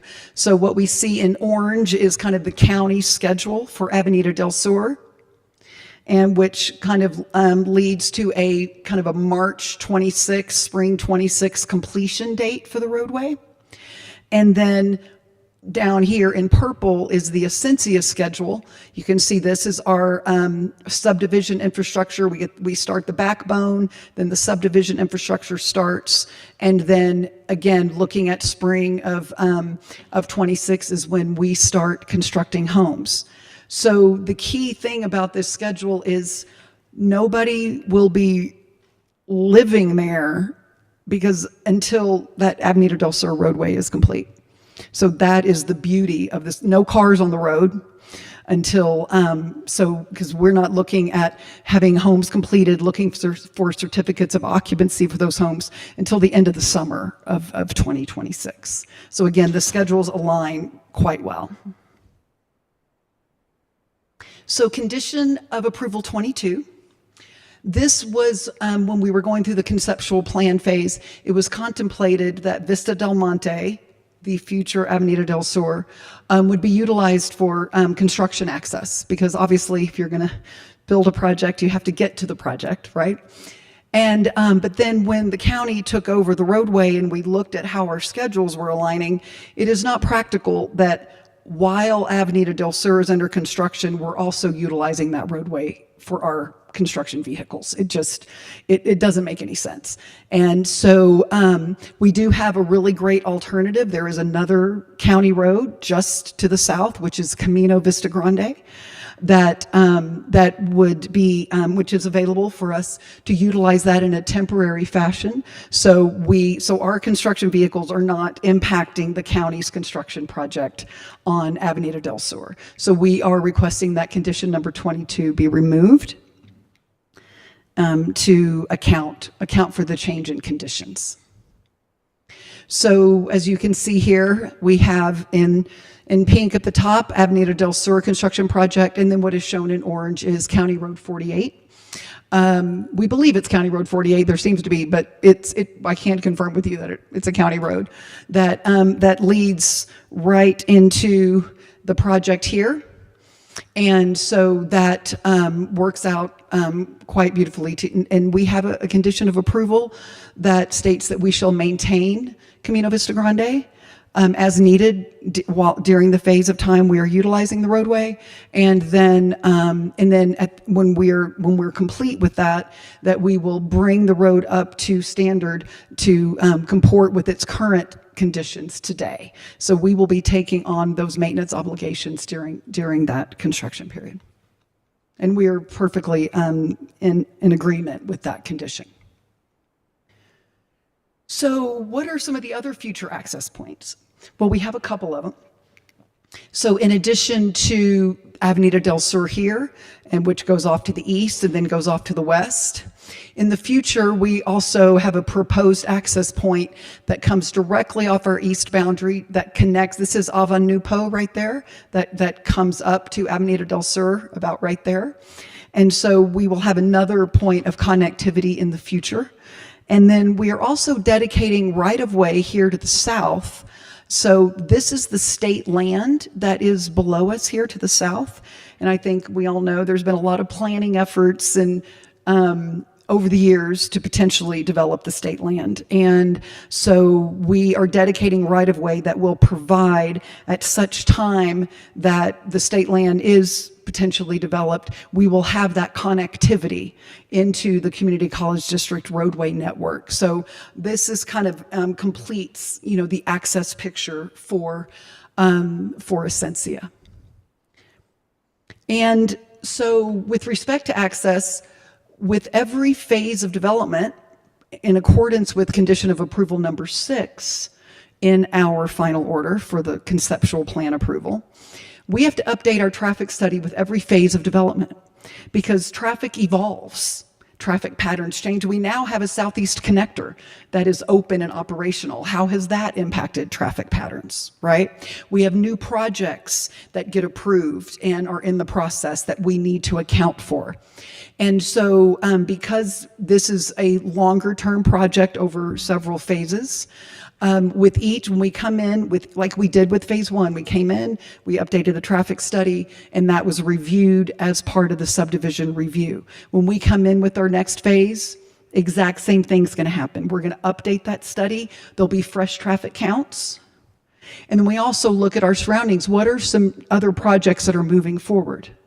For example, La Entrada Phase 2 is in its review and approval process right now in Rancho Viejo.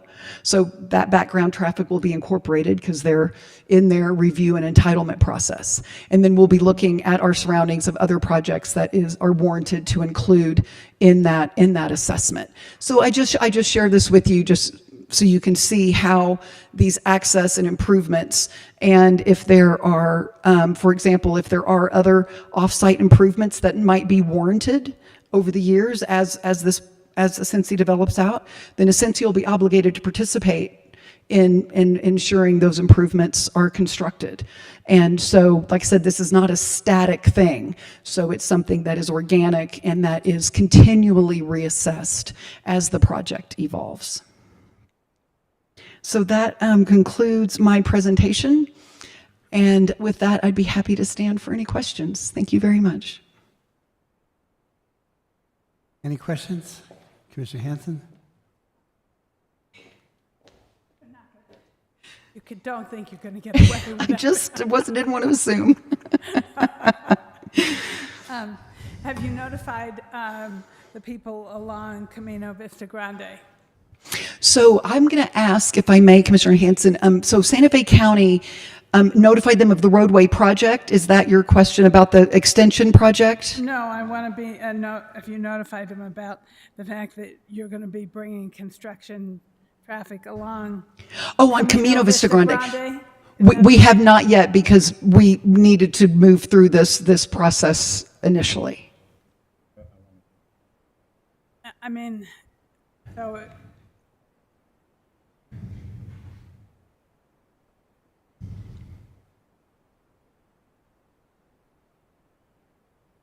Mr. Chair and Commissioners, it's not typically, with typical projects, we do not dictate where the development or the construction occurs and the construction activity occurs.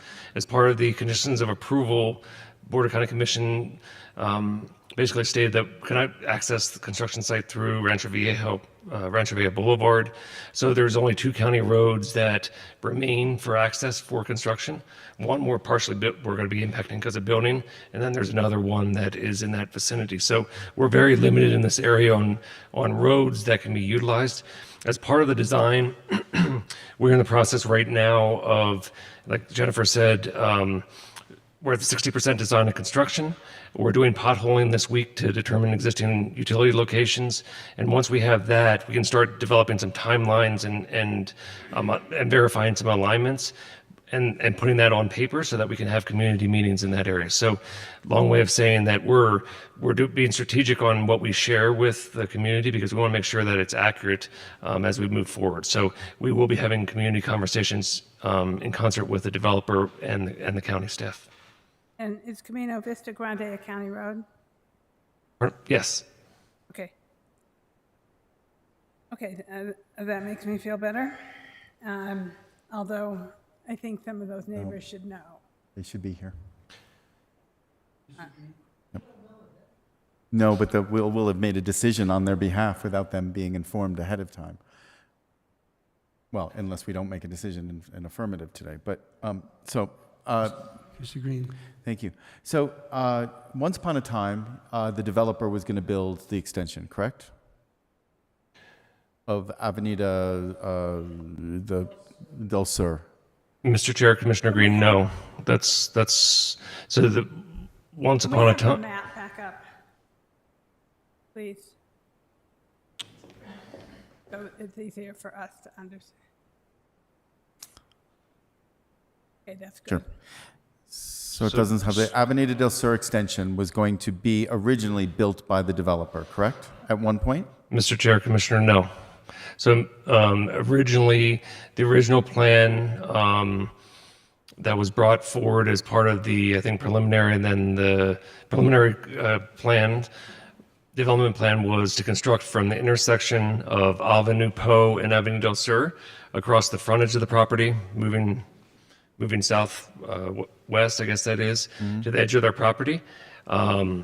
And then they were, as part of a condition of approval, they were required to have secondary access to have a gravel road along basically along the alignment of where the county stepped in and it has the Avenida del Sur western extension.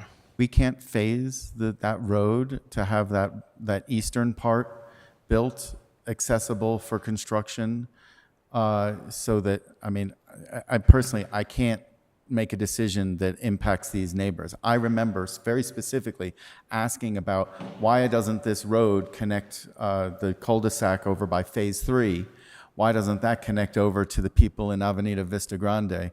And Ms. Jenkins said, we're not doing that. We're only doing a fire access road so we don't impact those people. Trust me, they're going to come after whoever's district this is and say, how did you make a decision without notifying us before that? I think that we should have them here, or at least a letter from you saying, we're thinking about this, we're going before the Board of County Commissions for changing a condition of approval, and, you know, sorry, but here's what we're doing, what would you like in return? And just repaving it at the end of this, I can't imagine that any neighbor there would be thrilled with this. This is like really moving the goalposts and making something that I would hope that you would at least inform the neighbors there. Like, I think that would have been the first common courtesy, whether you ask the county to do it or whether you do it as a developer.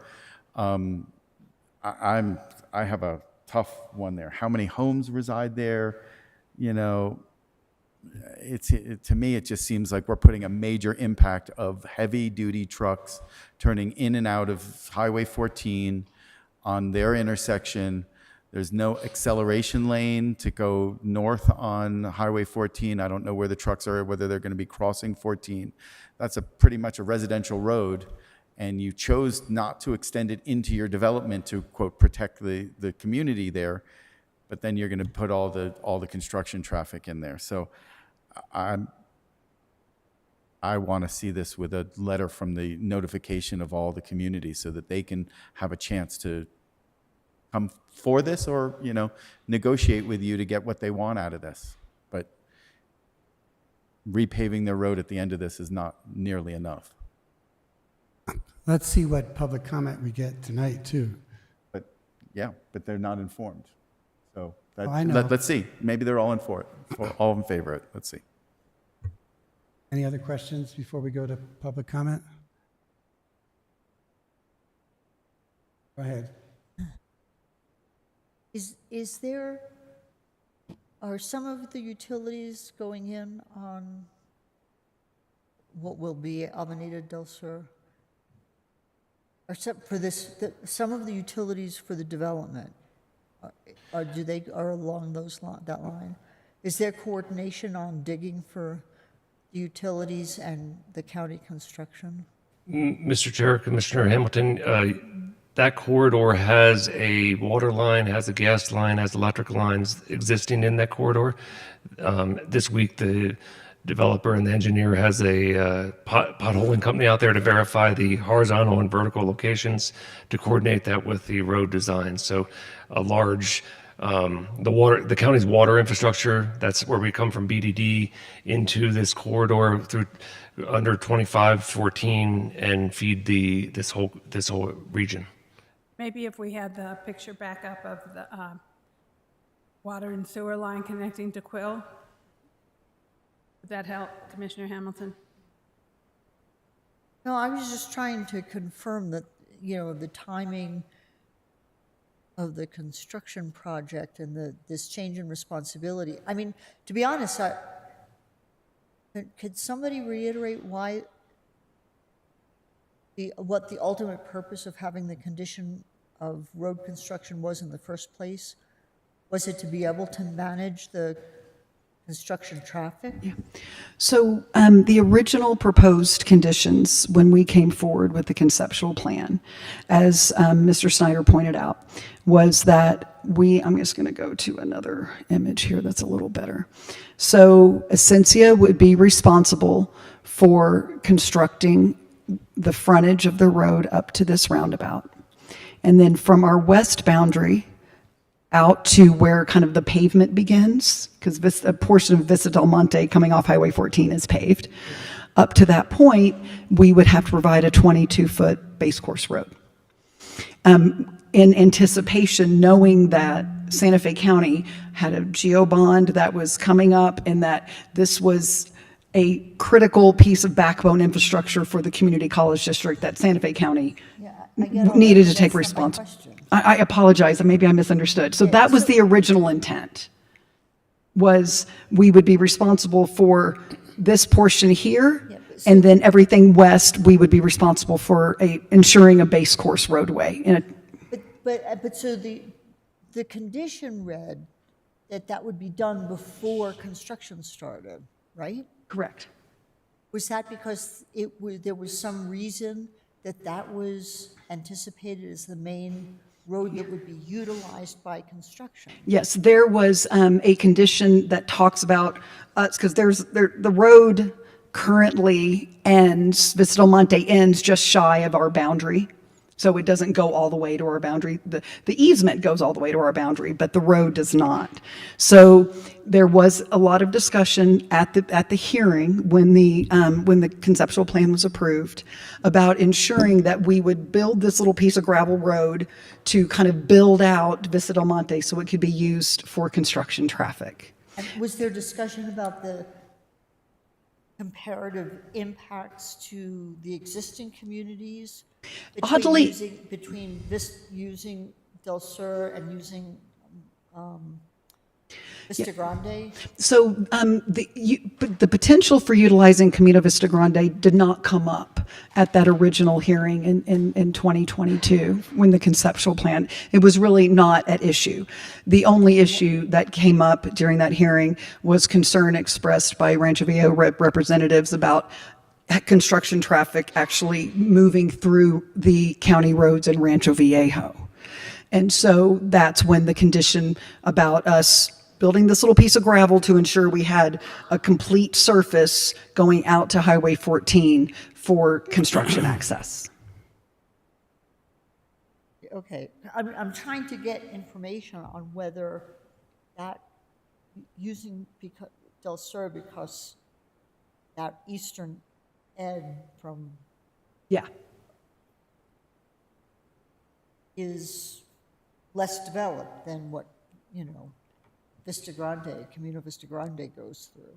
That is true. And That is true. I'm trying to get whether that was the strategy of keeping, and obviously Rancho Viejo had some concerns about. Yeah, and like I said,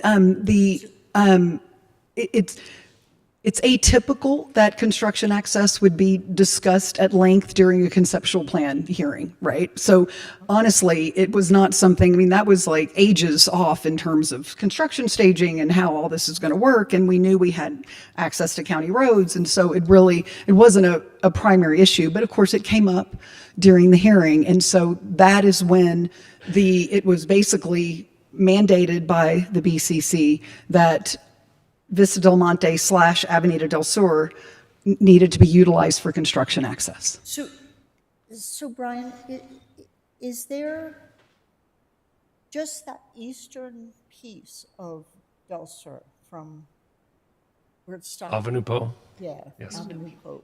Are you To talking about, she's talking about the eastern end where Yeah, Vista Del from Monte, where Avenue it's Po like less down to developed. just where it than- meets the Essentia property. How much conflict is there if that piece of road gets done to gravel, to be able to take some construction traffic, while the whole western part gets built by the county?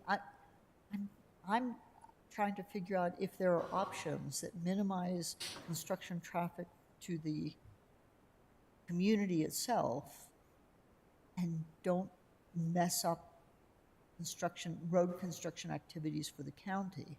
Some combination of things like that, because there are obviously some people who are potentially worked up about impacts to individuals, but county roads are available to be used for activities like this. So the question is there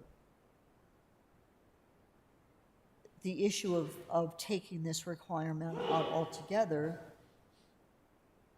was presented as though it'll move the construction traffic entirely. Do you guys require that?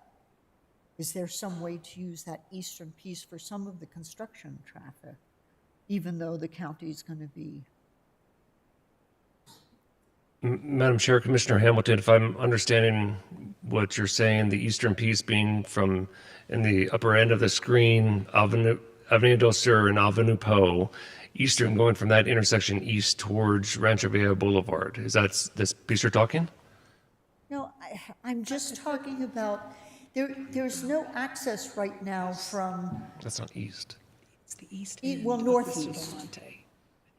Avenida del Sur. You're talking about the connection from Avenida del Sur to Estancia. Yes. To the roundabout.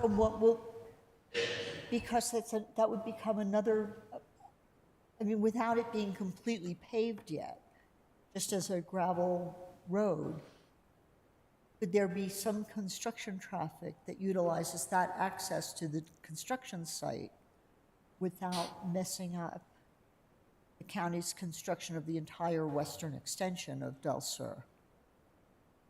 So, Madam Chair, Commissioner Hamilton, I think from the construction, the way that depends on the way the contractor or the way we put out the bid documents for the contractor, we could construct it from the intersection, construct the project from the intersection of Avenida del Sur and Avenue Po in the upper right-hand corner of your screen and work your way west. So you're accessing it. The construction traffic's moving down Vista Del Monte, the gravel existing portion to the easement, and work our way to the area in front of Essentia, where Essentia will be. Is that what you're saying? From a construction standpoint, we could be working from on the screen right to left. Is that? No, well, no. That's my. you're thinking about doing the getting that road completed. I was wondering about having it as a temporary road surface to take construction. I'm trying to get a better picture of the timing of the road construction and how much Vista Grande has to be used for construction traffic, because this whole thing is predicated on the timing of how things progress along and how much time there is during construction that's impacting the most heavily developed communities. And so I'm not sure why there can't be some base course from Poe to where they can access their property. So, Mr. Chair, so before, Warren Thompson, I believe, has some of that land, and they had not made a road agreement with Rancho Viejo. I don't know if that's what affects this area or not, why they were coming in from the west as opposed to coming in from the east. I do remember there was a road agreement that needed to be made with Mr. Thompson. I don't know if that happened. I don't know if this is affecting that. And I don't know if Avenida del Sur is where you want to go through Rancho Viejo. I remember our discussion about that. Did you ever make a road agreement with Mr. Thompson? Thank you, Chair Hughes, Commissioner Hanson. So I'm not exactly sure which road agreement you're referring to. You might be referring to our connection out to the east. Okay. That, yes. So we have requested from Rancho Viejo, from Mr. Thompson, for a small right-of-way dedication there. And he's been collaborative and expressed willingness. It's not urgent. And I think he's looking at getting, his primary goal is the completion of Avenida del Sur, because that gives our cars another way out to Highway 14. So it creates really, it's a very positive thing. It creates great traffic distribution. Okay. So what Commissioner Hamilton is asking is, can you, from the roundabout at Avenida del Sur at the top, make that an access road, but then you're going into Rancho Viejo. Correct. Which is something that Mr. Thompson did not want to have happen. I'm just, yes, that is correct. I read everything, as you well know. Yes. And I remember a fair amount of it. Yes. So the alternate, so that was part of the reason why they're going this other way, because if they go up on Avenida del Sur, then they're going into Rancho Viejo, and they didn't want all the construction traffic going. Potentially nobody wants the construction traffic. But everybody, has to share in it a little bit, because you have to have access to the site, and they're both county roads. So I'm just trying to figure out if they're just to interject real quick. Rancho Viejo is very densely developed, and so the impact would be greater on that. The extension of Avenida del Sur would be ideal. There's very few homes, and they're far from the road. I don't know about Camino Vista Grande. That's a good alternative. I think we should have the public hearing so that we can hear from one question and then public hearing. So looking at the map, I'll use a pointer if you want. But, yeah. So, sit down.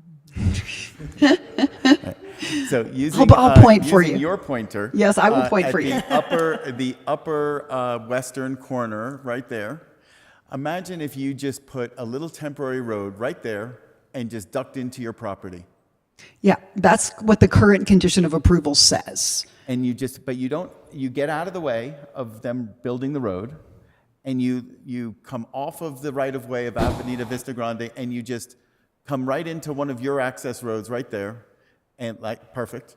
And you're out of the way, and all you have to do is sort of build that little stub out road quickly, and you're keeping it out of the way of the county construction, but you're also not impacting all those neighbors on that road. And there's just a little bit of time when you have to sort of connect those two roads where maybe you have to get out of the way for a few weeks. So, so I think being able to build like a temporary, offshoot, that's easy to do, honestly. It's not hard to do. The bigger concern is this roadway all the way out to Highway 14 is going to be under construction the same time we're under construction. They're happening in parallel. So just to be clear, so the other part that is already built is going to be improved significantly.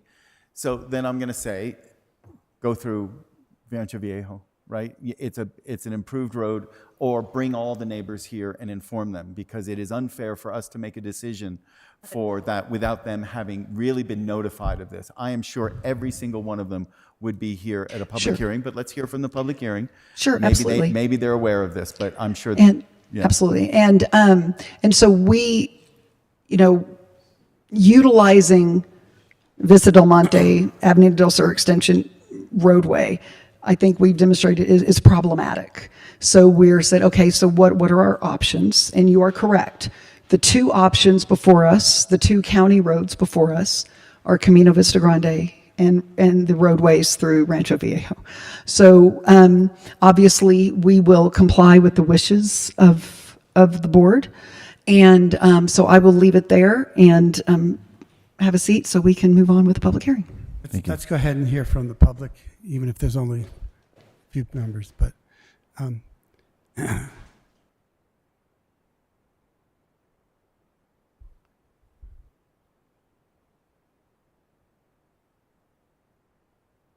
Good evening. My name is Kurt Summer. I'm an attorney. I'm here on behalf of Univest Rancho Viejo. Can you please raise your right hand? Okay. Do you swear to tell the truth, the whole truth, and nothing but the truth? I do. And in addition to your name, can you state your address and that you're under oath in order for your testimony to be considered valid? Yes. My address is 2000 Old Pecos Trail, and I'm under oath for purposes of the testimony here today. Thank you. Mr. Summers, before you start, do you want a different picture up there? The picture's fine. I would like to approach you all and give you a portion of a traffic study, if I may, which was partly shown on the. May I approach? Yes. Thank you. I'll be referring to this document. It is a partial printout of a road study that was conducted by Houston.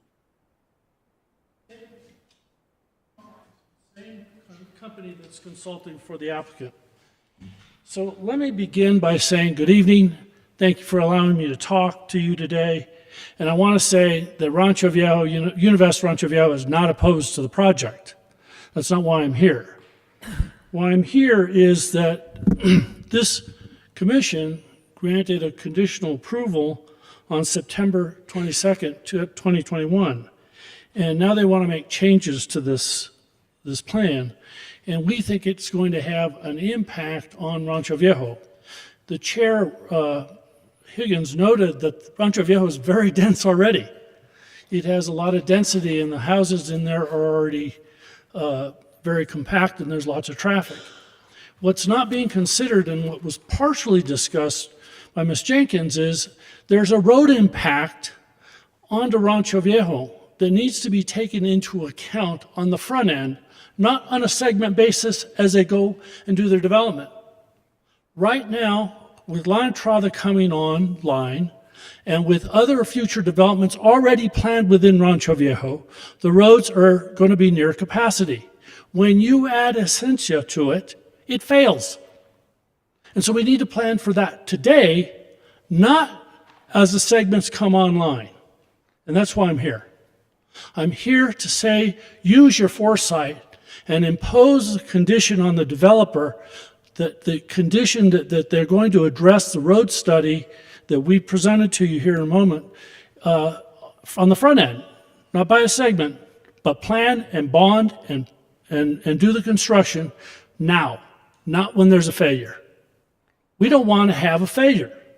And we're going to have a failure because we know that Rancho Viejo is to the continued development as well. And the roads that were there were planned for the development of Rancho Viejo, not for Estancia. So let's go and look at, if we could, what we're looking at. If you want to take an opportunity to look at the last page of what I handed out to you.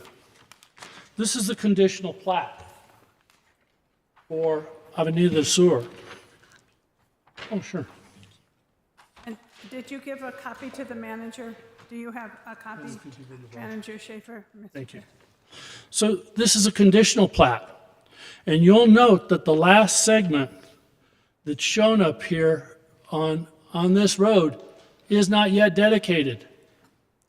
And the conditions that are here on the right-hand side, you can't really read them because they're so small. They're on the second to the last page of what I've shown you. And I want to read them to you because they're important. The dedication in the affidavit that was required when this plat was filed stated that any and all owners of properties which will utilize the construction and Avenida del Sur be required to do such improvements as are necessary to retain the capacity of Avenida del Sur and Richards Avenue up to College Drive in such manner that both roadways will have capacity to serve the anticipated development of Rancho Viejo master plan area, which we believe will include 1,000 residential units and associated commercial development after the new community districts are established. That was number one. Number two, that Rancho Viejo Boulevard be maintained at a capacity described above, that any additional users of Rancho Viejo Boulevard be required to do such improvements as are necessary to maintain the above described capacity. That was condition 2. And 3, the connection shall be constructed to the same standards as Avenida del Sur and paid for by the parties whose developments will be served by the connection.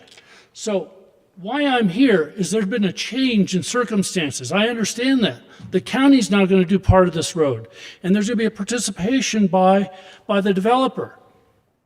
But what the developer and the county need to take into account is we either need bonding assurance now for the connections and the problems that are going to be imposed on Avenida del Sur when Essentia comes in the future, and that they be paid for and constructed before there's a failure. And that's what we want you to impose upon as a condition of any change to this particular plan. We don't want a failure. You don't want a failure.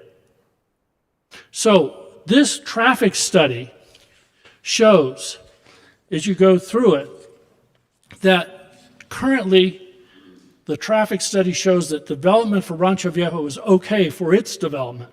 But when you add Essentia, you end up with failures. And if you go to page 31 of this document, you'll see that there are failures in the road passages and the construction and the traffic that'll be created by this. So what we're asking you to do tonight, if you approve this modification, is to impose upon the developer a bonding for 2 things.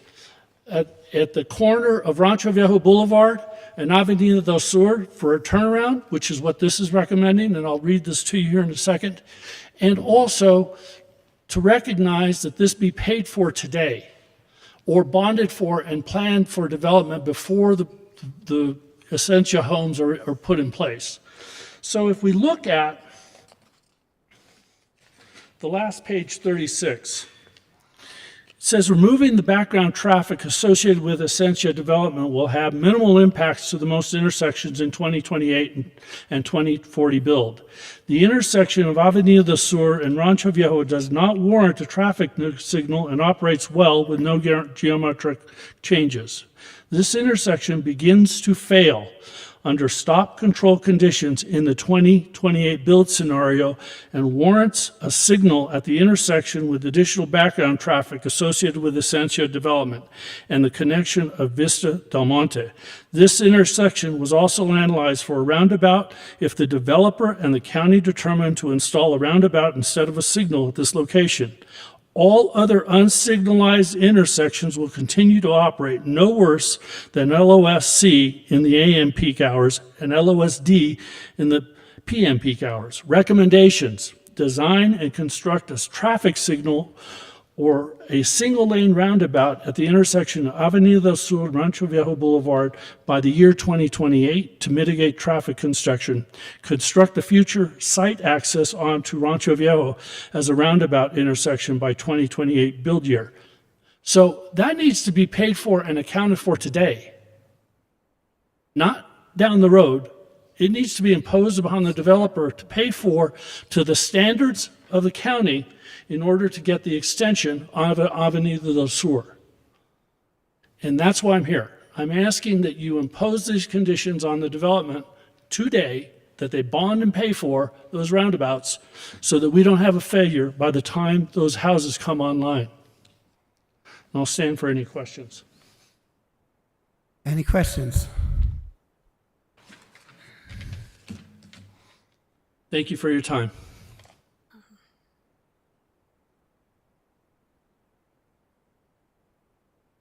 I'm wondering if we should I think we still have. have more people talking. Anybody else in public hearing? No? Okay. Close public hearing. Questions? Commissioner Hamilton? Just for clarity, Brian, would that intersection, Avenida del Sur and Rancho Viejo Boulevard?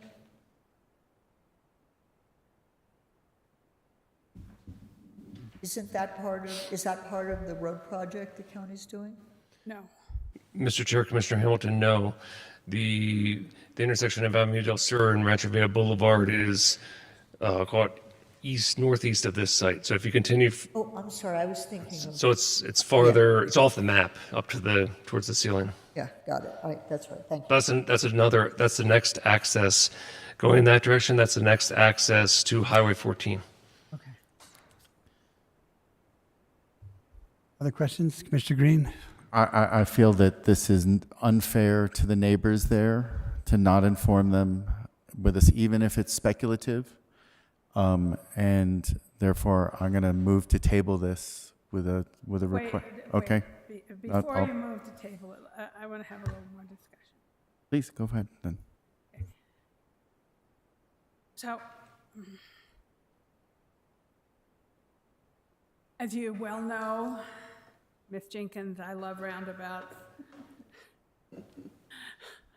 And that's nothing surprising to you to hear. So, I understand what Mr. Thompson and Carl are suggesting in the need for a better traffic flow pattern. And I love roads, and I love what we've done with the Northeast-Southeast connector, believe me.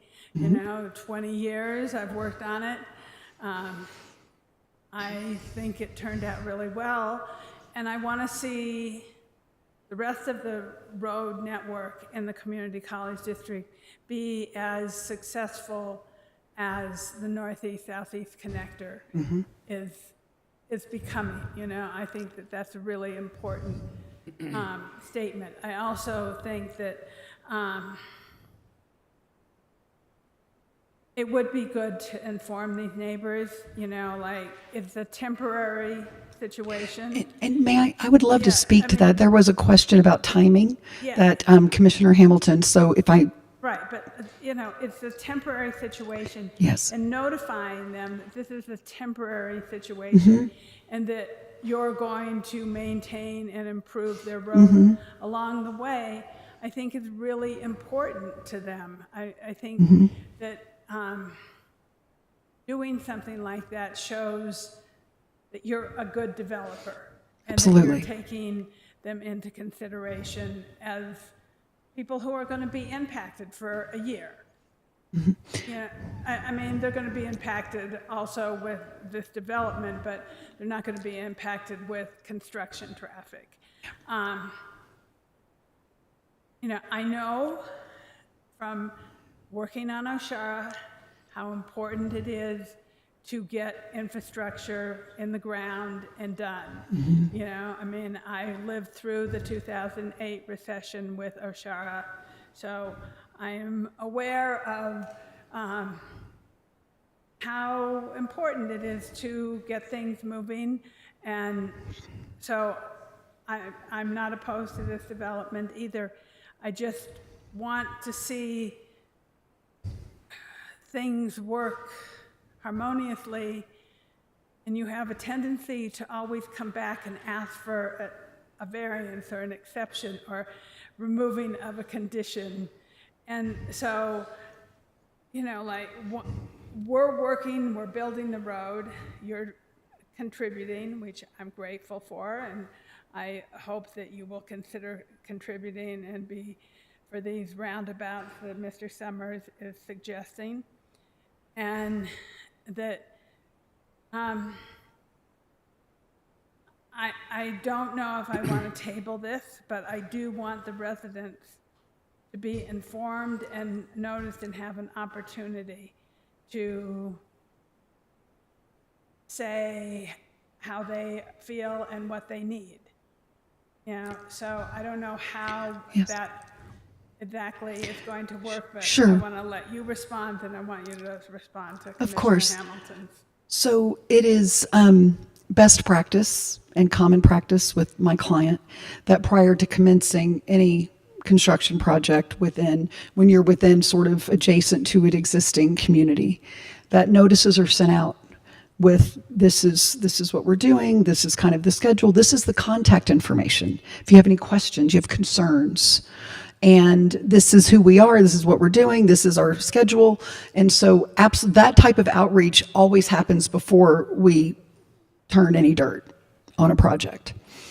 And so we are absolutely, and we can kind of elevate, and that's imminent because we're, you know, getting to a point where we're actually going to pull a development permit and start that work.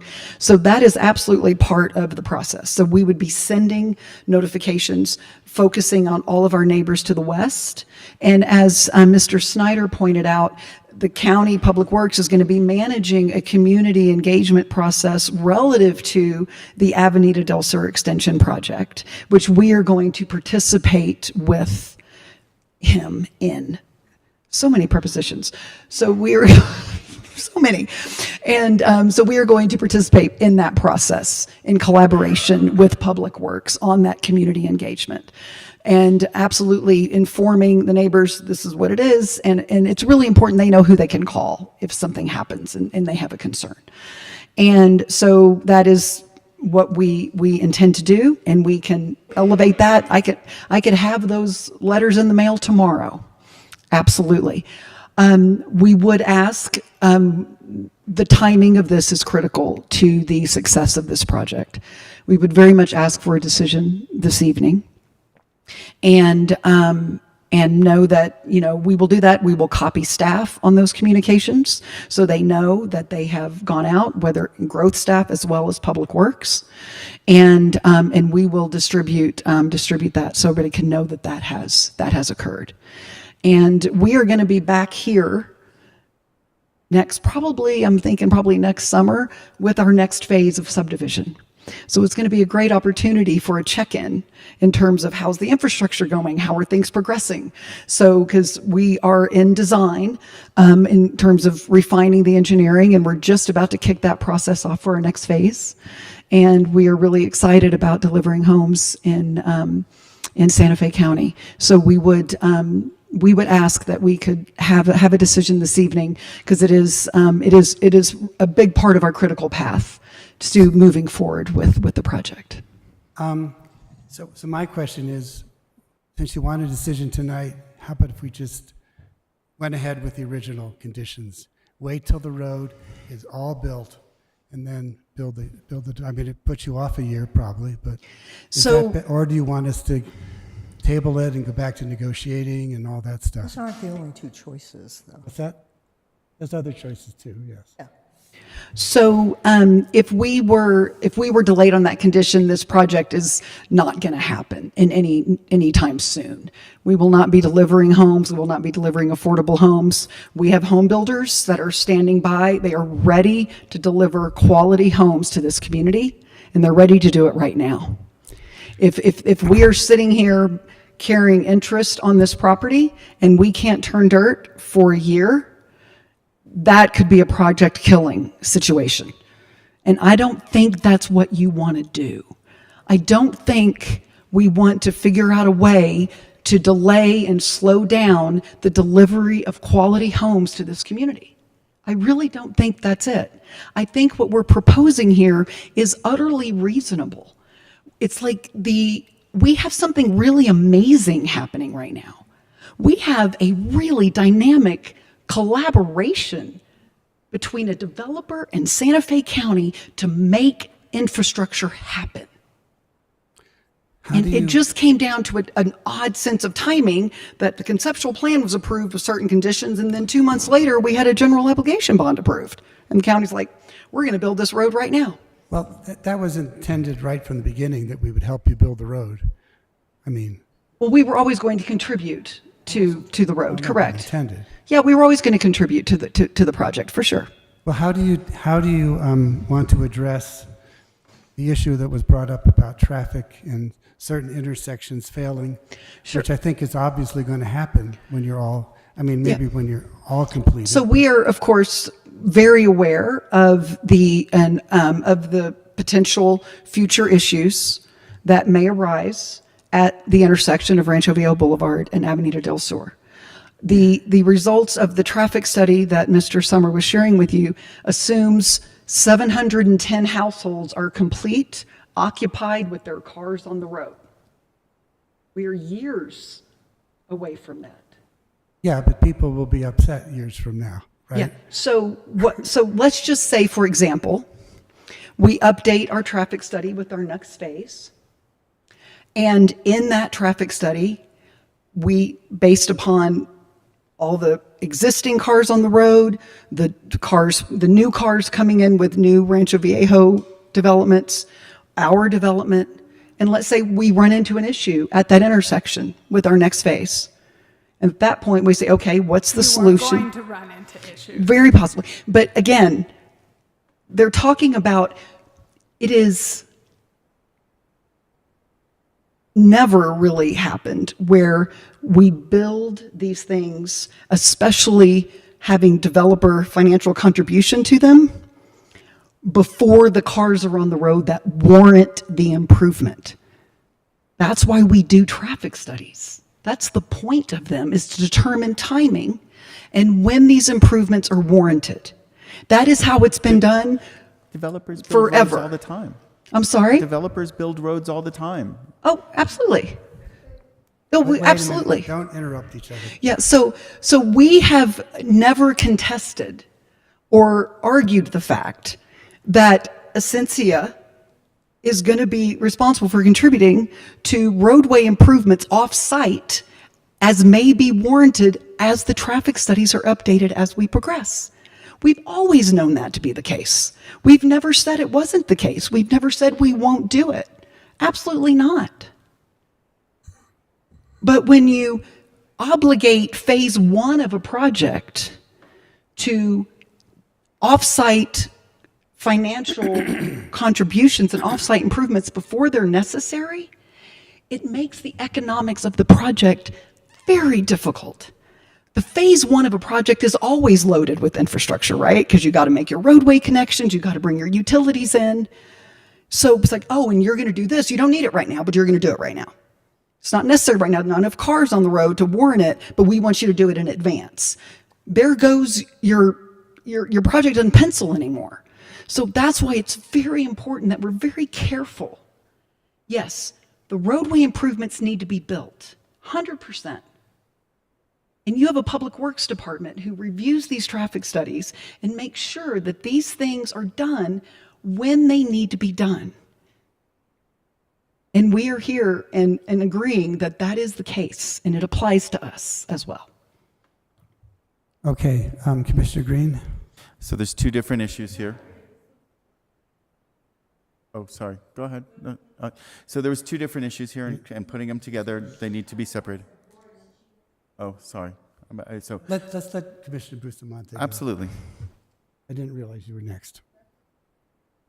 I appreciate it. Good to see you, Jennifer. Thank you, Chairman Hughes. When we look at this, and the chair has recommended then we just go with the original conditions, but that concerned you and it threw it off a timeline. And hearing the, I am equally concerned with notifying the community. And I'm not comfortable, given that it is a county partnership, that we wouldn't take that step to let people know. I understand that we could let them all know tomorrow, and I would say then let's do that, and then let's table until everybody's been notified, because to move it without having that notification makes me incredibly uncomfortable.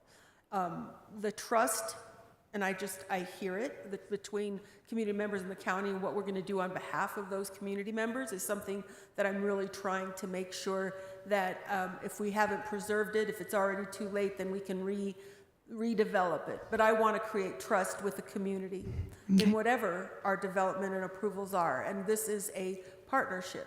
So that being said, I support what Chairman Hughes has said. Then let's do none. And I know that's concerning. But then I also consider then we have to do something to inform the community. So I say that, and I wanted to make sure that I got that out. Thank you. All right, who was next, Commissioner Hamilton or Commissioner Green? Commissioner. Thank you. I was gonna ask you to put the slightly zoomed out version of this, Sure. So that you could see. As my question had to do with, so the block of development that's west of Estancia goes between Vista del Monte, Yeah. which is going to become. Yeah, this is the Valle Lindo subdivision that runs between Vista del Monte down to kind of the southern border of the state land. It goes down to Vista Grande, to Camino Vista Grande, it looks Yeah, like. and then just on the other side of it, there's lots right here as well. And that's Camino Vista Grande right there. Oh, I moved it down to between the development and the. So, Well, never mind. I was going to suggest that if people thought Del Sur was acceptable for construction traffic, then Vista Grande was acceptable because it was just at the southern end, but I was wrong. So yeah, I think it's a valid. I think it's a valid point, Commissioner Hamilton. So there did not seem to be any concerns during the hearing about requiring Vista del Monte to be our construction access. No concerns were expressed. We are now in a situation where that's not really a feasible solution because of the parallel construction efforts. So, and so that's why the proposal in terms of this being the next available county road. And, but yeah, so the land use pattern is quite similar and along both of the roadways. But yeah, there did not, when we were at the hearing, there was not real concern about that expressed. I understand, but that was the point I was making was that it was on the outer, the alternate road was on the outer edge of the development, which it's not. So yeah, I can't make that argument. Right. Yeah. All right, Commissioner Green. Okay, thank you. Are there sidewalks on Avenida Vista Grande? You mean Camino Vista Grande? Yes, I'm sorry. No, yes. sir. So these trucks, big, heavy, loaded trucks with ground material are going to go over this road, rip up the road, and there's nowhere for people to walk their dog along the street. It basically invades their neighborhood without having a safe pedestrian zone for even that, right? I mean, people driving up and down there will probably be upset. People living there will be upset. But people that want to play or walk to their neighbor's house are going to walk conflicting with big trucks. And God knows we can't make trucks slow down, right? You know, those guys are gonna, you know, you can try, but good luck. Again, I don't think that this is acceptable for those neighbors, right? And so finding a workaround either through Avenida Vista Del Monte or through the Rancho Viejo side with a little stub out road through over there. I don't think the roads are going to fail with construction traffic over through Rancho Viejo, but they will maybe when you get 710 homes. So certainly you can't build 710 homes without having the Vista Del Monte completed. Sure. But whatever your construction traffic is will overwhelm the people on Camino Vista Grande. Maybe it'll upset the people in Rancho Viejo. I think the Vista Del Monte with a little stub out road connecting in we went over there. I think that's the most viable. May I ask a question about that? Because I just want to make sure I understand your suggestion, just so I'm clear, is, you know, oops, I did it again, Daniel, sorry.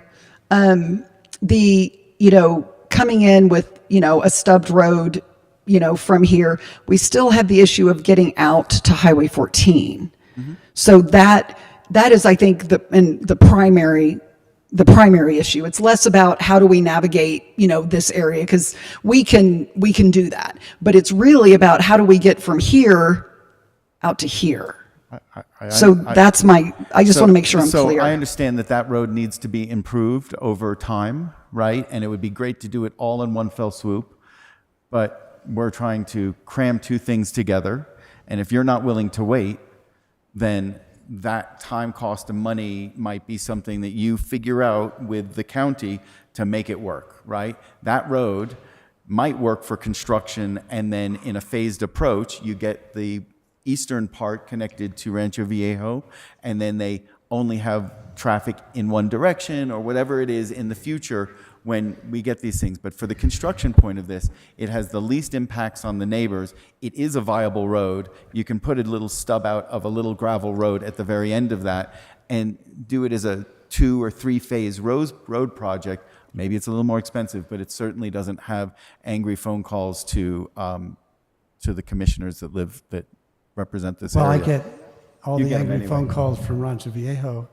I mean, You'll get them too, right? Well, so that's why I'm saying maybe the Vista Del Monte with a little stub out at the very end is actually the best solution there. So that is a viable road. It's not to the full capacity that it needs to be when there's 710 homes there, but if it's for construction traffic, that's probably the best solution. Commissioner Hanson. So I'm trying to come up with a solution. So, but I do have one question. Are your home builders local? Who is the home builder? I'm not sure if we're in the midst of a transaction, so I'm not honestly sure if I'm allowed to disclose that. Okay. So then, let's say there's nothing in the code that makes us require us to notify these people, correct? Correct. Okay. So if there's nothing in the code that requires us to notify these people, if we delayed until our next meeting and you sent everyone a letter, you know, just notifying them that we're going to be using this road for construction, because I think that is my original, what I brought up originally. If we notify them and allow them the opportunity to be heard, it makes a huge difference for Commissioner Hughes, for me, I mean, you know, Commissioner Bustamante, who is across the road. You know, it gives us, and I think that this is a good solution. The fact that county staff we're working on the road, we're building the road, and at the same time you're doing infrastructure. I think that is a good project. Also, you know, I want some assurances to Mr. Thompson that you will participate in the roundabouts in the future, some kind of. And honestly, if I may, I mean, he doesn't, I mean, Santa Fe County is going to ensure that happens, because Santa Fe County is the authority when it comes to these off-site improvements. I'm So, not going to be here.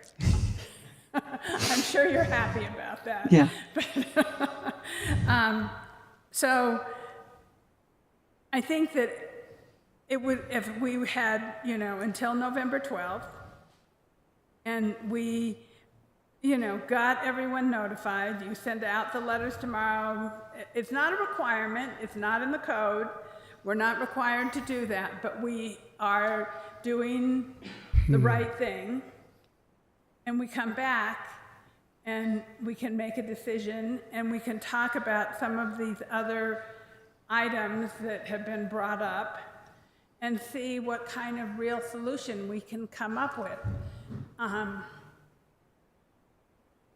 I support going forward with this. I'm not trying to make your life difficult.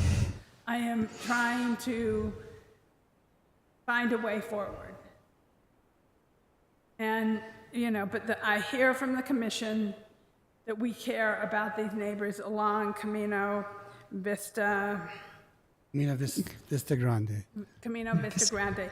And, they might get the letter, and, they're invited to come to a public hearing on November 12th, and they might not even show up, and they might be just fine. But on the other hand, at least we have made the effort to notify them. Yeah. And so that is a solution. I see that Warren Thompson is standing up. I don't know if that means he wants to talk or if he's just standing. Well, we did close public hearings, so. Okay. Well, it's, I'm not making a motion, but I'm trying to see if that would be acceptable to the rest of the commission. it seems like Camino Vista Grande might be the the solution. The little stub from Vista del Norte, that only helps them if the county isn't building the road, but the county is. There are ways to build this road in a different phasing of the road, but it hasn't been explored, right? It was an Yeah. all at once, and they have an opportunity to talk to our Public Works Department and look at that Yeah. as another alternative. Yeah, that's right. We should look at that too. So we have, 2 weeks. That's not going to kill us. Not going to kill you. It's not going to kill us. Okay. And we can talk about all these issues, and then we could move forward.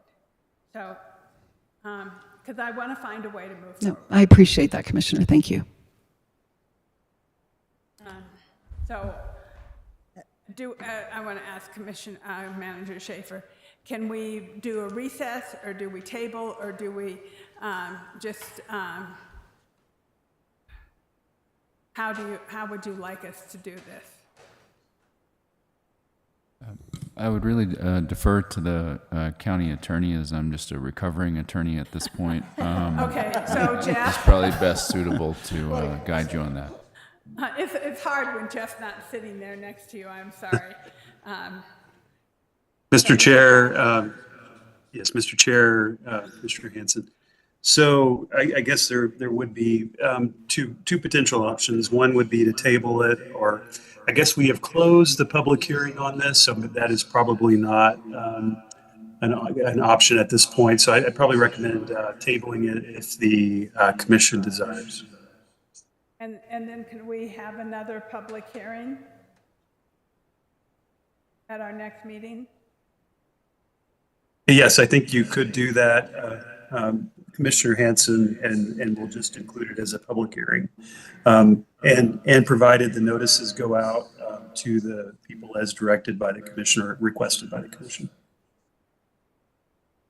Okay, so I'm going to make a motion to table until November 12th, and that Jenkins Gavin will send a letter to all the residents on Camino Vista Grande. They will explore and work with I think a table is just a table, isn't it? Public Works on maybe some other alternatives of how to manage this. they will work with Mr. Thompson and Mr. Summers and reassure them and talk to them. Yeah. I think the motion is merely just to table. Okay, but I was very clear. Yeah. Yeah. And the next meeting, so, Can I have a second? And I'll second.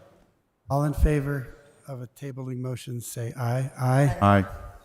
Okay, thank you. We'll keep working on this.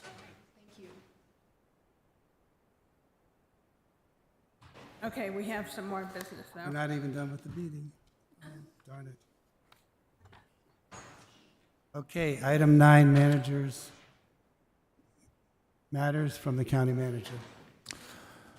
Thank you, Mr. Chair and Commissioners. Just a few brief updates.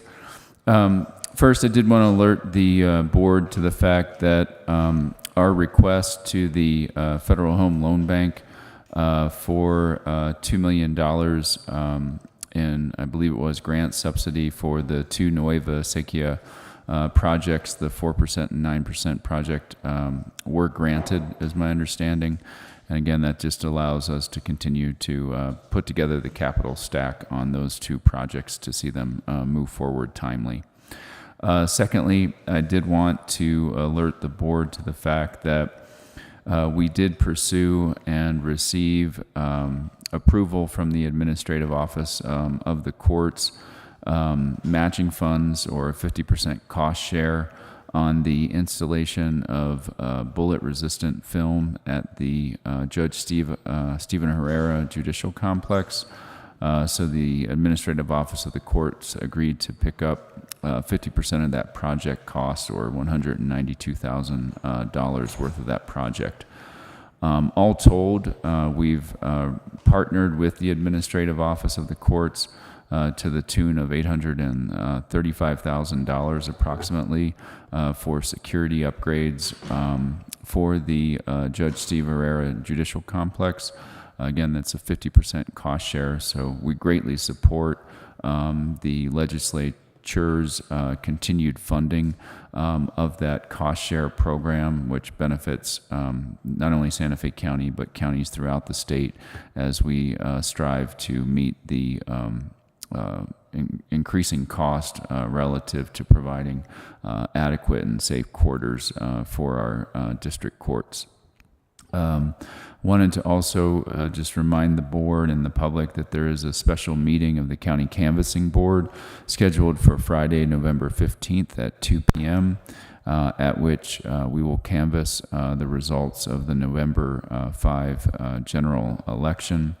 In addition, there will be a County Board of Finance meeting at the November 26th regular meeting of the BCC, at which County Treasurer Manzanares will present the 2024 second half report and request approval of her 6-month investment strategy.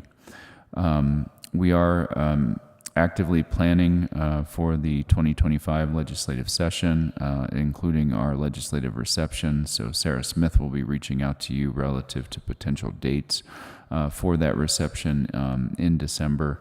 And we will be bringing forward some session-related resolutions during the month of November.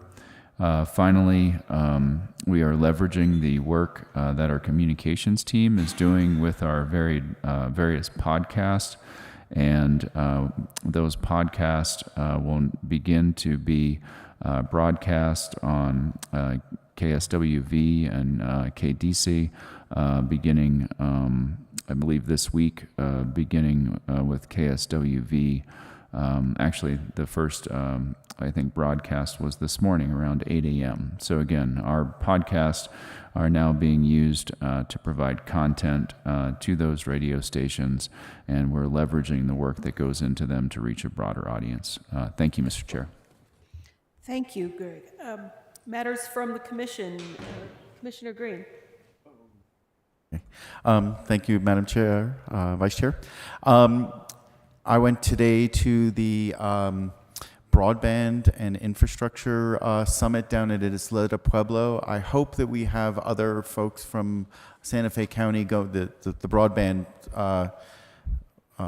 event was only today, but I think the infrastructure plan is over the rest of the week, and I hope we have other people going down there. I think I saw Bill Taylor down there walking the halls, so I think we were there at least for the infrastructure part.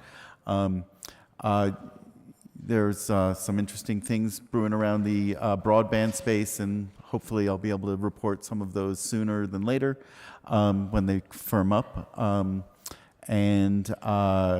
It's exciting that we have a contractor on board to get our plan, because we definitely need somebody leading the charge other than myself. I'll just leave it there. It's been a long night, and I look forward to seeing you in 2 weeks, and so I don't think I have anything else to report, so thank you. I will also be brief. I just want to let you know that I have invited Department of Energy Environmental Management Director Jessica Kunkel to come to our November 12th meeting. She has agreed to give us an update on cleanup. I want to also mention that on November 2nd, the Northern Rio Grande National Heritage Area is hosting at Los Luceros, November 2nd and 3rd, a balloon fiesta.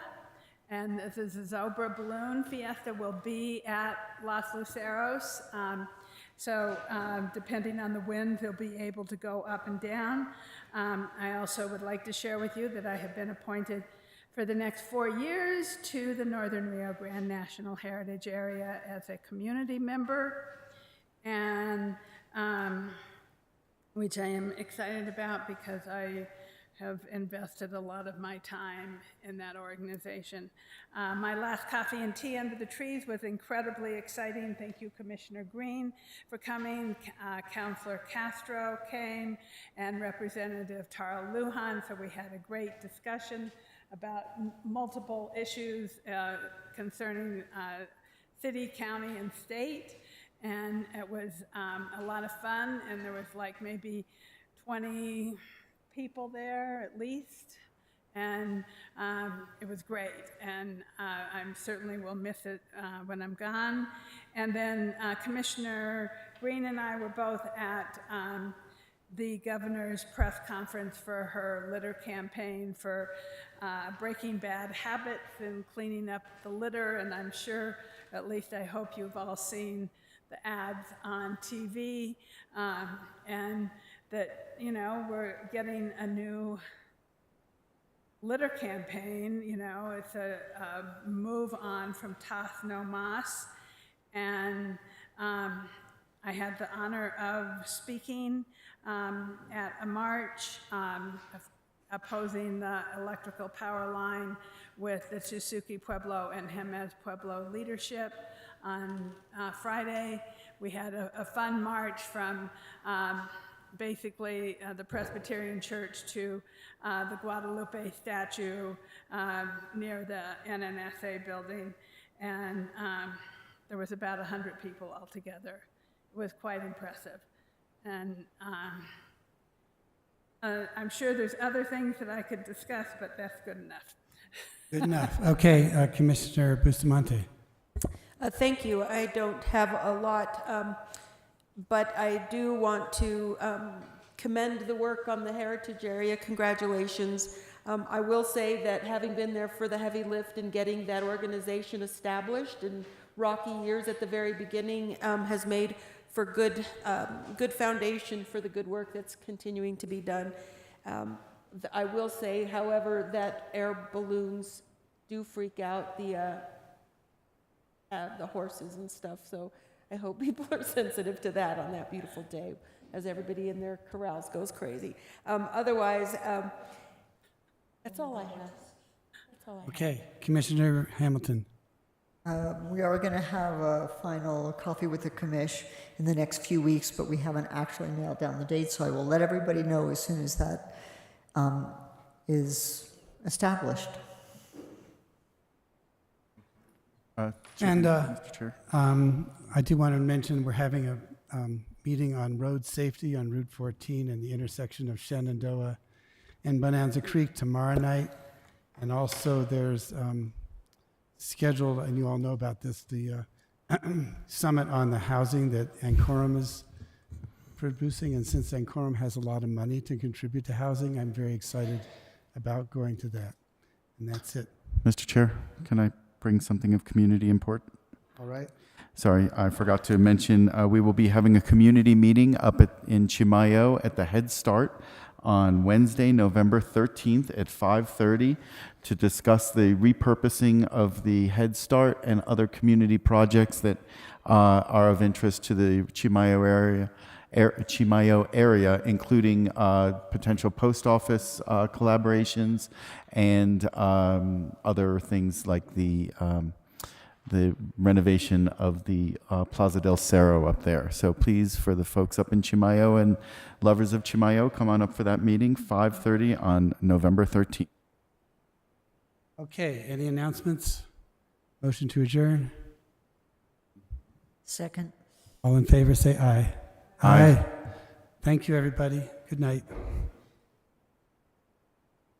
Okay, yay.